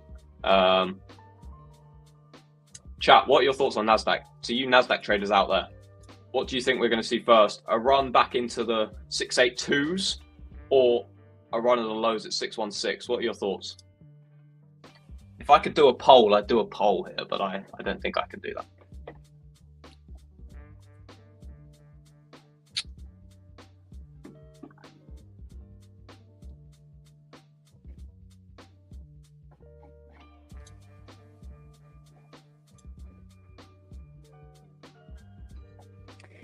Josh, by the way, coming back to the question I had about the fundamentals, from your answer, I understand, and obviously we all know that as a scalper, you know, the much bigger the macro economical condition we are in, the volatility level, all of that is background noise. Although it is important, but it's you know, as a trader, there's not a lot of emphasis on that. But is there, let's say, if there's news coming out, do you change anything to your trading plan of that day after the news? Let's say it surprises or it's an anticlimactic event. Does that do anything for you in terms of, do you adapt to that in any way? It doesn't, and because I'm looking for such a small amount of the market, I don't need to really have any bias. It's not of use to me because I come into the market looking to trade a session of, I'm typically at the screen maybe for an hour and a half. That's not a long period of time. And because my trade durations are so short, I don't feel the need to be putting emphasis on economic news. I do, however, have financial news on my phone, as you can see here. So I do have it there just in case, because I like to have some context. If we get a spike in the market that isn't, because of a news release specifically, chances are it'll come up on the news feed, and it just gives me a bit more context. But I don't change my strategy. Sometimes there will be occasions. So like this week, for example, we have jolts on Friday. I've had a fairly good week up until then. I probably won't trade Friday because we're going to be waiting for jolts at 3 p.m. my time, which is 15 minutes into when I'm green lighted to trade. It's Friday. I think maybe psychologically, I think it changes for me because Friday's the end of the week. Do I want to be trading jolts? Maybe not. Not that it has any impact in my strategy. It's not going to change the way I trade. It's more of like a mentality thing that usually when the market is waiting for high impact news on a Friday, it seems like the market can be dead until that point. And on a Friday, I don't want to go into the weekend on a bad note because I traded something where I don't usually do well. So that's not down to anything in terms of really fundamentals. That's more of like my mindset towards it, more than anything. But because I'm in trades for such a short amount of time, I don't need to worry about news releases or anything because it doesn't hold real relevance to my trading. So yeah, look, maybe some scalpers, I'm interested to really get Saul's opinion on this because he's a scalper as well. I think there may be some similarities, there may be some differences, and it's an opportunity for the chat as well to sort of see that comparison between two scalpers who trade the markets. And I haven't spoken with Saul in detail about the way he trades, so I'm really excited for that. But yeah, to those who did or didn't put their opinions in the chat about NASDAQ, it looks like we may be running that 80 level. Besides NASDAQ, you mentioned gold is an asset you don't typically look at. I think you said something like novice. You look at as a novice because you're not too familiar with gold. Besides NASDAQ, what asset would you be able to break down for our viewers? For something broad, not necessarily as a scalper, but something broad that they can, either they're intraday, even if they're a little bit of a swing trader, using the same concept that you use on your lower time frame. If you apply them to the higher time frame, since the market is fractal, even if it's not, your specific strategy, it still applies and helps the viewers, because not everyone watching is a scalper, of course, and they're, I'm sure, dying to see, some insights of traders like yourself. Yeah. Okay. So one of the markets I used to trade before trading NASDAQ was DAX. So I can potentially give my high time frame thoughts on this if I were looking at it. So what I'll probably do here is I'll probably bring up the 15-minute chart just to see if we get any more confidence. Often what we see is there's usually a correlation between DAX and NASDAQ. So typically the market structure will be similar. If I pull up, actually what I might do here is just show a direct comparison to see if we are noticing any correlations. If I pull up both charts at the same time frame, 4-hour chart, we're seeing a fairly similar structure in the sense that both markets got this uptrend. And I suppose as a trader, often they will look for markets with positive or negative correlations and use that and expand their skill set. And I can understand why people do that. And I know a lot of people that do that with NASDAQ and DAX, because DAX is obviously typically more volatile at London Open as well. So if you're a trader that likes to trade the entire session and likes to watch the markets most of the day, then it's important for you to identify the positive and negative correlations across different markets. And for me, when I initially started trading, I was trading DAX. So yeah, so DAX is in a similar position. For me right now, what I'm looking for is a run of the highs. Whether we pull back into the similar to what I'm looking here. Someone mentioned is the purple block an area I'm looking for. Yes, it is, in particular the 530 level. However, I don't know how heavy we're going to get. We may end up not running the 590s level at all. That might be the low of this candle. We might rip higher at market open. I'm not entirely sure. However, if we come into this area, I am interested. And I think that's a similar case for what can be said for DAX, in the sense that if we do run a bit lower, is it going to be a fake out to the downside? And will we get that continuation that we've been seeing over the last month? So yeah, I'm again on NASDAQ, DAX, I'm looking for a run of these highs, which is about 200 points higher. But yeah, NASDAQ is potentially a market for those streams that I'm on earlier in the day. Maybe DAX could be a market that I'm watching in more detail, because the volatility is usually slightly better than NASDAQ. But yeah, I still have this sort of the similar belief, in the sense that I feel like a run of the highs is likely for both markets. But I'd like to see a potential pullback and start playing into these zones. Obviously, this is the 4-hour chart, this is what I've got marked out on NASDAQ. But then it comes down to the lower time frames, and it's what I'm looking for, trading within this zone that I've got marked out as potential areas for longs. And when you say run for these highs, do you mean you expect price to gravitate toward those levels, or do you to test them? To test them, or yeah, do you mean? So I do. Okay. I expect us to run these highs. And that expression you use, do you mean you don't know what's going to happen afterwards? It's only going to there, and there you see again what's going to the next step, or do you think you have any tendency to does that expression say anything about the probabilities of price keeping on going higher or not? Yeah, so I suppose in a sense that the same concept applies to the fact that these were highs at one point, and all we're seeing is the continuation of that. So these highs, if we break them this session, which I think with the news releases that we are getting, I think it is likely. However, let's see what the news release does. These highs then become a potential test for support. So depending on how much we run, if we run into the 900s, which could happen, we could just get a slow grind day, I would then be readjusting my thought process to, okay, let's see what we get at these highs, and maybe a retest back into this level. So I'm using them as a way of identifying a continuation of trend, and if we come back into that level, that again applies in the same way as a potential areas for support. Now, I'd mark out on the higher time frame, and then when I'm scalping, I'd go, okay, this 21,800 level is of interest to me. Where can I apply my setup if I'm looking for a long? So yeah, I think we could see a continuation through it. But I feel like we may end up just waiting until news. We may end up just sitting, chopping around, which is typically what we do before news anyway, and then seeing a breakout. And then that level, if we clear through it enough, maybe I'm looking for a support. But yeah, I do think that price is gravitating, like you say. I typically call it a magnet, similar thing. But price is trying to get there. We're seeing that continuation of trend.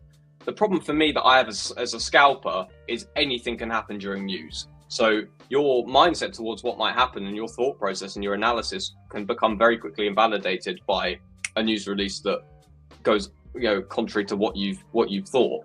But I do think that price is looking to push higher. I just think it's one of those where is it going to happen before news, or are we going to sit in this sort of chop of maybe like 80-point chop until 2:45, 15 minutes into the open when we get the news release? I think that's probably going to be the case. In my opinion, from what I typically see in the markets, that's what I expect. But yeah, which news do you mean? So I need 2:45, which is, I'm looking at June 6th. Let me go back. It's PMI, I believe. Okay, PMI. Yeah. PMI is at the end of our stream. It's in about 1 hour and 5 minutes. Yeah. I understand. Okay, perfect. All right. Thank you, Josh, for your insights. Let's look at. I'm gonna switch the screen to. When we were talking, I didn't want to interrupt the flow of the conversation, but I had an exit, and I wanted to show it very quickly, just for the record. I took out that trade because obviously with the news, I was expecting, this entry was going to. I was expecting price going towards that order block below us before changing direction, and we clearly see that the news changed everything.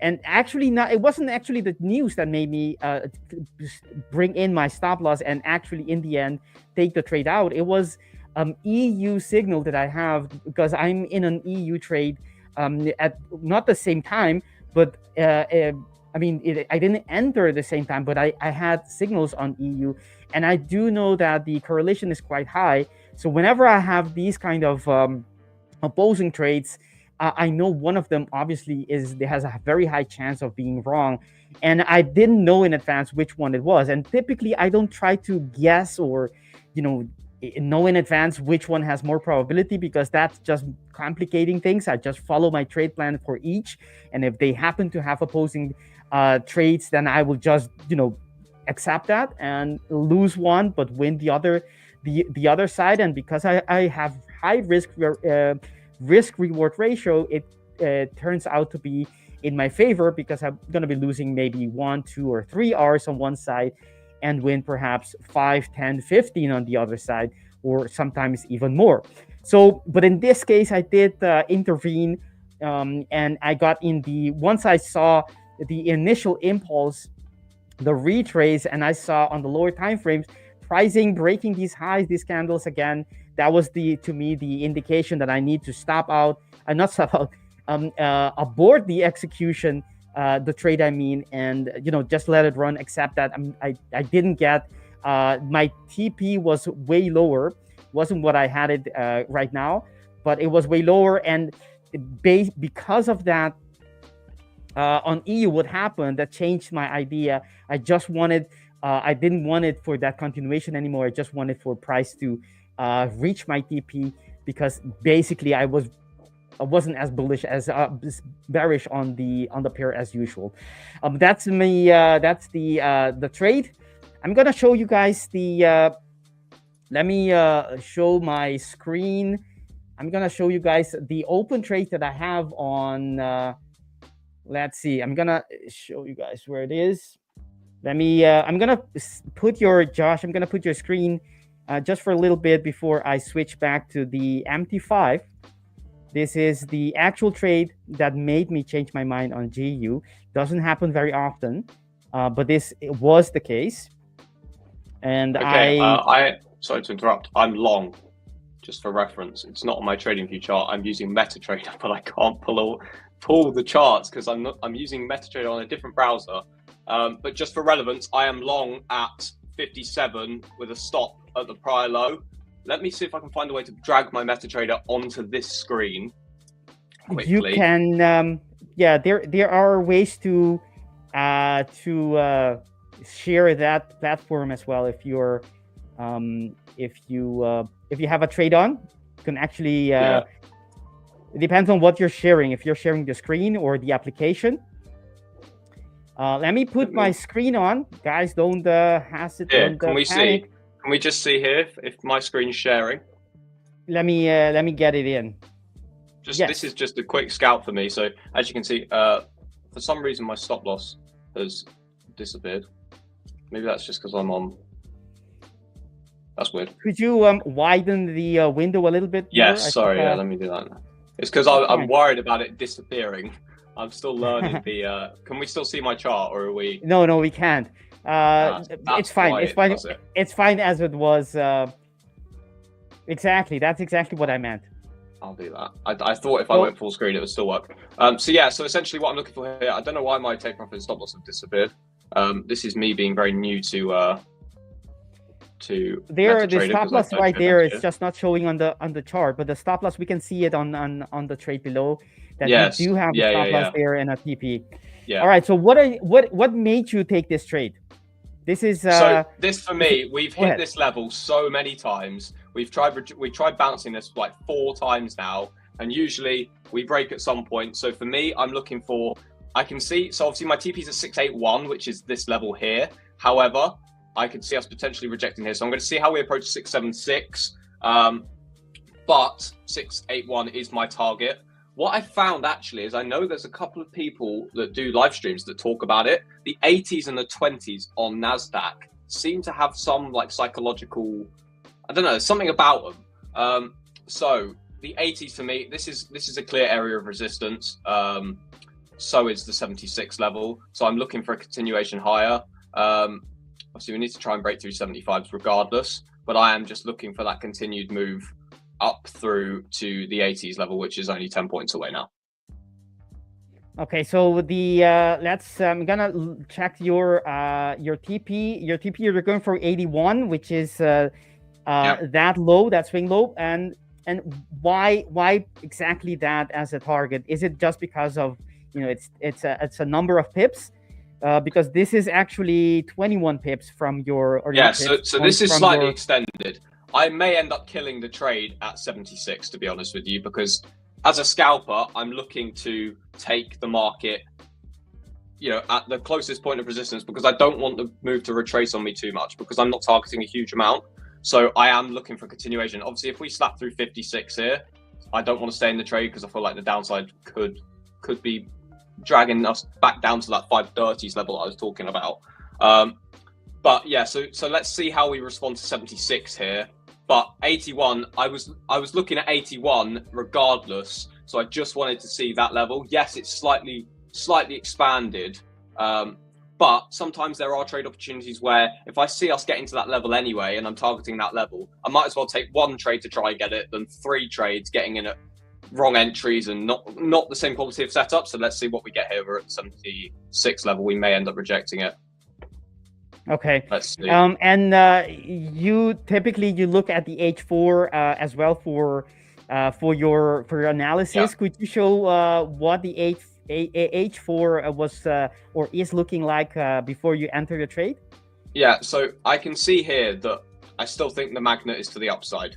I still do think that. I still think we're looking to run these 730s for a move back into the 800. So for me, we really struggled to run this 593 level. We couldn't get to it. We got to 616. We couldn't get through.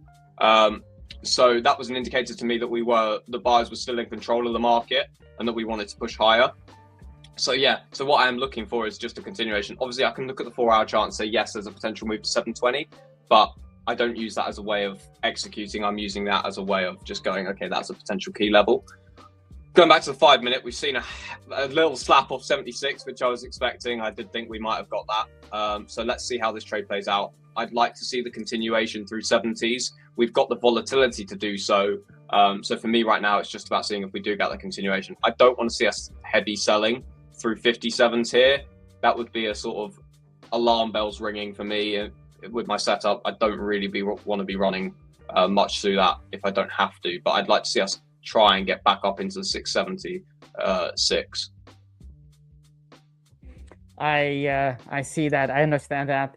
Thank you for sharing your trade. I think it's a nice way for people to see. You know, because talking is one thing, but actually watching the trades being taken, watching the rationale behind it can be sometimes even more make things more clearer, right? The way you trade and how to approach the market for people that they resonate with the style you trade as a scalper and the things you look for in the market. Yeah, absolutely. Yeah, I completely agree, Eva. 800s is definitely a level, that prior high. I can absolutely see us running that, and this trade may end up being the trade that gets that continuation through. I'm just going to look at the 1-minute chart actually here, because I've mentioned a few times that the 1-minute chart is a way of identifying the trend or the continuation in the move. When I'm looking at the 5-minute, it's just a way of breaking down that 5-minute candle as much as possible. And I'm fairly confident here that we are going to see that continuation. Obviously, getting through that 76 level now is going to be crucial. So yeah, I'm still waiting to see. I don't really want to see us running back into the 60s too much. I'd like to see us get some more strength through this candle. We've got a new candle coming out very soon. So yeah, I'm going to see how it responds. I may end up killing the trade if we run the 63s. Another question I got here. We're all new to your style, so I'm very keen on learning to see how you what you're looking for. You entered at 660. Was that a wick retest at the way you trade? So the technical wick test, it's not a proper wick test, but it was actually at 656, and that would have been the optimal entry because I would have had my stop at 653. It would have been a very low risk trade. It would have been 3 points. I'm not interested if we run that low. So I think the next best move. I just got in when I saw that play out. I saw we got the rejection at 656, and I thought, right, okay, let's see the continuation. Let's see what we get here. This might end up being, we might end up holding the 676 as rejection as a resistance level. So let's see if we get that follow through. Awesome. Is there any time stop on your trades? What happens if it just goes sideways from, I don't know, 20 minutes, half an hour? Yeah, so I aim not to be in a trade for that long. If I am ever in those instances, which is rare, I typically just kill the trade, because it's about that emotional capital preservation more than anything. Like mentally, I feel like I'm getting drained if I'm in a trade for too long, and that's not the position I want to be in. I'd rather take the break even or the small loss on that trade if we're sitting in a range and wait for the market to break out into more continuations to the upside or downside, and then look to re-enter into position rather than waiting for the market to do its thing. I don't usually like trading chop because it just drains me as a scalper. I'm looking for fast moves. I've already been in this trade for slightly longer than I wanted to, because I would have liked to have seen that follow through from 76. We haven't quite got it yet, and it looks like we may come back into that range. So yeah, let's see. I don't want to be letting this trade run much further through 56, to be honest with you. My stop's at 52, which is just below here anyway. So let's see what we get. We may end up not running through 63s and then pushing higher. But like I said, look, typical, the 76 did hold. So with hindsight, maybe that could have been an exit point. But for the extra few points, I would have rather let that trade run rather than seeing it reject and then taking another trade, which is basically the same. I'd rather just let this outcome play out as it would. Okay. You, as I understood your trading style, you mentioned before you trade 1-to-1, but we see on this trade is 8 pips or 8 points to 20, meaning around 2.5, 1 to 2.5. What is the reason but for this not being a 1-to-1, what you typically take? So this trade is interesting because it's got a very clear defined risk for me. And the opportunity to open it up into that 20-point take profit, you're right. But the risk is limited. You see, I got in at 60, and the stop was only going to be 7-8 points maximum anyway, because that candle there is the point of invalidation for me. So there will be occasions where that setup plays out. The reason I typically stick to a 1-to-1 is because I'm trading market open volatility rather than pre-market volatility. So it's a slightly different environment for me. Because had this been 2:45, 3 o'clock, I would have been out of this trade long by now, because I would have thought we'd get that continuation much faster. But to be honest with you, this trade is a good example of very clear defined risk. As I said earlier, I like to have a very defined risk on my trade that isn't going to put me in a massive drawdown off the bat. I don't enjoy that. So this is actually a 1-to-2, a bit more than a 1-to-2. So actually, this is an optimal trade. This is a really nice setup to see as my first trade on the stream. So yeah, you're right. Typically, my trades are 1-to-1. But if there is an instance like this, it looks like we might get that rejection back through. So I may end up killing this if we do run it, because we haven't quite had that continuation of strength yet. And I'd rather wait. We're only 20 minutes till market open. So let's see what we get here. May end up being a break. How do you know? What is the sign? What is the cue you're waiting to know that you're too long in this trade? What do you look at? Anything I think specific? it's the fact. I think it's the fact that if wanting to still be in this trade, I would have wanted to see the continuation through it much faster. I feel like I wanted to see this breakout through 76 a bit quicker, because obviously we rejected it. We sat around for a bit, new candle opened, and we didn't instantly get the move higher. And typically during market open, that sort of move would happen. Yeah, it looks like I might take a small loss on this. Let's see here, because this is a typical rejection point. But yeah, my stop is 52. You said a typical rejection point. What do you mean by that? Yeah, so it follows this sort of theme that we're seeing in the fact that we made the low here at 52. We then couldn't run it there at 56. We then couldn't run it at 60. So it's just that wicks are struggling to run through. We're not getting that strength to the downside, which shows that if I just jump onto the 1 minute, it shows that buyers are still trying. They're still trying to get through. So I don't want to be seeing, like I say, 56 is a key point for me, because if we run this, we're sort of breaking that short-term trend. And as a scalper, I'm looking at short-term trends. So I don't want to see us running these lows again. So yeah, I would have liked to have seen us run this a bit quicker, and new candles just come out. So yeah, maybe I'd probably kill this trade if we run 60s, to be honest, which would be a break even or a minor stop. Because I don't want to be in this trade if we are rejecting 76s. So let's see. How often do you kill your trades? It depends. So this is a slightly different trade because I still have confidence in it, and because my initial risk on the trade was so low, I'd rather give the trade the breathing room to let it run. Because otherwise, I just find myself trying to look to re-enter for the same trade. But there will be instances where if a trade runs 8 or 10 points and I've got a TP of 15 points, I'll put my stop to break even. Because I'm like, okay, we've run 8 points. If we can't get the continuation, I'm just going to take my risk off the table. It's of no cost to me, and I move on with the next trade. So there are instances like that, but I'm already feeling like I've been in this trade a bit too long. So a run of 60s, I'm going to kill this trade because we're struggling to still get those buys through. Yeah, so yeah, key for me is if we run 60s, I'm no longer interested. I just want to see a bit more strength, which we're not seeing. So yeah, let's see what we do here. I see. Correct me if I'm wrong, but I thought you wait for TP and stop loss to be hit. Or maybe I'm mistaken. Typically, but this isn't the typical environment for me to be trading. When I'm trading New York Open, the volatility is higher. The chances of me getting a 10 to 15 point trade in that time is significantly higher than this. For me, getting 20 points now is different from me getting 20 points at New York Open. So yes, typically I do, because I'm not in a trade usually for longer than a minute. So I don't have to manage a trade in the same way that I'm managing this. I understand. But yeah, it depends. This isn't a typical trade for me.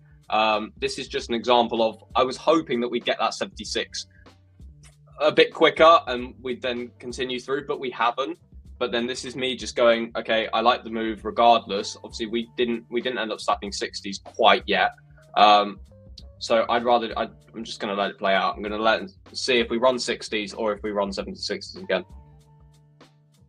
Awesome. We love seeing your trades, Josh. That's what the audience wants.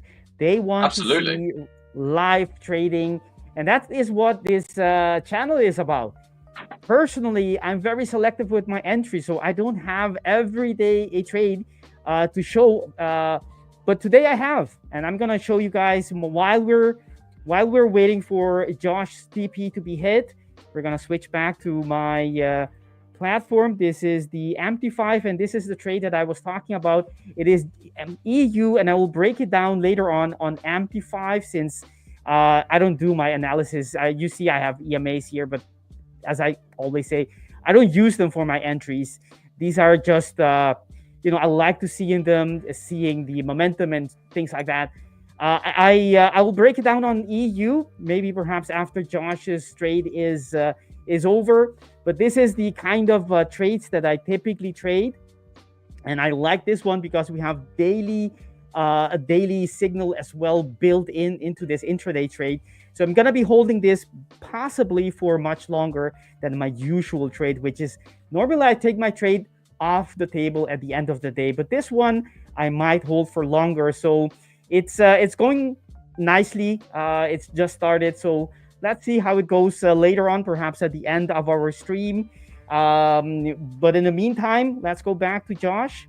See how your trade is going. So I've just pulled up my trading view again, just because I was just actually interested to see what that DAX was doing. Again, we're struggling a little bit to get that continuation. I want to see us break this 76s sooner rather than later. We've made the move higher, so I'm 10 points green at the moment, pretty much. So yeah, I do want to see this 77s come through, because I'm conscious that we're getting closer to market open, and the last thing I want is to be into this trade at market open and then through into news 15 minutes into open. So I'd like to be out this trade relatively soon. So if we can get the strength through, that'd be great. But now I feel confident that I'm taking the risk pretty much off this trade, because if we do go back, if we retrace this whole candle that we just put in, that's only where I entered anyway. So, and if we slap this and we can't break the highs, that's a clear validation for me that we've just struggled. Buys haven't come through, and yeah, the 60s is where I entered, so there's no risk on the table now for me. I'm just going to wait and see if we do get 80s, which we look okay. So yeah, I'm just interested to see if we do get a continuation. I see. I noticed that your risk is $80, right? Because it's you're taking one lot here. Yeah. Is that before you mentioned you take between 100 and I think $150 if I remember correctly? That's your typical trade. Is there a special reason why you're risking 80 now instead of 150? No, so the 100 to 150 is typically based off like what I typically don't want to be risking more than that, because the stop here was defined in the way it was. It only appears to be an 80 quid risk. So I don't like to take more than 150 loss, because that's based on me. If I'm trading futures at 5 micros, that's $10 a point, so $150 risk, and that's 15 points. So like I mentioned before, yeah, see, we're struggling here a little bit. This is acting as support here, but if we do run these 61s, 62s again, then I'm killing the trade. Okay. Let's see. I wanted to see price break. If we don't get the breakout on this candle, for me it's a done deal, because it shows that 76 is holding. No, Nick, the risk is $80 in this case, not $8. It's 8 point, but not 80. Yeah. So look, we just can't seem to get through it. We're just struggling here. 74. Yeah. Well, see, we just rejected 74 again. So yeah, if we get through, if we run through this, I'm going to kill the trade. Okay. Do you typically look at the 5 minute when your trade is still open? Do you go to the 1 minute? Do you use other time frames? Yeah, so not? it's usually 5 minute and 1 minute, because the 5 minute is the chart I'm executing off regardless as a scalper. It's where I found the sweet spot to be. The 1 minute is just that breakdown that I can see of trend in that 5 minute candle, so I can see what we're sort of getting at. If I just briefly look at the 1 minute here, I think I'm going to end up killing this trade. Just seems like we're just struggling. We just can't break 76 yet. We've got to do it in this 5 minute candle, because this seems like the only realistic point for us to break 70s. So we're seeing a little buy up here. We've just now got to get that continuation. That's what I'm really looking for on this trade. I just want to see the continuation. If we can't get the push on this candle, it's done, because I've already been in this trade for slightly longer than I want to be. But yeah, let's see. It's 76. 76 is strong resistance at the moment, so I want to see this 5 minute candle close above. Nice. There, we're watching you trade live. That's awesome. I'm gonna be checking. Oh no, let's wait for your trade perhaps to come to see what happens. Let's see. I mean, it's gonna be this candle. We got just over 2 minutes. 2 minutes after this candle, so it's this candle now or never, because I don't want to be holding this trade into open. So let's see if we get this. Be interesting to see if I do continue this trade. It'll be interesting to see how we close on this candle if we don't get 76s, because then again my risk is to find that if we opened up the next candle and ran 65s, which is the current low, that trade would be invalidated, because I don't want to be sitting waiting at the mercy of market open spikes when that's not what I'm looking for.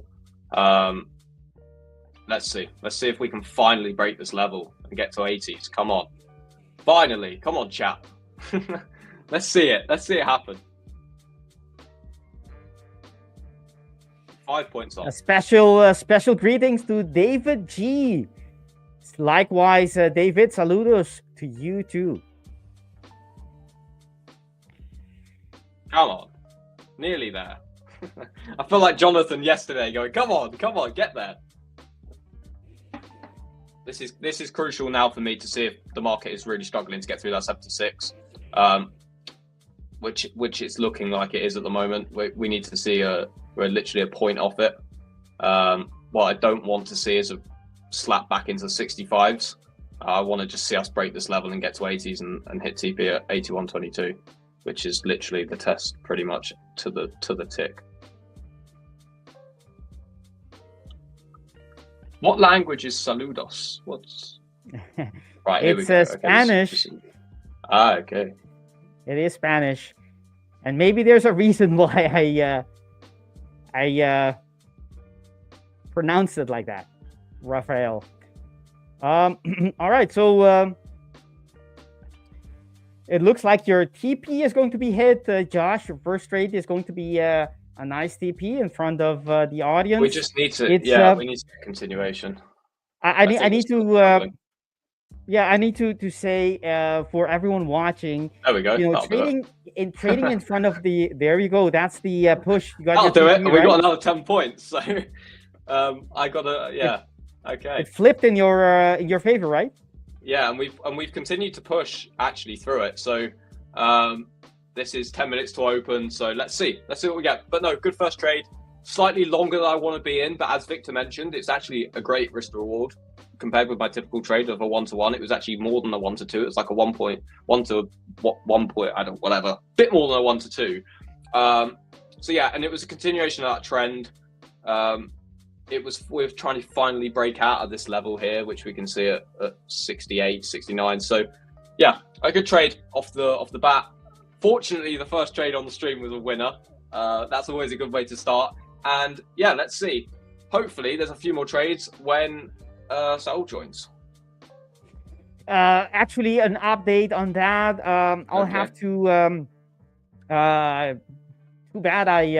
I'm sorry. I hyped everyone for Saul's coming into the stream today, but that's. I just heard not too long ago that that's not possible today. So I'm sorry if you've been waiting for him. But stay tuned. Even though we're not Saul and we don't have the extensive experience and his skills, we will do our best to keep you entertained with the actual trading as you're seeing right here. Raphael telling you you did well. Josh, thank you for that. Thank you. Trade. Don't be under pressure. No, you know what? I trust my system. I think as traders on the live stream, it's always going to be a bit of a different environment because we're not used to trading live. But it comes down to our conviction in our edge and our strategy, and that's the main thing. I don't feel pressure when I'm trading, whether it's in front of an audience or on my own. I know what works, I know what doesn't, and I know that my expectations of the trade and the risk that I'm taking on the trade is defined. And as long as I back my system, that's the most important thing. You know, I'm not getting into a trade worried about how much I'm risking. It's all predefined. I know exactly what my risk is on that trade. I know exactly what it looks like. And although that trade was a bit longer than I want it to be, I got the trend right and I managed the risk effectively. I didn't take a huge amount of drawdown on that trade. Actually, I don't think I took any, maybe a point. So yeah, it was a good trade, continuation of trend. So now let's see what we get at market open. Awesome. We'll come back to you, Josh, to when the market open. In the meantime, let's go back to EU and break this trade down. Here we are. So let's look at EU. I'll do the breakdown. I'll see if I can finish it in time before the news, the open market open happens, so we can go back to NASDAQ, that is US 100.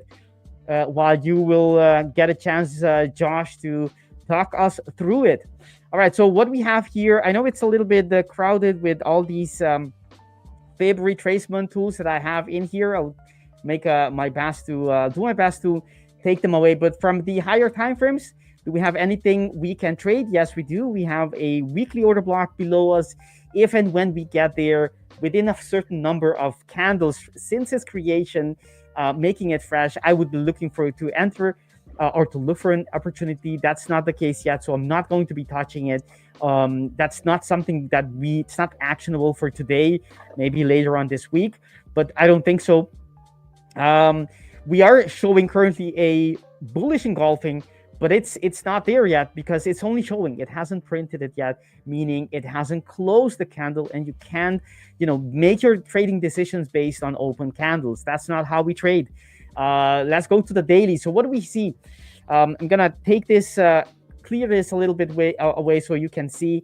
What we have is, of course, we have that level still that weekly level. Let's go back to the weekly, that broken structure, broken previous high. What I'm talking about is this. That level has been in play for some time, and it's not a coincidence. It's a weekly relevant, significant level, right? We did break out of it. We couldn't hold it initially, but now we regained it again. And you see, last week we retested it with that big wick. We don't know in advance, right? We don't know the future, but that could be as low as it's going to get, because it's already by the close above that level. By reclaiming it, the market show us its intention, and that wick down is retesting it, confirming, cementing that intention. It has to go much higher. So that's how I read the market on the daily time frames. Let's look at what we have. So we have a let's check. We have one order block we created fresh. We have a couple of them actually. We have been creating. This is the fourth, right? 1, 2, 3, 4 order block. That's what I meant with EU telling us very clearly that the upper hand, the buyers have it. It's likely to continue on this path, even if it doesn't do it right away. It's more likely to the buys to the upside. It makes it more probable that your longs are going to be running longer, and your shorts are not only you need to be very conservative with your trades, as I did. I caught the trade before reaching TP, but also the probabilities of simply knowing which side has the upper hand is a great advantage. So we do have this order block here, and that is why I'm holding this trade potentially for a higher TP, which is this one. It is based on based on the ATR. I would be holding this for about 200 pips for the portion that I keep open, because at the end of the day, I'll likely be a closing portion of that trade that I just showed you guys. And 200 trades, which is just over that high, that previous high. I do think we will eventually have. It's too early to say anything, but I do think it's quite possible we break this high and make keep on continuing, have follow through after that. But I don't want to be in the trade if my. Let me mark this better. Let me mark this for you guys. We have 3 minutes to the open. It is from here 200, right? Roughly. So it's a little bit. How is that? 85, and my current daily TP is only 20 pips below that. I prefer. We always talk about this when you're putting your TP, when you're thinking about TP placement, you want to be taking it in front of any significant reason for it to reverse. And this high, eventually, I think, looking at market structure from where we came from, eventually we have a good chance of breaking and continuing. But what I do not know is, and nobody knows this, is what happens in between. Can we maybe have a double top and come back? Yes, we can. And we want to be out of that trade before that happens. So that's why on the daily time frame I have my TP right there. On but the reason that I'm actually able to target that daily something relevant on the daily time frame, it's because my trade was within a fresh order block on that same time frame, the daily. So let's go to the H4. Yesterday I indicated, if you want to see more of that, how I broke that down, you can check our video from yesterday, how this was the area that I wanted to get in for that continuation of this whole impulsive move. And even though it didn't work out the first time, and that's something quite uncommon, right? We did come in, tapped into it, and I did find some entries. I told earlier, those stopped out, so I lost there. I lost 1 R. And we had here today we had a deeper pierced, and this one it did happen. We are currently looking for we did react to a 1 hour order block, which is this one.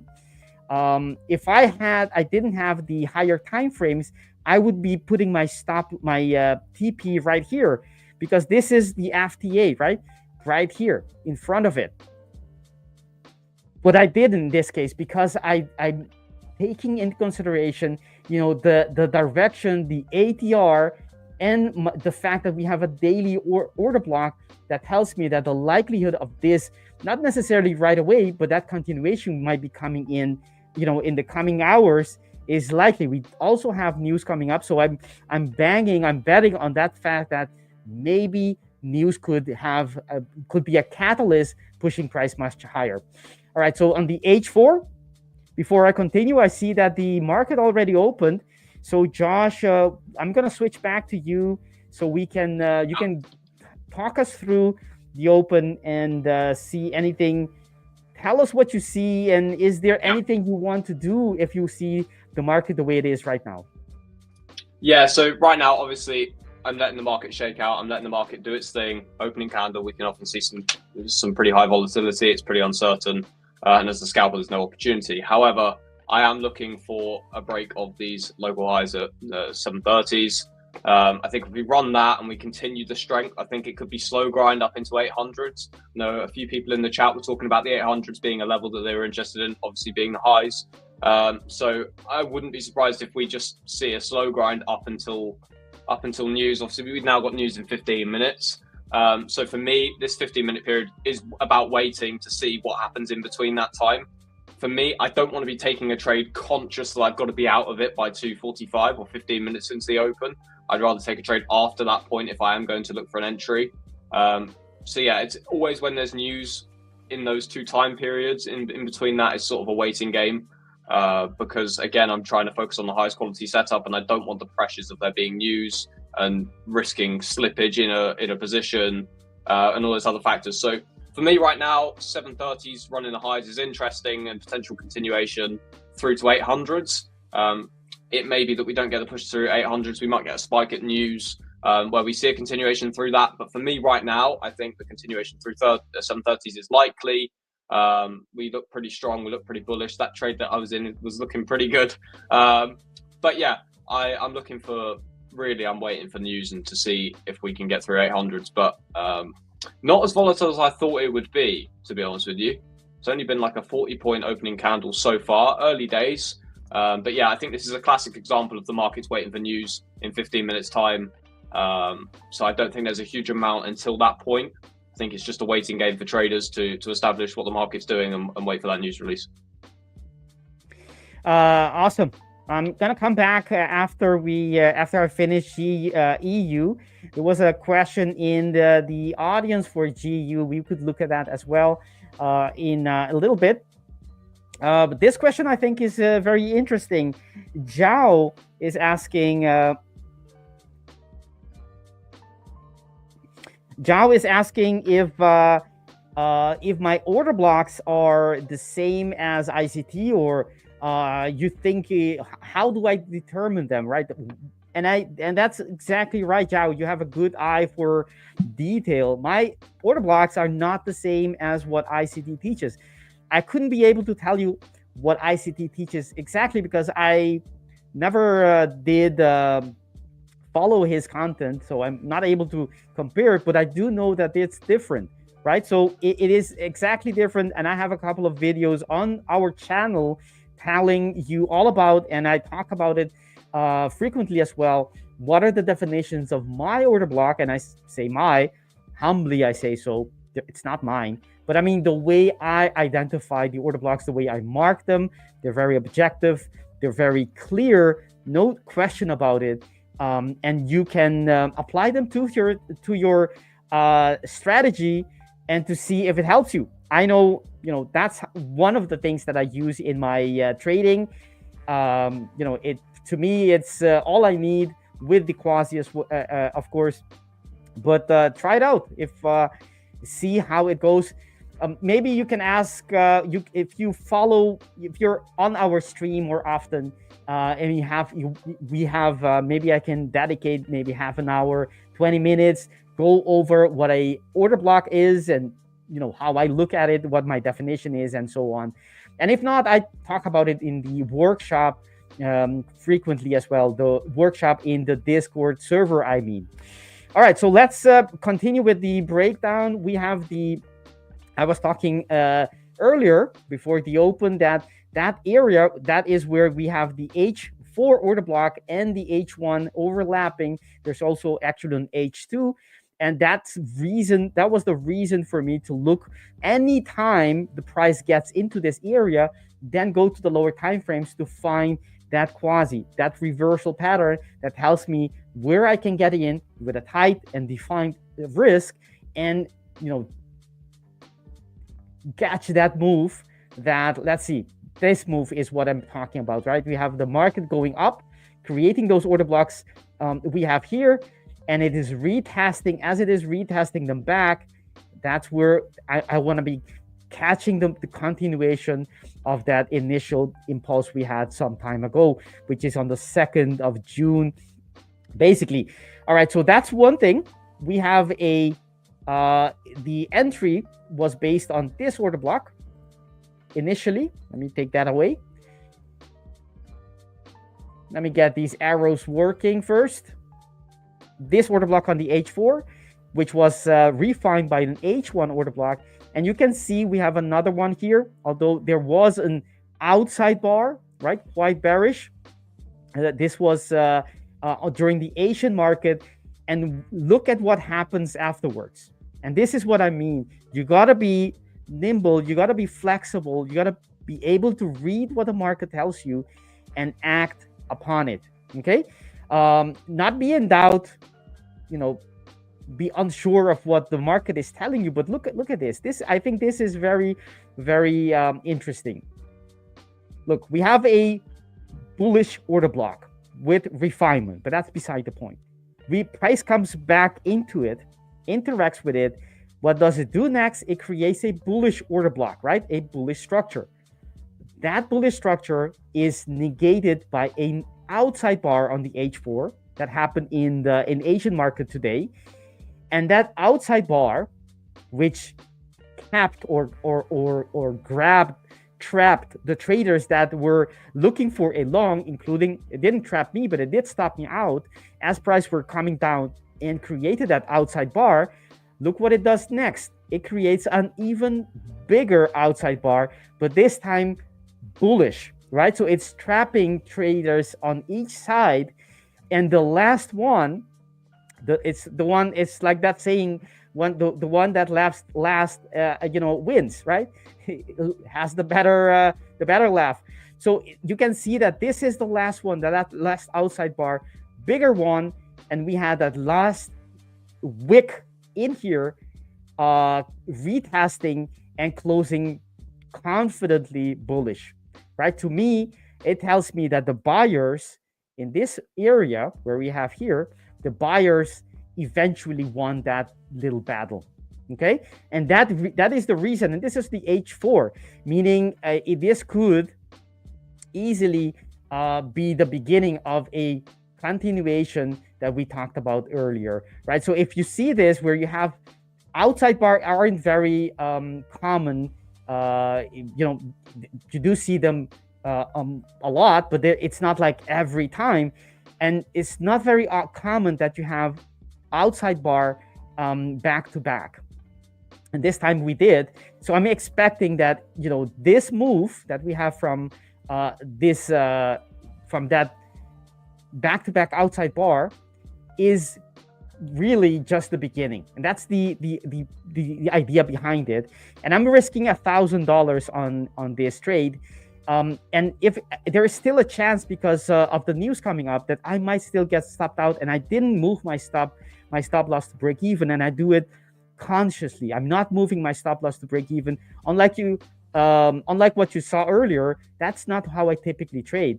Normally, I leave my stop loss almost all the time at where they are for the first day, right? It's after the first day I might bring them in.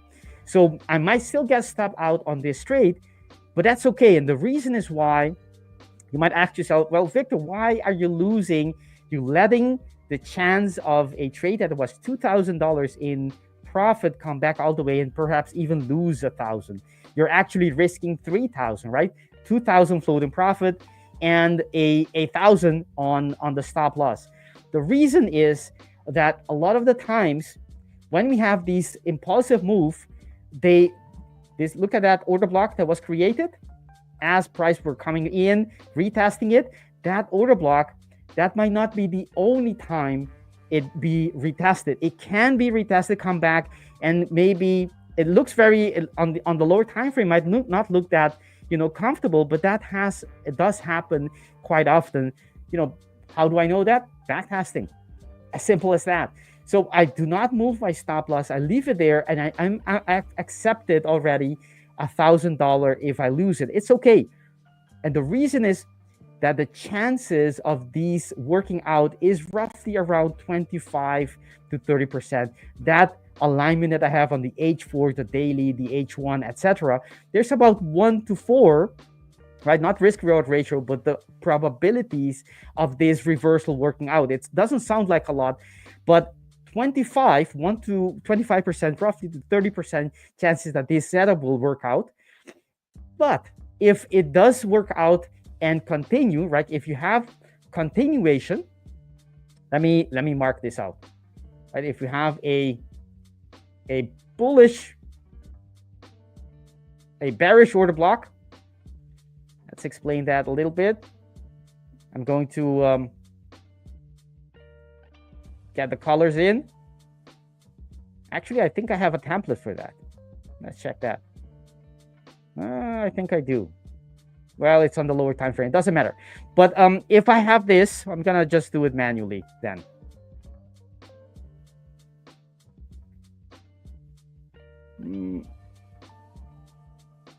There. All right. So if you have a bullish order block that was created, just like we have here,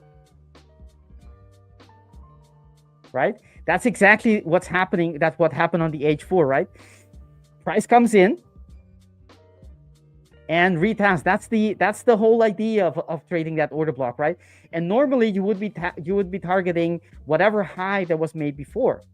But if you have a continuation, if this were to come down, retest that order block that was created, and let me get the other tool. Come down, do the retest, and actually take out this level, it's likely to continue to the next level. And in this case, the next level, we don't have any next level on the H2. The only thing that pops out is this level, right? Which I'm actually front running with my TP. So if that happens, my 1,000 risk will be something around 11,000 profit, right? So what I'm risking, the fact that I'm not bringing in my stop loss, is I accept the fact that I might lose this trade because I know there's a 25 to 30% chance of getting that 11,000, and I might be even able to extend that a little longer depending on how the momentum is and how the news is. We have NFP coming up, so there's a lot of things that can still happen. But I'm gonna be looking at this trade. But that's the mentality behind it, right? So it's if I've checked it on my backtesting, when I move my break even, too often price comes in, taps me out. You think it's safer, it taps me out, and then continues in the same direction that I originally wanted or was intending to catch. So I'm not gonna. Based on that, I know that I shouldn't do that. I should just leave it for the rest of the day and accept the risk. If it hits my TP, that's fine. But I'm looking for a much bigger profit, not 2,000 as I showed earlier, but 11,000. Actually, a little bit than 11,000. All right, so that's the trade. There's another chance if price comes back into this order block for us to trade, right? Let's see. We do have that order block. Look at that on the H1. So that becomes another new area. Obviously I don't want it to get there, but we have to accept that we have no control, obviously, on what the market does, right? If it comes back to that area, that's where I want to be getting in again, right? Even while I have my trades already, I'll be stacking them, and sometimes I can stack. It can get very exciting keep on pushing, putting more volume on.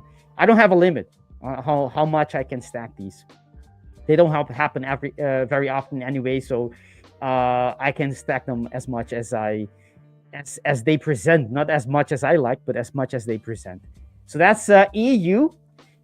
What do you have on your side, Josh, on NASDAQ? Is there anything interesting you want to be talking about? Well, news release just now, so I'm interested to see what we get from that. Not a huge amount yet.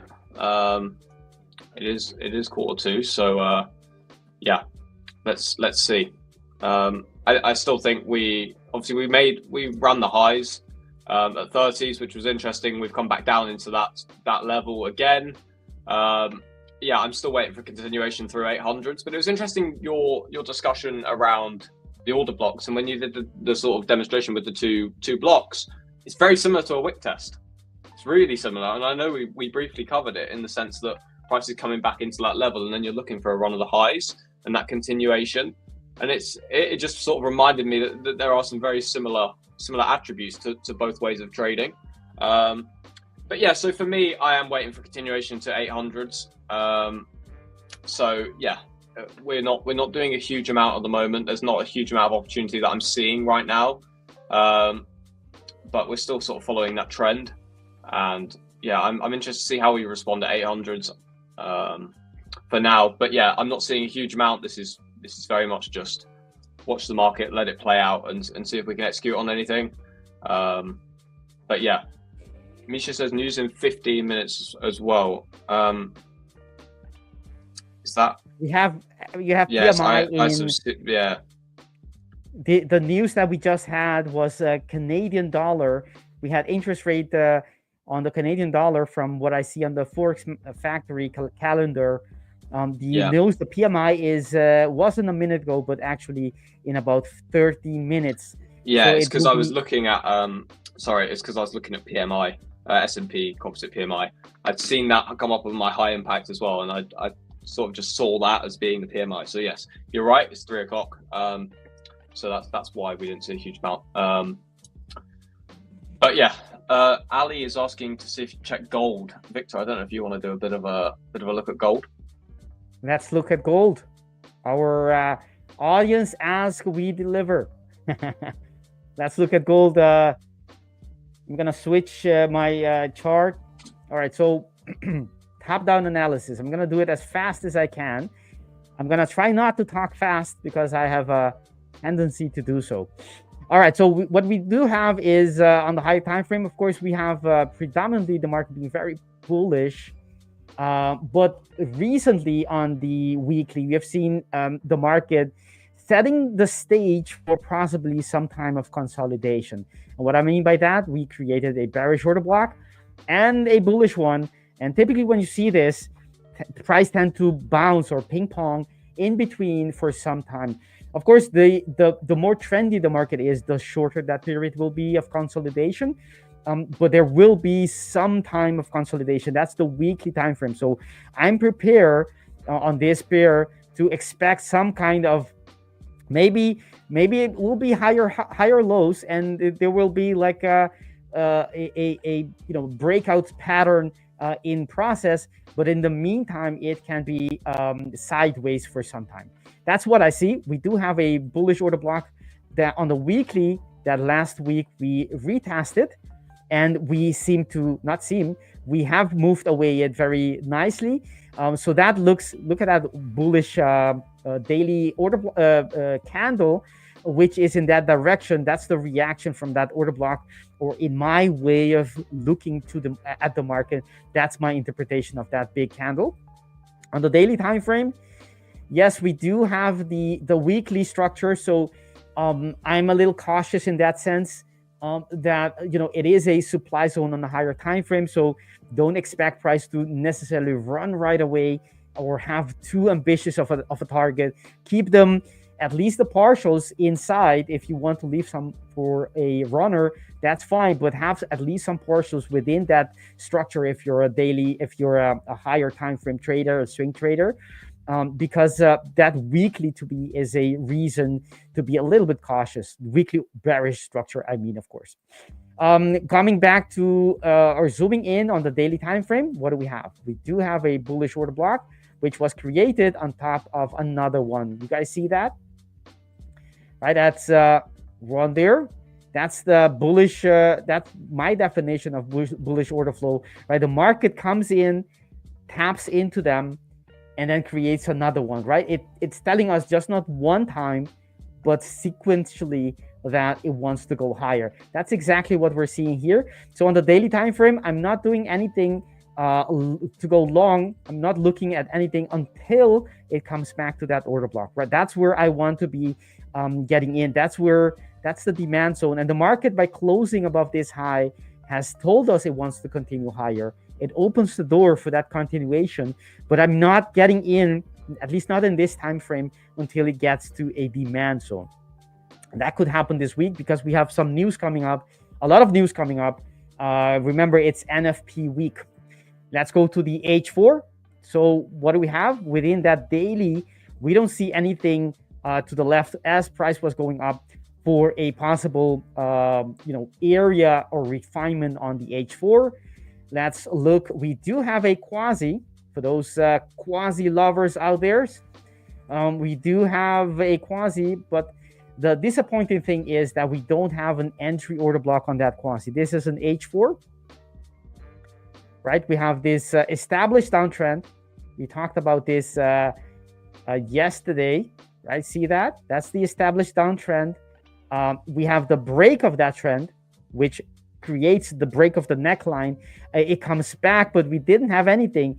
And to me, this thing can still come back and retest something within this structure. This is a completion of a quasi, but a quasi can have multiple right shoulders. Yes, that Quasimodo figure can be even more asymmetrical, having 3 shoulders, a left one and 2 right ones. That can happen in that sense, but I don't see anything to work with. Look at that. We don't have any structure here, not in this time frame to trade, nothing in this impulsive move, and from the head as well. So it's a little bit of a disappointment. We'll have to wait for price to get there. Even if it's going to get there, we don't know that, and then create perhaps some new structure. So there isn't anything I can tell you guys to look for the next, the rest of the week. What we do have, maybe we can look at, is the bearish order flow, right, on a smaller scale. That is that we're seeing here. And what do I mean by that? We have a bearish H4 order block. I mentioned this yesterday. It's something to take care of, to take into account. We have an H4. Actually, I'm gonna show you guys why I don't like the fact that there is that structure there, and the reason is the following. On a higher time frames, we did, if you consider this the high, and everyone will consider that the head of a possible quasi or a head and shoulder, my neckline is right here, and as you can see, it broke it. And in between, from this point to that head, we do have one structure which is based on here. That is the H8 order block, right? The whole thing is a very wide, but still valid H4 or H8 order entry order block on the quasi. And not too long ago, let's zoom that right in. Right, not too long ago, after we got into that structure, right, the order block on that entry, right, it's quite wide, right? So it's not very tradable, because you can define your risk quite well. So I wouldn't be taking this. It's too wide for me. But the fact is that it is present, and I don't like the fact that we have this strong reaction to it, which was an outside bar, not on an H4, which is already quite significant, but on an H8, meaning I expect price to have some bearish follow through after this candlestick combination. If that were to happen, it would be probably going into that order block. So looking for longs is not, in my opinion, not the right moment yet. Yes, the market is looking on the higher time frame to continue, maybe filling some spaces here from that consolidation area that we have created with the weekly order blocks on each side. However, you need to know where to enter, and that's based on the daily, and we don't have anything else on the other time frames. I mean, on the H4, which is the one next that I'm going to be looking for my intraday entry. So if anything, I'm looking for price to come back, and I would be looking for a sell here if it hasn't reached that daily yet. Remember, it's conditional. Only if it hasn't reached this daily demand zone below, I would be looking for a short here, very short, right? I mean, very tight and very conservative. That's what I mean by very short. But it will be a short into that area, because that's what I think could stop price, that H4 outside bar that was created. I think it could, that could be a very reasonable place for it to bounce off, or it needs to create some new structure. If it creates some new structures, then it's, the bet is off. I'm not going to be trading short from this area. But if once it reached the daily order block below, then I'm going to assume that it's going to go through it. Maybe not right away, but eventually. So you don't want to be taking shorts from there, right? That's very important to know the sequence of when to do what, right? So there's a possible short there, but only before we reach that demand zone.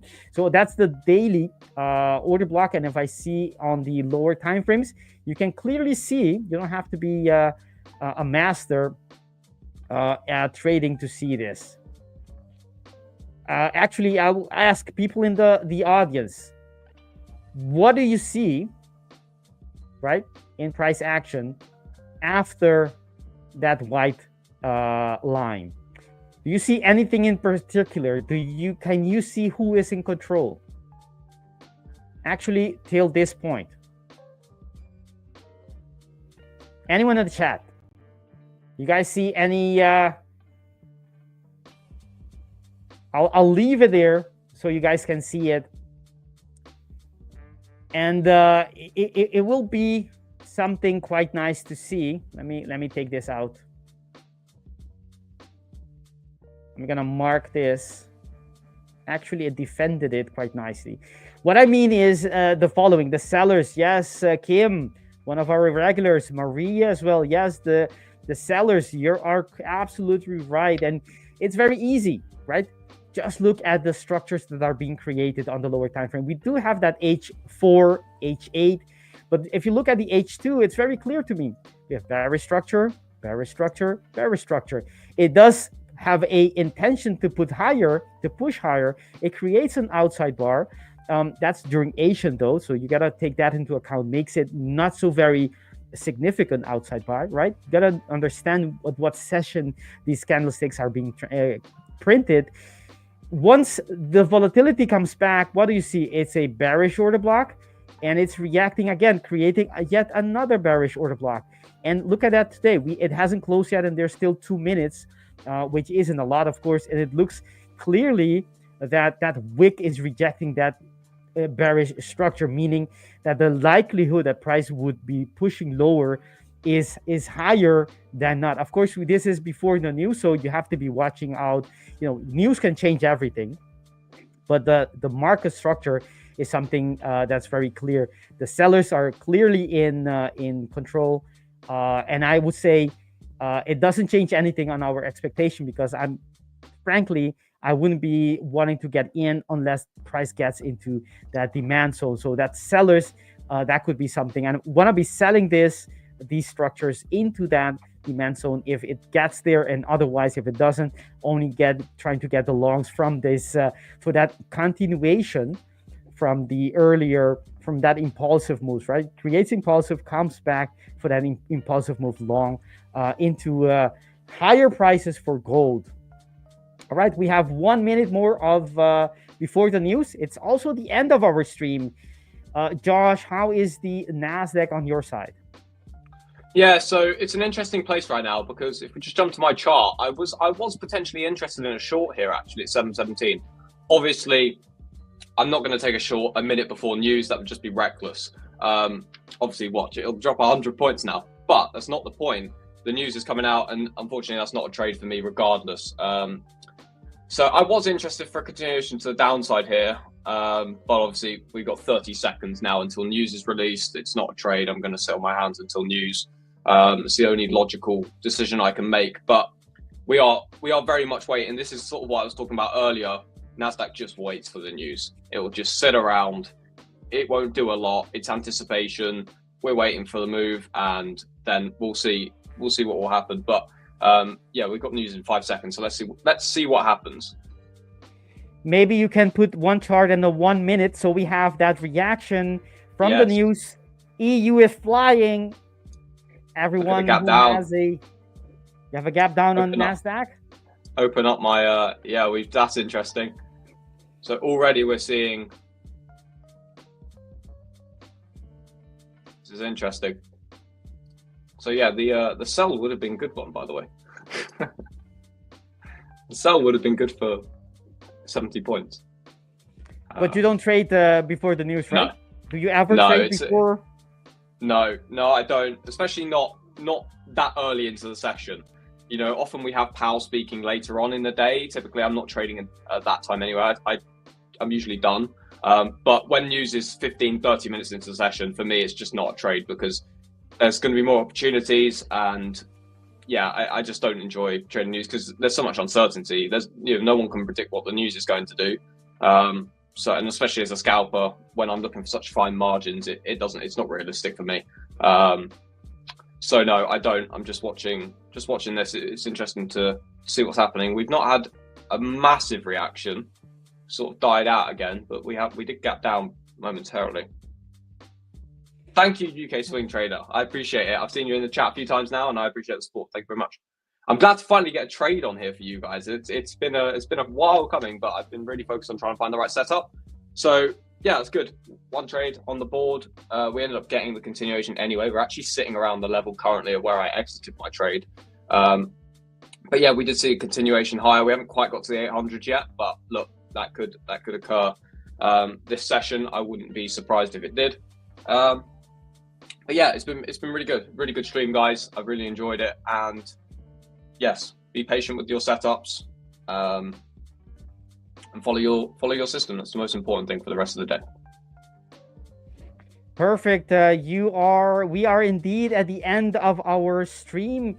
I would like to thank everyone who was very active in the chat. Those who were watching us from home, work, wherever you may have been. Thank you. We really appreciate it. Hit the like button. Subscribe to our channel if you want to see more content like this. If you want to see traders trade in front of you, real traders, hit the like button to make that happen. It's in your hands. You are able to do this. All right, we'd like to invite everyone for tomorrow. Tomorrow we'll be streaming again live, and I'm gonna have another session, coffee with traders. Get your coffee ready, but most of all, get your account ready so you can get on the Discord channel where I will be talking again about, that which we love. We're passionate about, which is trading, everything around it. Even sometimes we talk, holistically about trading. So not only about the charts, but, things outside of trading that are also important for you as a trader. So thank you all. And I hope to see you tomorrow again. Bye-bye. Hi guys, so thank you very much for watching the video. Now make sure you like and subscribe, and most of all, go into the YouTube and check our other content that we provide here at The 5ers. We'll see you in the next one.